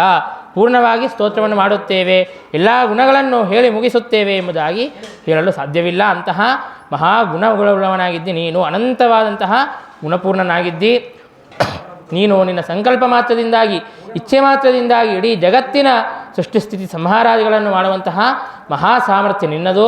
ಕಿಮೇಶೈದೃಗ್ ಗುಣಕಸ್ಯತೆ ಪ್ರಭೋ ರಕ್ಷೋವಧೋ ಶೇಷ ಸುರ ಪ್ರಪಾಲನಂ ಅನನ್ಯ ಸಾಧ್ಯಂ ತಥಾಪಿ ತದ್ವಯಂ ಕೃತಂ ತ್ವಯಾ ತಸ್ಯ ನಮೋ ನಮಸ್ತೆ. ಇಂತಹ ಅನಂತ ಗುಣಪೂರ್ಣ ಪರಿಪೂರ್ಣನಾದಂತಹ ನಿನಗೆ ಹೀಗೆ ಅಸುರರನ್ನು ನಿಗ್ರಹವನ್ನು ಮಾಡಿ ಎಲ್ಲ ದೇವತೆಗಳನ್ನು ಸಜ್ಜನರನ್ನು ರಕ್ಷಣೆ ಮಾಡೋದು ಅತ್ಯಂತ ಅನಾಯಾಸದ ಕಾರ್ಯ. ಹಾಗಿದ್ದರೂ ಕೂಡ ಈ ಕಾರ್ಯವನ್ನು ಬೇರೆ ಯಾರಿಗೂ ಕೂಡ ಮಾಡಲು ಅಸಾಧ್ಯವಾಗಿತ್ತು. ಅಂತಹ ಈ ಕಾರ್ಯವನ್ನು ಮಾಡಿ ನಮ್ಮೆಲ್ಲರಿಗೂ ಕೂಡ ಅಭಯವನ್ನು ನೀಡಿದ್ಯಾ. ಹೀಗೆಯೇ ಮತ್ತೆ ಮುಂದೆ ಯಾವಾಗಲೂ ಕೂಡ ನಮ್ಮನ್ನು ರಕ್ಷಣೆಯನ್ನು ಮಾಡುತ್ತಾ ಇರು ಎಂಬುದಾಗಿ ಬ್ರಹ್ಮದೇವರು ಸ್ತೋತ್ರವನ್ನು ಮಾಡಿ ಪ್ರಾರ್ಥನೆಯನ್ನು ಮಾಡುತ್ತಾ ಇದ್ದಾರೆ. ಆದರೆ ಅಷ್ಟರಲ್ಲಿ ರುದ್ರದೇವರು ತಾವು ಸಿಟ್ಟಿಗೆ ಬಂದಿದ್ದಾರೆ. ನನ್ನ ಭಕ್ತ ರಾವಣ ನನ್ನ ಭಕ್ತನನ್ನು ನನ್ನ ವರದಿಂದಾಗಿ ಅದೇನಾಗಿದ್ದ ಅಂತಹ ರಾವಣನನ್ನು ನೀನು ಸಂಹಾರ ಮಾಡಿಬಿಟ್ಟಿಯಲ್ಲ, ನನಗೆ ಕೋಪ ಬರುತ್ತಾ ಇದೆ, ನನ್ನ ಜೊತೆಗೆ ಯುದ್ಧಕ್ಕೆ ಬಾ ಎಂಬುದಾಗಿ ರುದ್ರದೇವರು ಅಸುರ ಸ್ವಭಾವದಿಂದಾಗಿ ಆ ಅಸುರಾವೇಶದಿಂದಾಗಿ ಹಾಗೆ ಮಾತನಾಡುತ್ತಾ ಇದ್ದಾರೆ. ಆಗ ರಾಮಚಂದ್ರ ದೇವರು ಸರಿ ಹಾಗೆ ಆಗಲಿ ಎಂಬುದಾಗಿ ಯುದ್ಧಕ್ಕೆ ಅಂತ ಬಂದು ತಮ್ಮ ಧನುಸ್ಸನ್ನು ಹಿಡಿದಿದ್ದಾರೆ. ಆ ಧನಸ್ಸಿನಲ್ಲಿ ಆ ಧನಸ್ಸನ್ನು ಏನು ಜ್ಯಾ ಇರುತ್ತದೆ ಅದನ್ನು ಸ್ವಲ್ಪ ಎಳೆದಿದ್ದಾರೆ ಅಷ್ಟೇ. ಅಷ್ಟರಲ್ಲಿ ಇಡೀ ಭೂಮಿಯೇ ಕಂಪಿಸಿತು. ಆ ಭೂಮಿಯ ಕಂಪನದಿಂದಾಗಿ ರುದ್ರದೇವರು ಕೂಡ ಆ ಕೆಳಗೆ ಬಿದ್ದಿದ್ದಾರೆ. ಕೆಳಗೆ ಬಿದ್ದು ಆಗ ಆ ಅಸುರ ಸ್ವಭಾವವನ್ನು ಕಳೆದುಕೊಂಡು ಮತ್ತೆ ರಾಮನಿಗೆ ಶರಣಾಗತರಾಗಿದ್ದಾರೆ. ಪರಮಾತ್ಮ ನನ್ನ ಈ ಅಪರಾಧವನ್ನು ಕ್ಷಮಿಸು, ಏನೋ ಗೊತ್ತಾಗದೆ ಹಾಗೆ ಮಾಡಿದ್ದೇನೆ ಎಂಬುದಾಗಿ ರುದ್ರದೇವರು ಶರಣಾಗತರಾಗಿದ್ದಾರೆ. ಹೀಗೆ ರುದ್ರದೇವರ ವರದಿಂದಾಗಿ ಅವಧ್ಯರಾದಂತಹ ರಾಕ್ಷಸರನ್ನು ಸಂಹಾರ ಮಾಡೋದಲ್ಲ, ಸ್ವಯಂ ರುದ್ರದೇವರನ್ನು ಕೂಡ ಪರಮಾತ್ಮ ತಾನು ಸೋಲಿಸಿ ಏನು ಬಾಣವನ್ನು ಕೂಡ ಪ್ರಯೋಗ ಮಾಡಲಿಲ್ಲ. ಕೇವಲ ಧನಸ್ಸನ್ನು ಹೀಗೆ ಹಿಡಿದು ಎಳೆದಿದ್ದಾರೆ ಅಷ್ಟೇ. ಭೂಮಿಯ ಪ್ರಕಂಪನದಿಂದಾಗಿ ರುದ್ರದೇವರು ಕೆಳಗೆ ಬಿದ್ದು ತಾವು ಸೋಲನ್ನು ಒಪ್ಪಿಕೊಂಡಿದ್ದಾರೆ. ಹೀಗೆ ಪರಮಾತ್ಮ ತನ್ನ ಸರ್ವೋತ್ತಮತ್ವವನ್ನು ಪ್ರಕಟ ಮಾಡುತ್ತಾ ಇದ್ದಾನೆ. ಆಗ ವಿಭೀಷಣನಿಗೆ ಹೇಳಿ ಆ ರಾವಣನ ಎಲ್ಲ ಅಂತ್ಯ ಸಂಸ್ಕಾರಗಳನ್ನು ಮಾಡಿಸಿ ವಿಭೀಷಣನಿಗೆ ರಾಜ್ಯವನ್ನು ಒಪ್ಪಿಸಿದ್ದಾನೆ. ಈ ಕಡೆಗೆ ವಿಭೀಷಣ ರಾಮಚಂದ್ರ ದೇವರಿಗೆ ಅಯೋಧ್ಯೆಗೆ ಹೋಗೋದಕ್ಕಾಗಿ ಅಂತ ಪುಷ್ಪಕ ವಿಮಾನವನ್ನು ಸಮರ್ಪಣೆ ಮಾಡುತ್ತಾ ಇದ್ದಾನೆ. ಆ ಪುಷ್ಪಕ ವಿಮಾನ ರಾವಣ ಅಪಹಾರ ಮಾಡಿಕೊಂಡು ಬಂದಿದ್ದಲ್ಲ, ಆ ಪುಷ್ಪಕ ವಿಮಾನವನ್ನು ರಾಮಚಂದ್ರ ದೇವರಿಗೆ ಸಮರ್ಪಣೆಯನ್ನು ಮಾಡುತ್ತಾ ಇದ್ದಾರೆ. ಆಗ ರಾಮಚಂದ್ರ ದೇವರು ಸೀತೆಯನ್ನು ಕುಡಿಸಿಕೊಂಡು ಎಲ್ಲ ಕಪಿಗಳಿಂದಾಗಿ ಸಹಿತರಾಗಿ ತಾವು ಅಯೋಧ್ಯಾಪುರಕ್ಕೆ ಹೋಗೋದಕ್ಕಾಗಿ ಅಂತ ನಿಶ್ಚಯ ಮಾಡಿದ್ದಾರೆ. ಮೊದಲಿಗೆ ಹನುಮಂತ ದೇವರನ್ನು ಮುಂದಕ್ಕೆ ಕೊಟ್ಟು ಕಳುಹಿಸುತ್ತಾರೆ. ಯಾಕೆ ಅಂತಂದರೆ ರಾಮಚಂದ್ರ ದೇವರು ಹಿಂದೆ ಪ್ರತಿಜ್ಞೆಯನ್ನು ಮಾಡಿದರು, 14 ವರ್ಷ ಆದ ಕೂಡಲೇ ನಾನು ಬರುತ್ತೇನೆ. ಬರಲಿಲ್ಲ ಅಂತಂದರೆ ಭರತ ತಾನು ಪ್ರತಿಜ್ಞೆಯನ್ನು ಮಾಡಿದ್ದ, ನೀನು ಬರದೇ ಇದ್ದರೆ ನಾನು ಅಗ್ನಿಯಲ್ಲಿ ಪ್ರವೇಶವನ್ನು ಮಾಡುತ್ತೇನೆ ಅಂತ. ಹಾಗಾಗಿ ಆ ಭರತ ತಾನು ಸಿದ್ಧನಾಗಿರ್ತಾನೆ ಅಗ್ನಿಯಲ್ಲಿ ಪ್ರವೇಶ ಮಾಡೋದಕ್ಕಾಗಿ ಅಂತ. ಹಾಗಾಗಿ ಅವನನ್ನು ಹೋಗಿ ತಡೆಯಬೇಕು ಅಂತ ಹೇಳಿಬಿಟ್ಟು ಹನುಮಂತ ದೇವರನ್ನು ಮುಂದಕ್ಕೆ ಕೊಟ್ಟು ಕಳುಹಿಸುತ್ತಾರೆ. ಸರಿಯಾಗಿ ಭರತನೂ ಕೂಡ 14 ವರ್ಷ ಆಯಿತು, ಆದರೂ ಕೂಡ ರಾಮ ಇನ್ನೂ ಬಂದಿಲ್ಲ ಅಂತ ಹೇಳಿಬಿಟ್ಟು ಅಗ್ನಿಯಲ್ಲಿ ಪ್ರವೇಶವನ್ನು ಮಾಡೋದಕ್ಕಾಗಿ ಅಂತ ಸಿದ್ಧನಾಗಿದ್ದಾನೆ. ಹನುಮಂತ ದೇವರು ಅಷ್ಟರಲ್ಲಿ ಹೋಗಿ ತಡೆದಿದ್ದಾರೆ. ಹುಚ್ಚ, ಯಾಕೆ ಪ್ರವೇಶ ಮಾಡ್ತಾ ಇದ್ದಿ, ರಾಮಚಂದ್ರ ದೇವರು ಬರುತ್ತಾ ಇದ್ದಾರೆ ಅಂತ ಹೇಳಿದಾಗ ಅತ್ಯಂತ ಸಂಭ್ರಮದಿಂದಾಗಿ ಭರತ ಮತ್ತು ಶತ್ರುಘ್ನ ಹಾಗೂ ಅಯೋಧ್ಯಾಪುರದಲ್ಲಿರುವಂತಹ ಎಲ್ಲ ಜನರು ರಾಮನ ಸ್ವಾಗತವನ್ನು ಮಾಡುತ್ತಾ ಇದ್ದಾರೆ. ಭರತ ತಾನು ರಾಮನಿಗೆ ನಮಸ್ಕಾರವನ್ನು ಮಾಡಿದ್ದಾನೆ. ಭರತನನ್ನು ಎಬ್ಬಿಸಿ ರಾಮಚಂದ್ರ ದೇವರು ಅಪ್ಪಿಕೊಂಡಿದ್ದಾರೆ. ಹೀಗೆ ಅವರವರಿಗೆ ಉಚಿತವಾದಂತಹ ಆ ಸತ್ಕಾರವನ್ನು ರಾಮಚಂದ್ರ ದೇವರು ಮಾಡುತ್ತಾ ಇದ್ದಾರೆ. ಕೌಸಲ್ಯ, ಕೈಕೇಯಿ, ಸುಮಿತ್ರಾ ಅವರಿಗೆ ನಮಸ್ಕಾರವನ್ನು ಮಾಡಿದ್ದಾನೆ. ಹೀಗೆ ಎಲ್ಲ ಹಿರಿಯರಿಗೆ ನಮಸ್ಕಾರವನ್ನು ಮಾಡಿ ಅಯೋಧ್ಯಾಪುರದಲ್ಲಿ ಪ್ರವೇಶವನ್ನು ಮಾಡುತ್ತಾ ಇದ್ದಾನೆ ಶ್ರೀರಾಮಚಂದ್ರ. ಹೀಗೆ ಎಲ್ಲ ಅಸುರರ ನಿಗ್ರಹವನ್ನು ಮಾಡಿ ಮತ್ತೆ ಅಯೋಧ್ಯಾಪುರಕ್ಕೆ ಬಂದು ತಾನು ರಾಜ್ಯಾಭಿಷೇಕವನ್ನು ಮಾಡಿಕೊಂಡು ತಾನು ಮತ್ತೆ ರಾಜನಾಗಿದ್ದಾನೆ. ಹೀಗೆ ಆ ಅಯೋಧ್ಯೆಯಲ್ಲಿ ಮತ್ತೆ ರಾಮರಾಜ್ಯ ಅಂತ ಅನ್ನೋದು ಬಂದಿದೆ. ರಾಮನು ರಾಜನಾದ ಮೇಲೆ ಲಕ್ಷ್ಮಣನಿಗೆ ಆದೇಶವನ್ನು ಮಾಡುತ್ತಾನೆ, ನೀನು ಯುವರಾಜನಾಗು ಎಂಬುದಾಗಿ ಆದೇಶವನ್ನು ಮಾಡಿದಾಗ ಅದಕ್ಕೆ ಲಕ್ಷ್ಮಣ ಹೇಳುತ್ತಾನೆ, ಇಲ್ಲ, ನನಗೆ ಅಪೇಕ್ಷೆ ಅಂತನ್ನೋದು ಇಲ್ಲ. ಯಾಕೆ ಅಂತಂದರೆ ನನಗೆ ಸದಾಕಾಲ ನಿನ್ನ ಪಾದಸೇವೆಯನ್ನು ಮಾಡಬೇಕು ಅಂತನ್ನೋದೇ ನನಗೆ ಅಪೇಕ್ಷಿತವಾದದ್ದು. ಹಾಗಾಗಿ ನನ್ನನ್ನು ಬೇರೆ ಕಾರ್ಯದಲ್ಲಿ ನಿಯೋಜನೆ ಮಾಡಬೇಡ, ಸದಾಕಾಲ ನಿನ್ನ ಪಾದಸೇವೆಯನ್ನೇ ಮಾಡುತ್ತಾ ಇರುತ್ತೇನೆ ಅಂತ ಲಕ್ಷ್ಮಣ ತಾನು ಪ್ರಾರ್ಥನೆಯನ್ನು ಮಾಡಿಕೊಂಡಾಗ ಸರಿ ಅಂಥೇಳಿ ಭರತನಿಗೆ ಯುವರಾಜ ಪದವಿಯನ್ನು ಒಪ್ಪಿಸಿದ್ದಾನೆ ಶ್ರೀರಾಮಚಂದ್ರ. ಹೀಗೆ ತಾನು ರಾಜ್ಯವನ್ನು ಪರಿಪಾಲನೆ ಮಾಡುತ್ತಾ ಇದ್ದಾನೆ. ಎಲ್ಲ ಕಪಿಗಳಿಗೂ ಕೂಡ ಮೋಕ್ಷವನ್ನೇ ಕೊಟ್ಟಿದ್ದಾನೆ ಶ್ರೀರಾಮಚಂದ್ರ ಪರಮಾತ್ಮ. ತಾನು ಹೇಳುತ್ತಾನೆ, ಎಲ್ಲ ಕಪಿಗಳಿಗೂ ಮೋಕ್ಷವನ್ನು ಕೊಡೋದರಿಂದಾಗಿ ನೀವೇನು ಉಪಕಾರವನ್ನು ಮಾಡಿದ್ರಿ, ನೀವೇನು ಸೇವೆಯನ್ನು ಮಾಡಿದ್ರಿ, ಅದಕ್ಕೆ ಪ್ರತಿಯಾಗಿ ನಾನು ಉಪಕಾರವನ್ನು ಮಾಡಿದಂತೆ ಆಗುತ್ತದೆ. ಆದರೆ ಹನುಮಂತ ದೇವರಿಗೆ ಮೋಕ್ಷವನ್ನು ಕೊಟ್ಟರೂ ಕೂಡ ಪ್ರತಿಯಾಗಿ ಉಪಕಾರವನ್ನು ಮಾಡಿದಂತೆ ಆಗೋದಿಲ್ಲ. ಯಾಕೆಂದರೆ ಅವರಿಗೇನು ಅಪೇಕ್ಷಿತ ಇರುತ್ತೋ ಅದನ್ನು ಕೊಡಬೇಕು. ಹನುಮಂತ ದೇವರಿಗೆ ಸದಾಕಾಲ ನನ್ನಲ್ಲಿಯೇ ಭಕ್ತಿಯನ್ನು ಮಾಡೋದರಲ್ಲಿಯೇ ಅವರಿಗೆ ಆಸಕ್ತಿ, ಮೋಕ್ಷವೂ ಕೂಡ ಬೇಡ ಎಂಬುದಾಗಿ ಹೇಳುತ್ತಾರೆ. ಹಾಗಾಗಿ ಮೋಕ್ಷವನ್ನು ಕೊಟ್ಟರೂ ಕೂಡ ಅವರಿಗೆ ಪ್ರತಿಯಾಗಿ ಉಪಕಾರವನ್ನು ಮಾಡಿದಂತೆ ಆಗೋದಿಲ್ಲ. ಹಾಗಾಗಿ ಸಾಯುಧ್ಯವನ್ನೇ ಕೊಡುತ್ತೇನೆ, ಬ್ರಹ್ಮ ಪದವಿಯನ್ನೇ ಕೊಡುತ್ತೇನೆ. ಬ್ರಹ್ಮ ಪದವಿಯನ್ನು ಕೊಟ್ಟು ಮುಂದೆ ಬ್ರಹ್ಮ ಪದವಿಯಲ್ಲಿ ವಾಯುದೇವರೇ ಬರುತ್ತಾರೆ. ಆ ಬ್ರಹ್ಮ ಪದವಿಯಲ್ಲಿ ಇದ್ದಾಗ ಆ ಬ್ರಹ್ಮದೇವರ ಶರೀರದಲ್ಲಿಯೇ ಇದ್ದುಕೊಂಡು ಬ್ರಹ್ಮದೇವರ ಜೊತೆಗೇನೆ ಎಲ್ಲ ಭೋಗವನ್ನು ಮಾಡುತ್ತಾರೆ. ಇಂತಹ ಸಹಭೋಗವನ್ನು ಕೊಟ್ಟಿದ್ದಾರೆ. ಸಹಭೋಗ ಮನನ್ಯ ಲಭ್ಯಮಸ್ಮೈ ಹನುಮದ್ರೂಪವದೇ ತದೌ ಪುರಾಹಿ ಎಂಬುದಾಗಿ ಹೇಳಿದಂತೆ ಅಂತಹ ದಿವ್ಯವಾದಂತಹ ಸಹಭೋಗವನ್ನು ಕೊಟ್ಟಿದ್ದಾರೆ. ಶ್ರೀರಾಮಚಂದ್ರ ದೇವರು ಹನುಮಂತನ ಬಗ್ಗೆ ಹೇಳುತ್ತಾರೆ, ಮದ್ಭಕ್ತೋ ಜ್ಞಾನಪೂರ್ತೋ ಅನುಪತಿಕ ಫಲ ಪ್ರೋನ್ನತಿ ಸ್ಥೈರ್ಯ ಧೈರ್ಯ ಸ್ವಾಭಾವ್ಯಾಧಿಕ್ಯ ತೇಜ ಸುಮತಿ ದಮಶಮೇ ಶ್ವಸ್ಯ ತುಲ್ಯೋ ನ ಕಶ್ಚಿತ್ ಶೀರ್ಷೋ ವೃದ್ಧ ಸುಪರ್ಣೋಪ್ಯುರುಗುಣ ಸಮಿತೋ ನೋ ಸಹಸ್ರಾಂಶ ತುಲ್ಯಾ ಅಸ್ಯೇತ್ಯಸ್ಮಿನ್ ಮದೈಷಂ ಪದಮಹಮುನಾ ಸಾರ್ಧಮೇವೋಪಭಕ್ಷ್ಯೆ ಎಂಬುದಾಗಿ ಹನುಮಂತ ದೇವರು ಜ್ಞಾನದಲ್ಲಿ ಇರಬಹುದು, ಭಕ್ತಿಯಲ್ಲಿರಬಹುದು, ಬೇರೆ ಯಾವುದೇ ಗುಣವನ್ನು ಸ್ವೀಕಾರ ಮಾಡಿದರೂ ಕೂಡ ಎಲ್ಲ ದೇವತೆಗಳಿಂದಲೂ ಕೂಡ ಉತ್ತಮರಾಗಿದ್ದಾರೆ. ಎಲ್ಲ ಗುಣಗಳನ್ನು ಕೂಡ ಅತ್ಯಂತ ಅಧಿಕವಾಗಿ ಪಡೆದಿದ್ದಾರೆ. ಹನುಮಂತ ದೇವರ ಗುಣಗಳ ಮುಂದೆ ಈ ಶೇಷ ಗರುಡಾದಿ ದೇವತೆಗಳ ಗುಣಗಳು 1000ನೇ ಅಂಶಕ್ಕೂ ಕೂಡ ಸರಿ ಹೋಗೋದಿಲ್ಲ. ಅಂತಹ ಮಹಾಗುಣಗಳನ್ನು ಹೊಂದಿದ್ದಾರೆ ಹನುಮಂತ ದೇವರು. ಹಾಗಾಗಿ ಅವರಿಗೆ ಬ್ರಹ್ಮ ಪದವಿಯನ್ನು ಕೊಟ್ಟು ಸಹಭೋಗವನ್ನು ಕೊಡುತ್ತೇನೆ ಎಂಬುದಾಗಿ ಆಶೀರ್ವಾದವನ್ನು ಮಾಡಿದ್ದಾರೆ. ಇಲ್ಲಿ ರಾಜ್ಯವನ್ನು ಭಗವಂತ ತಾನು ಪರಿಪಾಲನೆಯನ್ನು ಮಾಡುತ್ತಾ ಇದ್ದಾನೆ. 13,000 ವರ್ಷಗಳ ಕಾಲ ಭಗವಂತ ತಾನು ರಾಜ್ಯವನ್ನು ಪರಿಪಾಲನೆಯನ್ನು ಮಾಡಿದ್ದಾನೆ. ಆಗ ರಾಜ್ಯವನ್ನು ರಾಮರಾಜ್ಯ ಅಂತಂದರೆ ರಾಮರಾಜ್ಯದಲ್ಲಿ ಕಷ್ಟ ಅನ್ನುವಂತಹ ಶಬ್ದಕ್ಕೆ ಅವಕಾಶನೇ ಇರಲಿಲ್ಲ, ದುಃಖಕ್ಕೆ ಅವಕಾಶನೇ ಇರಲಿಲ್ಲ. ಎಲ್ಲ ಜನರೂ ಕೂಡ ಅತ್ಯಂತ ಸುಖವಾಗಿದ್ದರು. ತಮ್ಮ ಧರ್ಮಗಳನ್ನೆಲ್ಲವನ್ನು ಕೂಡ ಚೆನ್ನಾಗಿ ಪರಿಪಾಲನೆ ಮಾಡುತ್ತಾ ಇದ್ದರು. ಯಾರಿಗೂ ಕೂಡ ಆಯುಷ್ಯ ಮಧ್ಯದಲ್ಲಿಯೇ ಮುಗಿಯುತ್ತದೆ ಅಂತನ್ನೋದೇ ಇರಲಿಲ್ಲ. ಸಂಪೂರ್ಣವಾದಂತಹ ಆಯುಷ್ಯವನ್ನು ಅವರು ಅನುಭವಿಸುತ್ತಾ ಇದ್ದರು. ರೋಗಗಳು ಅವಕಾಶವೇ ಇರಲಿಲ್ಲ ರೋಗಗಳಿಗೆ. ಎಲ್ಲ ಭೂಮಿಯು ಕೂಡ ಚೆನ್ನಾಗಿ ಸಂಪದ್ಭರಿತವಾಗಿ ಇತ್ತು. ಎಲ್ಲರೂ ಕೂಡ ಆರೋಗ್ಯವಂತರಾಗಿದ್ದರು. ಸುಖ ಸೌಭಾಗ್ಯಾದಿಗಳಿಂದಾಗಿ ಅಯೋಧ್ಯೆ ಅಂತನ್ನೋದು ಸದಾ ಕಾಲದಲ್ಲಿ ಕೂಡಿತ್ತು. ಹೀಗೆ ರಾಮನ ರಾಜ್ಯದಲ್ಲಿ ಯಾವುದೇ ವಿಧವಾದಂತಹ ಕೊರತೆಯೇ ಇರಲಿಲ್ಲ. ಹಾಗೆ ಇವತ್ತು ನಮ್ಮ ಭಾರತದಲ್ಲಿಯೂ ಕೂಡ ಮತ್ತೆ ಅಯೋಧ್ಯೆಯಲ್ಲಿ ರಾಮ ಮಂದಿರ ನಿರ್ಮಾಣವಾಗಿ ಮತ್ತೆ ರಾಮರಾಜ್ಯ ಅಂತನ್ನೋದು ಬಂದಿದೆ. ಹಾಗಾಗಿ ಆ ರಾಮನ ಅನುಗ್ರಹದಿಂದಾಗಿ ನಮ್ಮ ಭಾರತ ದೇಶವೂ ಕೂಡ ಅತ್ಯಂತ ಸುರಕ್ಷಿತವಾಗಿ ಇರುತ್ತದೆ ಅಂತನ್ನುವಂತಹ ವಿಷಯದಲ್ಲಿ ಯಾವುದೇ ವಿಧವಾದಂತಹ ಸಂದೇಹ ಅಂತನ್ನೋದು ಇಲ್ಲ ಎಂಬುದಾಗಿ ನಾವು ಇಲ್ಲಿ ತಿಳಿಯಬಹುದು. ಹೀಗೆ ಶ್ರೀರಾಮಚಂದ್ರ ದೇವರು ಚೆನ್ನಾಗಿ ಭೂಮಿಯನ್ನು ಪರಿಪಾಲನೆಯನ್ನು ಮಾಡುತ್ತಾ ಇದ್ದಾರೆ. ಆಗ ಶ್ರೀರಾಮಚಂದ್ರ ಎಲ್ಲ ಕಪಿಗಳಿಗೂ ಕೂಡ ಏನು ಸೇವೆಯನ್ನು ಮಾಡಿದ್ರಿ ಅವರಿಗೆ ಹೇಳುತ್ತಾ ಇದ್ದಾನೆ. ಸರ್ವೈರ್ಭವದ್ಭಿಃ ಸುಕೃತಂ ವಿಧಾಯ ದೇಹಂ ಮನೋವಾಕ್ ಸಹಿತಂ ಮದೀಯಂ ಏತಾವದೇವಾಖಿಲ ಸದ್ವಿಧೇಯಂ ಯತ್ಕಾಯವಾಕ್ಚಿತ್ತ ಭವಂ ಅದರ್ಶನಂ. ನೀವೇನು ನನ್ನ ಸೇವೆಯನ್ನು ಮಾಡಿದ್ರಿ, ದೇಹದಿಂದಾಗಿ ನನ್ನ ಸೇವೆಯನ್ನು ಮಾಡಿದ್ರಿ, ಮಾತಿನಿಂದಾಗಿ ನನ್ನ ಸೇವೆಯನ್ನು ಮಾಡಿದ್ರಿ, ಮನಸ್ಸಿನಿಂದಾಗಿ ನನ್ನ ಸೇವೆಯನ್ನು ಮಾಡಿದ್ರಿ. ಇದೇ ಎಲ್ಲ ಸಜ್ಜನರು ಮಾಡಬೇಕಾದದ್ದು. ಎಲ್ಲ ಸಜ್ಜನರು ಏನು ಮಾಡಬೇಕು, ಅವರ ಕರ್ತವ್ಯವೇನು ಅಂತಂದರೆ ಅವರು ಬದುಕಿರುವಾಗ ಎಲ್ಲ ಕಡೆಗೂ ಕೂಡ ಸದಾಕಾಲ ತ್ರಿಕರಣಗಳಿಂದಲೂ ಕೂಡ ನನ್ನ ಸೇವೆಯನ್ನು ಮಾಡುತ್ತಾ ಇರಬೇಕು. ಹಾಗೆ ಮಾಡಿದರೆ ಅವರ ಜೀವನ ಅಂತನ್ನೋದು ಸಾರ್ಥಕವಾಗುತ್ತದೆ. ಅಂತಹ ಸೇವೆಯನ್ನು ನೀವು ಅತ್ಯಂತ ಶ್ರದ್ಧೆಯಿಂದಾಗಿ ಮಾಡಿದ್ದೀರಿ ಎಂಬುದಾಗಿ ಅವರೆಲ್ಲರ ಮೇಲೆ ಅನುಗ್ರಹವನ್ನು ಮಾಡುತ್ತಾ ಇದ್ದಾನೆ ಶ್ರೀರಾಮಚಂದ್ರ. ಆಗ ಎಲ್ಲ ಮರಣವನ್ನು ಹೊಂದಿದಂತಹ ಎಲ್ಲ ಕಪಿಗಳನ್ನು ಕೂಡ ಮತ್ತೆ ಯಮಲೋಕದಿಂದಾಗಿ ಕರೆಸಿ ಸುಷೇನನಿಂದಾಗಿ ಅವರನ್ನೆಲ್ಲರನ್ನು ಕೂಡ ಬದುಕಿಸಿದ್ದಾನೆ. ಹಿಂದೆ 2 ಸಲ ಗಂಧಮಾದನ ಪರ್ವತವನ್ನು ತೆಗೆದುಕೊಂಡು ಬಂದಿದ್ದಾನೆ ಹನುಮಂತ. ಹಾಗಿದ್ದರೂ ಕೂಡ ಅದರ ನಂತರದಲ್ಲಿ ಯಾರು ಮರಣವನ್ನು ಹೊಂದಿದ್ದಾರೋ ಅವರನ್ನೆಲ್ಲರನ್ನು ಕೂಡ ಸುಷೇನ ಅನ್ನುವಂತಹ ಕಪಿ ತಾನು ಕಪಿಗಳ ವೈದ್ಯ, ಹಾಗಾಗಿ ತಾನು ಬದುಕಿಸಿದ್ದಾನೆ. ಹೀಗೆ ಎಲ್ಲರ ಮೇಲೂ ಕೂಡ ರಾಮಚಂದ್ರ ಅನುಗ್ರಹವನ್ನು ಮಾಡುತ್ತಾ ಇದ್ದಾನೆ. ಎಲ್ಲರನ್ನೂ ಕೂಡ ಕರೆಸಿದಾಗ ದೇವತೆಗಳೆಲ್ಲ ಕೂಡ ಬಂದಿದ್ದಾರೆ. ದಶರಥನೂ ಕೂಡ ತಾನು ತನ್ನ ಸ್ವರ್ಗಲೋಕದಿಂದಾಗಿ ಬಂದಿದ್ದಾನೆ. ಆಗ ಎಲ್ಲ ದೇವತೆಗಳಿಗೂ ತನ್ನ ತಂದೆಗೂ ಕೂಡ ಅನುಜ್ಞೆಯನ್ನು ಕೊಟ್ಟು ಮತ್ತೆ ನೀವು ನಿಮ್ಮ ಲೋಕಕ್ಕೆ ಹೋಗ್ರಿ ಎಂಬುದಾಗಿ ಅನುಜ್ಞೆಯನ್ನು ಕೊಟ್ಟಿದ್ದಾನೆ ಶ್ರೀರಾಮಚಂದ್ರ. ಹಾಗೆ 13,000 ವರ್ಷಗಳ ಕಾಲ ತಾನು ಚೆನ್ನಾಗಿ ರಾಜ್ಯವನ್ನು ಪರಿಪಾಲನೆಯನ್ನು ಮಾಡುತ್ತಾ ಇದ್ದಾನೆ. ಇವತ್ತಿಗೂ ಕೂಡ ಜನರು ರಾಮರಾಜ್ಯನೇ ಬೇಕು ಅಂತ ಅಂದುಕೊಳ್ಳುತ್ತಾರೆ ಅಂತಂದರೆ ಆಗ ಆ ರಾಮರಾಜ್ಯ ಅಂತಂದರೆ ಎಂತಹದ್ದು ಎಂಬುದಾಗಿ ನಾವು ಊಹಿಸಬಹುದು. ಹಾಗೆ ಚೆನ್ನಾಗಿ ರಾಜ್ಯವನ್ನು ಪರಿಪಾಲನೆ ಮಾಡುತ್ತಾ ಇದ್ದಾನೆ. ಅನೇಕ ಜನ ಅಸುರರನ್ನು ಮತ್ತೆ ನಿಗ್ರಹವನ್ನು ಮಾಡುತ್ತಾ ಇದ್ದಾನೆ.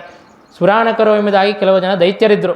ಅವರೇನು ಮಾಡಿದರು ಅಂತಂದರೆ ಬ್ರಹ್ಮದೇವರಿಗೆ ತಪಸ್ಸನ್ನು ಮಾಡಿ ನಮಗೆ ನಾವು ಎಷ್ಟು ಪಾಪಗಳನ್ನು ಮಾಡಿದರೂ ಕೂಡ ಪರವಾಗಿಲ್ಲ, ನಾವು ಮುಕ್ತಿಯನ್ನು ಹೊಂದಲೇಬೇಕು ಎಂಬುದಾಗಿ ತಾವು ವರವನ್ನು ಕೇಳಿದರು. ಆಗ ಬ್ರಹ್ಮದೇವರು ಹೇಳುತ್ತಾರೆ, ನೀವು ಎಷ್ಟೇ ಪಾಪವನ್ನು ಮಾಡಿರಿ, ಆದರೆ ಎಲ್ಲಿಯವರೆಗೆ ನೀವು ಸೀತಾರಾಮರನ್ನು ನಾರಾಯಣ ಹಾಗೂ ಲಕ್ಷ್ಮೀದೇವಿಯರನ್ನು ವಿಯೋಗವನ್ನು ಮಾಡಿಸೋದಿಲ್ಲ ಅಲ್ಲಿಯವರೆಗೆ ನೀವು ಎಷ್ಟು ಪಾಪಗಳನ್ನು ಮಾಡಿದರೂ ಕೂಡ ನಿಮ್ಮ ಪಾಪಗಳು ಅದು ಮುಕ್ತಿಗೆ ವಿರೋಧಿ ಅಂತ ಆಗೋದಿಲ್ಲ. ಆದರೆ ಯಾವಾಗ ಲಕ್ಷ್ಮೀನಾರಾಯಣರ ವಿಯೋಗವನ್ನು ಮಾಡಿಸುತ್ತೀರೋ ಆಗ ನಿಮಗೆ ತಮಸ್ಸಂತನ್ನೋದು ಆಗುತ್ತದೆ ಎಂಬುದಾಗಿ ಹೇಳಿದರು.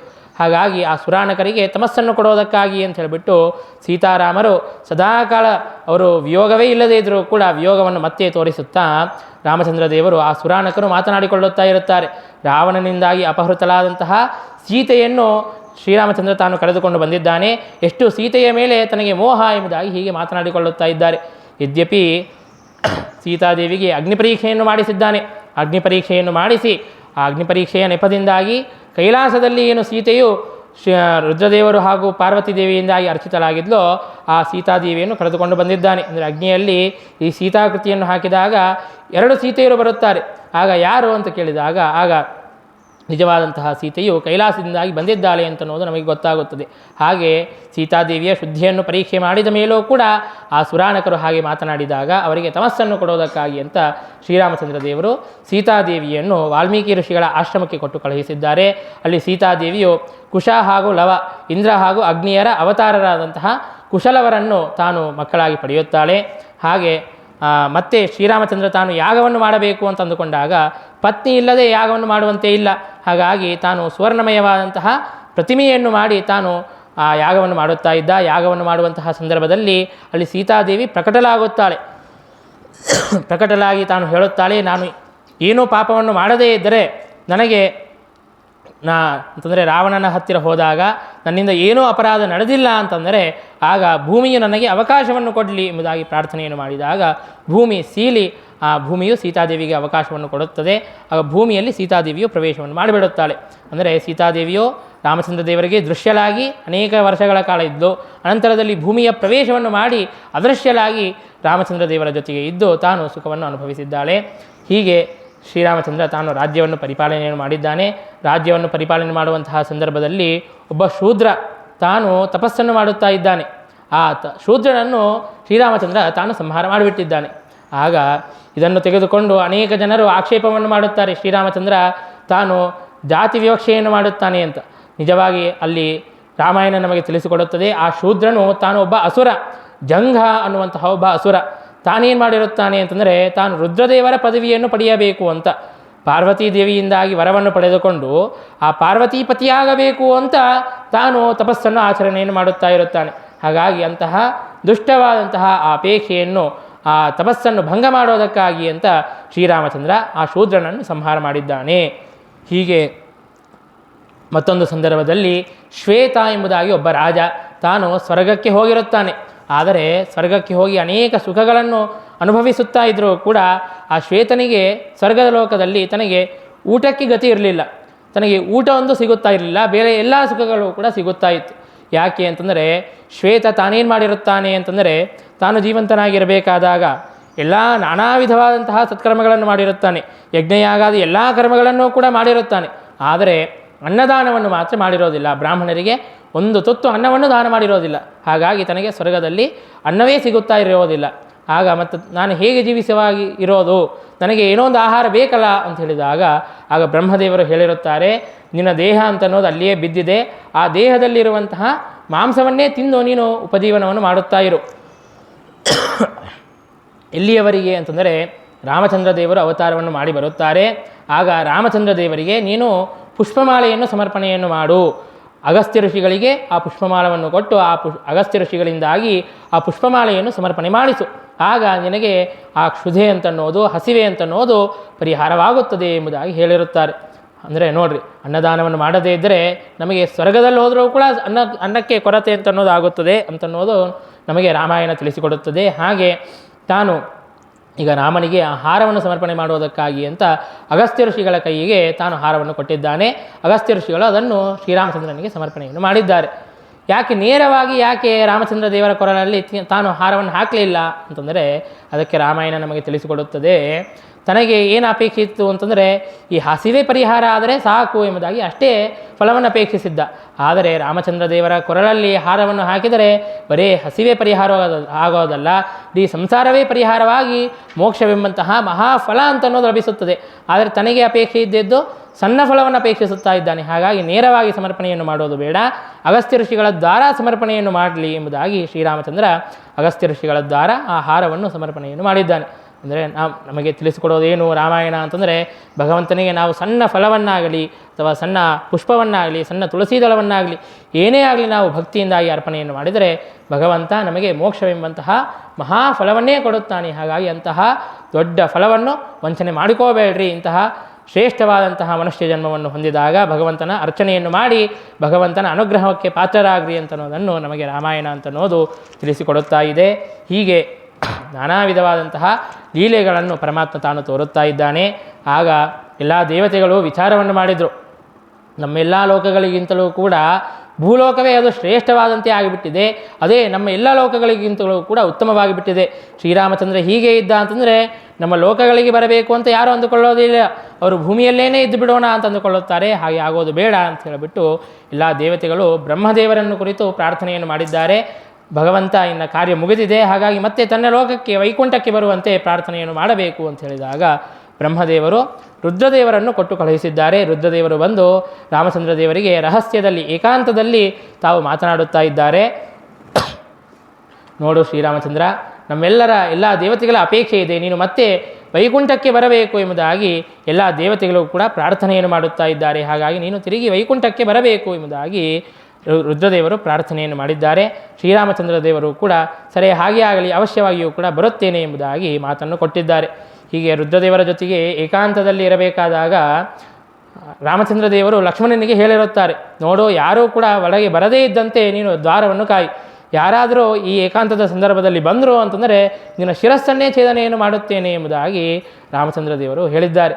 ಯಾಕೆ ಅಂತಂದರೆ ಇನ್ನು ತಾನೂ ಕೂಡ ತನ್ನ ಲೋಕಕ್ಕೆ ಹೋಗಬೇಕಾಗಿದೆ, ಅದಕ್ಕಿಂತ ಮೊದಲು ಲಕ್ಷ್ಮಣಾದಿಗಳನ್ನು ಕೂಡ ಕೊಟ್ಟು ಕಳುಹಿಸಬೇಕು ಅಂತ ಈ ಒಂದು ನೆಪವನ್ನು ಮಾಡಿ ಕೊಟ್ಟು ಕಳುಹಿಸೋಣ ಎಂಬುದಾಗಿ ಹಾಗೆ ಮಾಡಿದ್ದಾರೆ. ಹೀಗೆ ರಹಸ್ಯದಲ್ಲಿ ಏಕಾಂತದಲ್ಲಿ ಮಾತನಾಡಬೇಕಾದಾಗಲೇ ದೂರ್ವಾಸ ಋಷಿಗಳು ಬರುತ್ತಾರೆ. ಅವರು ರುದ್ರದೇವರ ಅವತಾರರೇ. ರುದ್ರದೇವರ ಜೊತೆಗೆ ಮಾತನಾಡಬೇಕಾದಾಗ ರುದ್ರದೇವರ ಅವತಾರರೇ ಆದಂತಹ ದೂರ್ವಾಸ ಋಷಿಗಳು ಬರುತ್ತಾರೆ. ಅವರು ಎಲ್ಲ ಕಡೆಗೂ ಕೂಡ ನನಗೆ ಅನ್ನ ಬೇಕು, ಅನ್ನವನ್ನು ಕೊಡ್ರಿ ಎಂಬುದಾಗಿ ಯಾಚನೆಯನ್ನು ಮಾಡುತ್ತಾ ಬರುತ್ತಾ ಇರುತ್ತಾರೆ. ಆದರೆ ಅವರದೊಂದು ನಿಯಮವಿರುತ್ತದೆ. ಏನು ಅಂತಂದರೆ, ನಾನು ಯಾಚನೆಯನ್ನು ಮಾಡಿದಾಗ ಹಿಂದಕ್ಕೇನೆ ಸಿದ್ಧವಾದಂತಹ ಅನ್ನವನ್ನು ಕೊಡಬಾರ್ದು, ಅಥವಾ ನಾನು ಕೇಳಿದ ಮೇಲೆ ಅದನ್ನು ತಯಾರಿ ಮಾಡಿ ಕೊಡಬಾರ್ದು. ನಾನು ಕೇಳುತ್ತಾ ಇದ್ದಂತೆಯೇ ಆ ವಾಕ್ಯವನ್ನು ಉಚ್ಚಾರಣೆ ಮಾಡುವಂತಹ ಸಂದರ್ಭದಲ್ಲೇ, ಅಂದರೆ ಭವಾನ್ ಭಿಕ್ಷಾನ್ ದದಾತು ಅಂತ ಹೀಗೆ ಕೇಳುತ್ತಾ ಇರುವಂತಹ ಸಂದರ್ಭದಲ್ಲಿಯೇ ನನಗೆ ಆ ಅನ್ನವನ್ನು ಕೊಟ್ಟು ಬಿಡಬೇಕು. ಆ ವಾಕ್ಯ ಇನ್ನೂ ಮುಗಿದಿರಬಾರ್ದು, ಆ ವಾಕ್ಯವನ್ನು ಉಚ್ಚಾರಣೆ ಮಾಡುವಂತಹ ಸಂದರ್ಭದಲ್ಲಿಯೇ ಕೊಟ್ಟು ಬಿಡಬೇಕು ಎಂಬುದಾಗಿ ಅವರ ಒಂದು ಷರತ್ತಿತ್ತು. ಹಾಗೆ ಯಾರಿಗೆ ಮಾಡಲಿಕ್ಕೆ ಸಾಧ್ಯವಿದೆ ಹೇಳ್ರಿ? ಎಷ್ಟು 2 ಮಿನಿಟ್ಸ್ನಲ್ಲಿ ಮ್ಯಾಗಿ ಮಾಡ್ತೀರಂತಂದರೂ ಅವ್ರು ಕೇಳಿದ ಮೇಲೆ 1-2 ನಿಮಿಷ ಬೇಕಲ್ಲ. ಹಾಗಾಗಿ ಅಷ್ಟು ಬಡಾನ ಯಾರಿಗೂ ಕೂಡ ಕೊಡಲಿಕ್ಕೆ ಸಾಧ್ಯವಾಗುತ್ತಾ ಇರಲಿಲ್ಲ. ಶ್ರೀರಾಮಚಂದ್ರನ ಹತ್ತಿರ ಬಂದು ಪ್ರಾರ್ಥನೆಯನ್ನು ಮಾಡಬೇಕು ಅಂತ ಅವರು ಬರುತ್ತಾ ಇದ್ದರು. ಲಕ್ಷ್ಮಣ ತಾನು ವಿಚಾರ ಮಾಡುತ್ತಾನೆ, ನಾನೇನಾದರೂ ದುರ್ವಾಸರಿಗೆ ತಡೆದು ಬಿಟ್ಟೆ ಅಂತಂದರೆ ರಾಮನಿಗೆ ಅಪಕೀರ್ತಿ ಬರುತ್ತದೆ. ಬ್ರಾಹ್ಮಣರು ಬಂದರು, ಋಷಿಗಳು ಬಂದರೂ ಕೂಡ ಅವನು ಕೊಟ್ಟು ಕಳುಹಿಸಲಿಲ್ಲ ಅಂತನ್ನುವಂತಹ ಅಪಕೀರ್ತಿ ಬರುತ್ತದೆ. ಮತ್ತು ಈ ದೂರ್ವಾಸರ ಪ್ರತಿಜ್ಞೆ ಏನಿದೆ, ಆ ಪ್ರತಿಜ್ಞೆಯೂ ಕೂಡ ರಾಮಚಂದ್ರನನ್ನು ಹೊಂದಿಯೇ ಅದು ಭಂಗವಾಗಲಿ ಎಂಬುದಾಗಿ ದೂರ್ವಾಸರನ್ನು ಬಿಟ್ಟಿದ್ದಾನೆ ಲಕ್ಷ್ಮಣ. ರಾಮನನ್ನು ಸಂಹಾರ ಮಾಡಿದರೂ ಚಿಂತೆ ಇಲ್ಲ, ನಾನು ದೂರ್ವಾಸರನ್ನು ಬಿಡುತ್ತೇನೆ ಎಂಬುದಾಗಿ ಬಿಟ್ಟಿದ್ದಾನೆ. ದೂರ್ವಾಸರು ಹಾಗೆ ಹೋಗಿ ಪ್ರಾರ್ಥನೆ ಮಾಡಿದಾಗ ಆಗಿಂದಾಗ ತನ್ನ ಅಮೃತ ಹಸ್ತದಿಂದಾಗಿ ಶ್ರೀರಾಮಚಂದ್ರ ತಾನು ಅನ್ನವನ್ನು ಸಿದ್ಧ ಮಾಡಿ ಅಮೃತ ತುಲ್ಯವಾದಂತಹ ಅನ್ನವನ್ನು ತಾನು ಕೊಟ್ಟಿದ್ದಾನೆ. ಸ್ವಾಮಿಗಳ ಹತ್ತಿರ ನಾವು ನೋಡುತ್ತೇವೆ, ಶ್ರೀರಾಮಚಂದ್ರ ಮೂಲ ರಾಮಚಂದ್ರ ದೇವರ ಪೂಜೆಗೆ ಅಂತ ಹೇಳಿಬಿಟ್ಟು ಸಾವಿರಾರು ಜನ ಭಕ್ತರು ಬರುತ್ತಾರೆ. ಎಷ್ಟು ಜನ ಬರ್ತಾರೆ ಅಂತ ಅನ್ನೋದು ಒಂದು ಲೆಕ್ಕ ಇರೋದಿಲ್ಲ, ಇಷ್ಟು ಜನ ಬರ್ತೀವಿ ಅಂತ ಹೇಳಿರೋದಿಲ್ಲ, ಸಾವಿರಾರು ಜನ ಬರುತ್ತಾರೆ. ಹಾಗಿದ್ರೂ ಕೂಡ ಯಾರಿಗೂ ಕೂಡ ಅನ್ನದ ಕೊರತೆ ಯಾಕಾಗೋದಿಲ್ಲ ಹೇಳ್ರಿ? ರಾಮಚಂದ್ರ ದೇವರ ಅಂತಹ ದಿವ್ಯವಾದಂತಹ ಆ ಅನುಗ್ರಹ ಅಂತ ಅನ್ನೋದು ಹಾಗೆ ಇರುತ್ತದೆ. ತಮ್ಮ ಅಮೃತಮಯವಾದಂತಹ ಹಸ್ತದಿಂದಾಗಿ ಆ ಕ್ಷಣದಲ್ಲಿಯೇ ಶ್ರೀರಾಮಚಂದ್ರ ದೇವರು ದುರ್ವಾಸರಿಗೆ ಅನ್ನವನ್ನು ಸಿದ್ಧ ಮಾಡಿ ಕೊಡುತ್ತಾರೆ.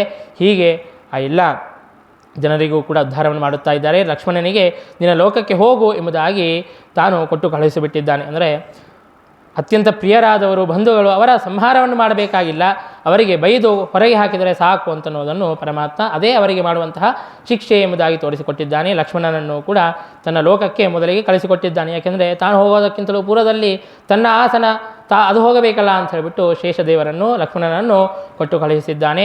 ಅನಂತರದಲ್ಲಿ ಶ್ರೀರಾಮಚಂದ್ರ ಎಲ್ಲ ದೂತರಿಂದಲೂ ಕೂಡ ತಾನು ಆದೇಶವನ್ನು ಘೋಷಣೆಯನ್ನು ಮಾಡಿಸುತ್ತಾ ಇದ್ದಾನೆ. ಸಮಾಯಾತ ಯೇ ಮೋಕ್ಷಪದೇಚ್ಛವಃ ಏವಂ ಆಘೋಷಯದ್ರಾಮೋ ದೂತೈರ್ದಿಕ್ಷು ಸಮಸ್ತಶಃ. ಯಾರಿಗೆ ಮೋಕ್ಷ ಬೇಕೋ ಅವರೆಲ್ಲರೂ ಕೂಡ ಬರ್ರಿ, ಅವರಿಗೆ ನಾನು ಮೋಕ್ಷವನ್ನು ಕೊಡುತ್ತೇನೆ ಎಂಬುದಾಗಿ ಘೋಷಣೆಯನ್ನು ಮಾಡಿದಾಗ ಆಗ ಎಲ್ಲ ಕಪಿಗಳು ಬಂದಿದ್ದಾರೆ, ಅನೇಕ ಜನರೆಲ್ಲ ಕೂಡ ಬಂದಿದ್ದಾರೆ. ಅಯೋಧ್ಯೆಯಲ್ಲಿರುವಂತಹ ಜನರು, ಸುತ್ತಮುತ್ತ ಇರುವಂತಹ ಜನರು, ಕೇವಲ ಮನುಷ್ಯರಷ್ಟೇ ಬರೋದಲ್ಲ, ಪಶು ಪಕ್ಷಿಗಳೆಲ್ಲವೂ ಕೂಡ ಬಂದಿವೆ, ತೃಣಾದಿ ಜೀವರೆಲ್ಲರೂ ಕೂಡ ಬಂದಿದ್ದಾರೆ.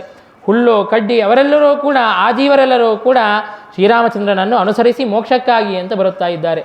ಇದೆಂತಹ ಆಶ್ಚರ್ಯದ ಸಂಗತಿ ನೋಡ್ರಿ. ಶ್ರೀರಾಮಚಂದ್ರ ತಾನು ಹೀಗೆ ಘೋಷಣೆಯನ್ನು ಮಾಡಬೇಕಾದಾಗ ತೃಣಾದಿ ಜೀವರೆಲ್ಲ ವಿಚಾರವನ್ನು ಮಾಡಿದ್ರಂತೆ, ಶ್ರೀರಾಮಚಂದ್ರ ನೀನು ಕರೆಯುತ್ತಾ ಇದ್ದಿ, ಆದರೆ ನಮಗೆ ಬರಬೇಕು ಅಂತ ನಮಗೆ ಅಪೇಕ್ಷೆ ಇದ್ದರೂ ಕೂಡ ನಮಗೆ ಬರುವಂತಹ ಶಕ್ತಿ ಇಲ್ಲಲ್ಲಪ್ಪ, ನಾವು ಹೇಗೆ ಬರೋದು ಅಂತ ತೃಣಾದಿ ಜೀವರೆಲ್ಲರೂ ಕೂಡ ವಿಚಾರವನ್ನು ಮಾಡಿದ್ದಾರಂತೆ. ಆಗ ಶ್ರೀರಾಮಚಂದ್ರ ಗಮನಶಕ್ತಿ ರಭೂತ್ ತೃಣಾದೀನಾಂ, ಆ ಶ್ರೀರಾಮಚಂದ್ರನ ಅನುಗ್ರಹದಿಂದಾಗಿ, ಪ್ರಸಾದದಿಂದಾಗಿ, ಶ್ರೀರಾಮಚಂದ್ರನ ಅನುಗ್ರಹದಿಂದಾಗಿ, ಪ್ರಸಾದದಿಂದಾಗಿ ಆ ತೃಣಾದಿ ಜೀವರಿಗೂ ಕೂಡ ಗಮನಶಕ್ತಿ ಅಂತನ್ನೋದು ಆ ಕಾಲದಲ್ಲಿ ಬಂದಿದೆಯಂತೆ. ಇವತ್ತು ಅನೇಕ ಜನ ವಯಸ್ಸಾಗಿರುತ್ತದೆ, ಮೊಣಕಾಲಿನ ಸೂಳಿ ಬಂದಿರುತ್ತದೆ, ದೇವಾಲಯಕ್ಕೆ ಹೋಗಲು ಸಾಧ್ಯವಾಗೋದಿಲ್ಲ ಎಂಬುದಾಗಿ ತಮಗೆ ಹೋಗಬೇಕು ಅಂತ ಅಪೇಕ್ಷೆ ಇದ್ದರೂ ಕೂಡ ಯಾತ್ರೆಯನ್ನು ಮಾಡಬೇಕು ಅಂತ ಅಂದುಕೊಳ್ಳುತ್ತಾರೆ, ದೇವಾಲಯಕ್ಕೆ ಹೋಗಬೇಕು ಅಂತ ಅಂದುಕೊಳ್ಳುತ್ತಾರೆ.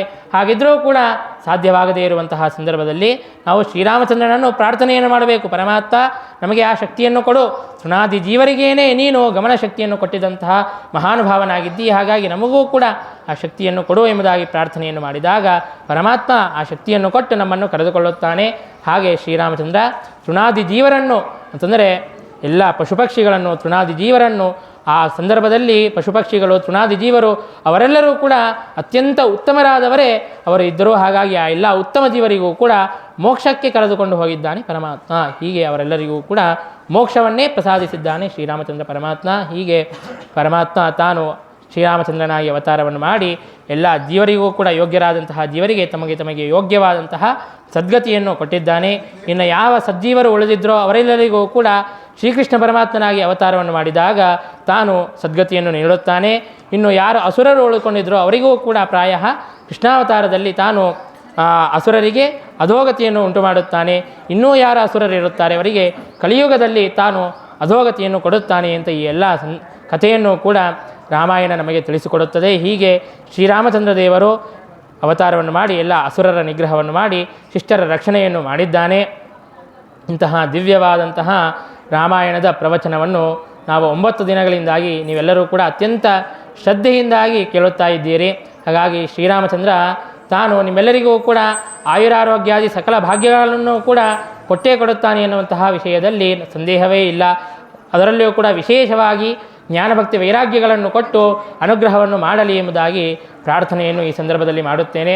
ಅದರಲ್ಲಿಯೂ ಕೂಡ ಅಹಂಕಾರಿ ರಾಮಾಚಾರ್ಯರು ನಮಗೆ ಅವರನ್ನು ಮಾಮ ಅಂತ ಕರೆದೇ ನಮಗೆ ಅಭ್ಯಾಸ, ಅಷ್ಟು ಅತ್ಯಂತ ಪರಿಚಿತರು, ನಮ್ಮ ಮೇಲೆ ವಿಶೇಷವಾಗಿ ಅಭಿಮಾನವನ್ನು ಮಾಡುತ್ತಾರೆ. ಹಾಗಾಗಿ ನಮ್ಮ ಆಚಾರ್ಯರ ಮೇಲೆ ಇರುವಂತಹ ಗೌರವದಿಂದಾಗಿ ನನ್ನ ಮೇಲೆ ಇರುವಂತಹ ಅಭಿಮಾನದಿಂದಾಗಿ ಇಲ್ಲಿ ಪ್ರವಚನಕ್ಕೆ ಅಂತ ಕರೆದಿದ್ದಾರೆ.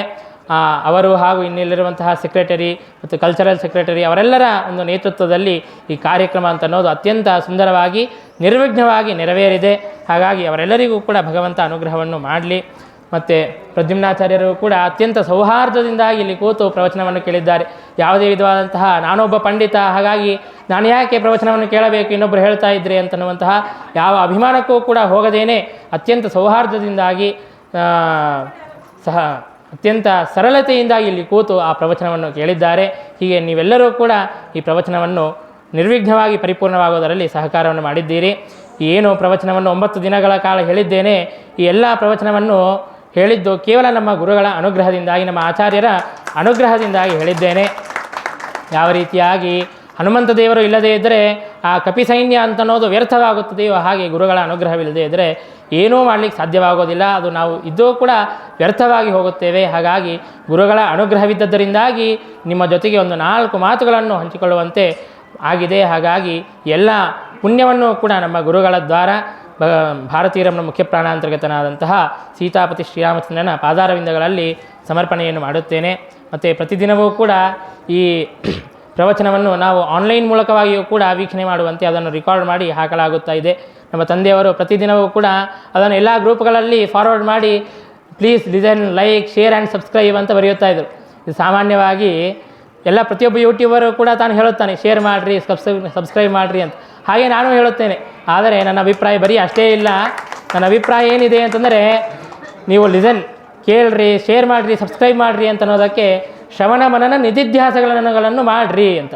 ಲಿಸನ್ ಅಂತಂದರೆ ಶ್ರವಣವನ್ನು ಮಾಡಿರಿ, ಶೇರ್ ಮಾಡಿರಿ ಅಂತಂದರೆ ಮತ್ತೊಬ್ಬರ ಜೊತೆಗೆ ಹಂಚಿಕೊಂಡು ಅದರ ವಿಚಾರವನ್ನು ಮಾಡಿ ಮನನವನ್ನು ಮಾಡಿರಿ. ಮತ್ತು ಸಬ್ಸ್ಕ್ರೈಬ್ ಮಾಡಿದರೆ ಏನಾಗುತ್ತಾ, ಆ ಚಾನೆಲ್ನಲ್ಲಿರುವಂತಹ ಎಲ್ಲ ವೀಡಿಯೋಗಳನ್ನು ಸದಾಕಾಲ ನೋಡುವಂತೆ ಆಗುತ್ತದೆ. ಹಾಗೆ ಸಬ್ಸ್ಕ್ರೈಬ್ ಮಾಡೋದು ಅಂತಂದರೆ ನಿಧಿಧ್ಯಾಸನವನ್ನು ಮಾಡೋದು, ಸದಾಕಾಲ ಭಗವಂತನ ಧ್ಯಾನವನ್ನು ಮಾಡೋಣ. ಹೀಗೆ ಅವೆಲ್ಲವನ್ನು ಕೂಡ ಹೇಗೆ ಮಾಡಬೇಕು ಅಂದರೆ ಲೈಕ್ ಮಾಡ್ತಾ ಮಾಡಬೇಕಂದ್ರೆ ಅತ್ಯಂತ ಭಕ್ತಿಯಿಂದಾಗಿ, ಅತ್ಯಂತ ಪ್ರೀತಿಯಿಂದಾಗಿ ಶ್ರವಣ ಮನನ ನಿಧಿಧ್ಯಾಸನಗಳನ್ನು ಮಾಡುತ್ತಾ ಭಗವಂತನ ಕೃಪೆಗೆ ಪಾತ್ರರಾಗೋಣ. ಈ 9 ದಿನಗಳ ಕಾಲ ಏನು ಪ್ರವಚನವನ್ನು ಹೇಳಿದ್ದೇನೆ, ಎಲ್ಲ ಏನು ಪುಣ್ಯ ಬಂದಿದೆ, ನೀವೆಲ್ಲರೂ ಕೂಡ ಏನು ಶ್ರವಣವನ್ನು ಮಾಡಿದ್ದೀರಿ, ಎಲ್ಲ ಸೇವೆಯನ್ನು ಕೂಡ ಭಗವಂತನ ಪ್ರೀತ್ಯರ್ಥವಾಗಿ ಸಮರ್ಪಣೆಯನ್ನು ಮಾಡೋಣ. ಭಗವಂತ ತಾನು ಪ್ರೀತನಾದರೆ ನಾವು ಮಾಡಿದಂತಹ ಈ ಎಲ್ಲ ಸೇವೆಯೂ ಕೂಡ ಸಫಲವಾಗುತ್ತದೆ. ಇಲ್ಲದೇ ಇದ್ದರೆ ಅದೆಲ್ಲವೂ ಕೂಡ ವ್ಯರ್ಥ. ಕೇವಲ ಬೋಗಣೆಯನ್ನಿಟ್ವಿ, ಅದರಲ್ಲಿ ಅಕ್ಕಿ ಹಾಕಿದ್ದಿ, ನೀರು ಹಾಕಿದ್ದಿ, ಅದರಲ್ಲಿ ಒಲೆಯನ್ನೇ ಹೊತ್ತಿಸಲಿಲ್ಲ ಅಂತಂದರೆ ಏನಾದರೂ ಪ್ರಯೋಜನವಿದೆಯಾ? ಹಾಗೆ ನಾವಿಷ್ಟೆಲ್ಲ ಮಾಡಿದ್ದು ಭಗವಂತನ ಪ್ರೀತಿ ಆಗಲಿಲ್ಲ, ಪ್ರೀತಿಯನ್ನು ಸಂಪಾದನೆ ಮಾಡಲಿಲ್ಲ ಅಂತಂದರೆ ಇದೆಲ್ಲವೂ ಕೂಡ ವ್ಯರ್ಥವಾಗುತ್ತದೆ. ಹಾಗಾಗಿ ಭಗವಂತ ತಾನು ಪ್ರೀತನಾಗಲಿ, ಈ ಕಾರ್ಯಕ್ರಮದಿಂದಾಗಿ, ಈ ಸೇವೆಯಿಂದಾಗಿ, ಈ ಪ್ರವಚನದ ಕಾರ್ಯಕ್ರಮದಿಂದಾಗಿ ಭಗವಂತ ಪ್ರೀತನಾಗಲಿ ಎಂಬುದಾಗಿ ಋಣೀಮಹೇತೆ ಪರಿತೋಷಣ, ಈ ಎಲ್ಲವನ್ನು ಕೂಡ ಭಗವಂತನ ಪ್ರೀತ್ಯರ್ಥವಾಗಿ ಸಮರ್ಪಣೆಯನ್ನು ಮಾಡೋಣ. ಮತ್ತು ಅತ್ಯಂತ ಸಂತೋಷದ ಸುದ್ದಿ ಏನು ಅಂತಂದರೆ, ಬಹಳ ಸಂತೋಷವಾದದ್ದು ಏನು ಅಂತಂದರೆ, ಪ್ರತಿದಿನವೂ ಕೂಡ 35-40 ಜನ ಪ್ರತಿದಿನವೂ ಕೂಡ ಪ್ರವಚನಕ್ಕೆ ಬರುತ್ತಾ ಇದ್ರು. ಅದು ಬಹಳ ಸಂತೋಷದ ಸಂಗತಿ.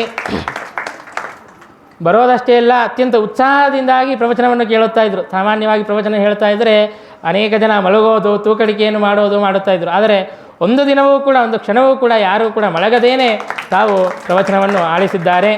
ಅದು ಕೂಡ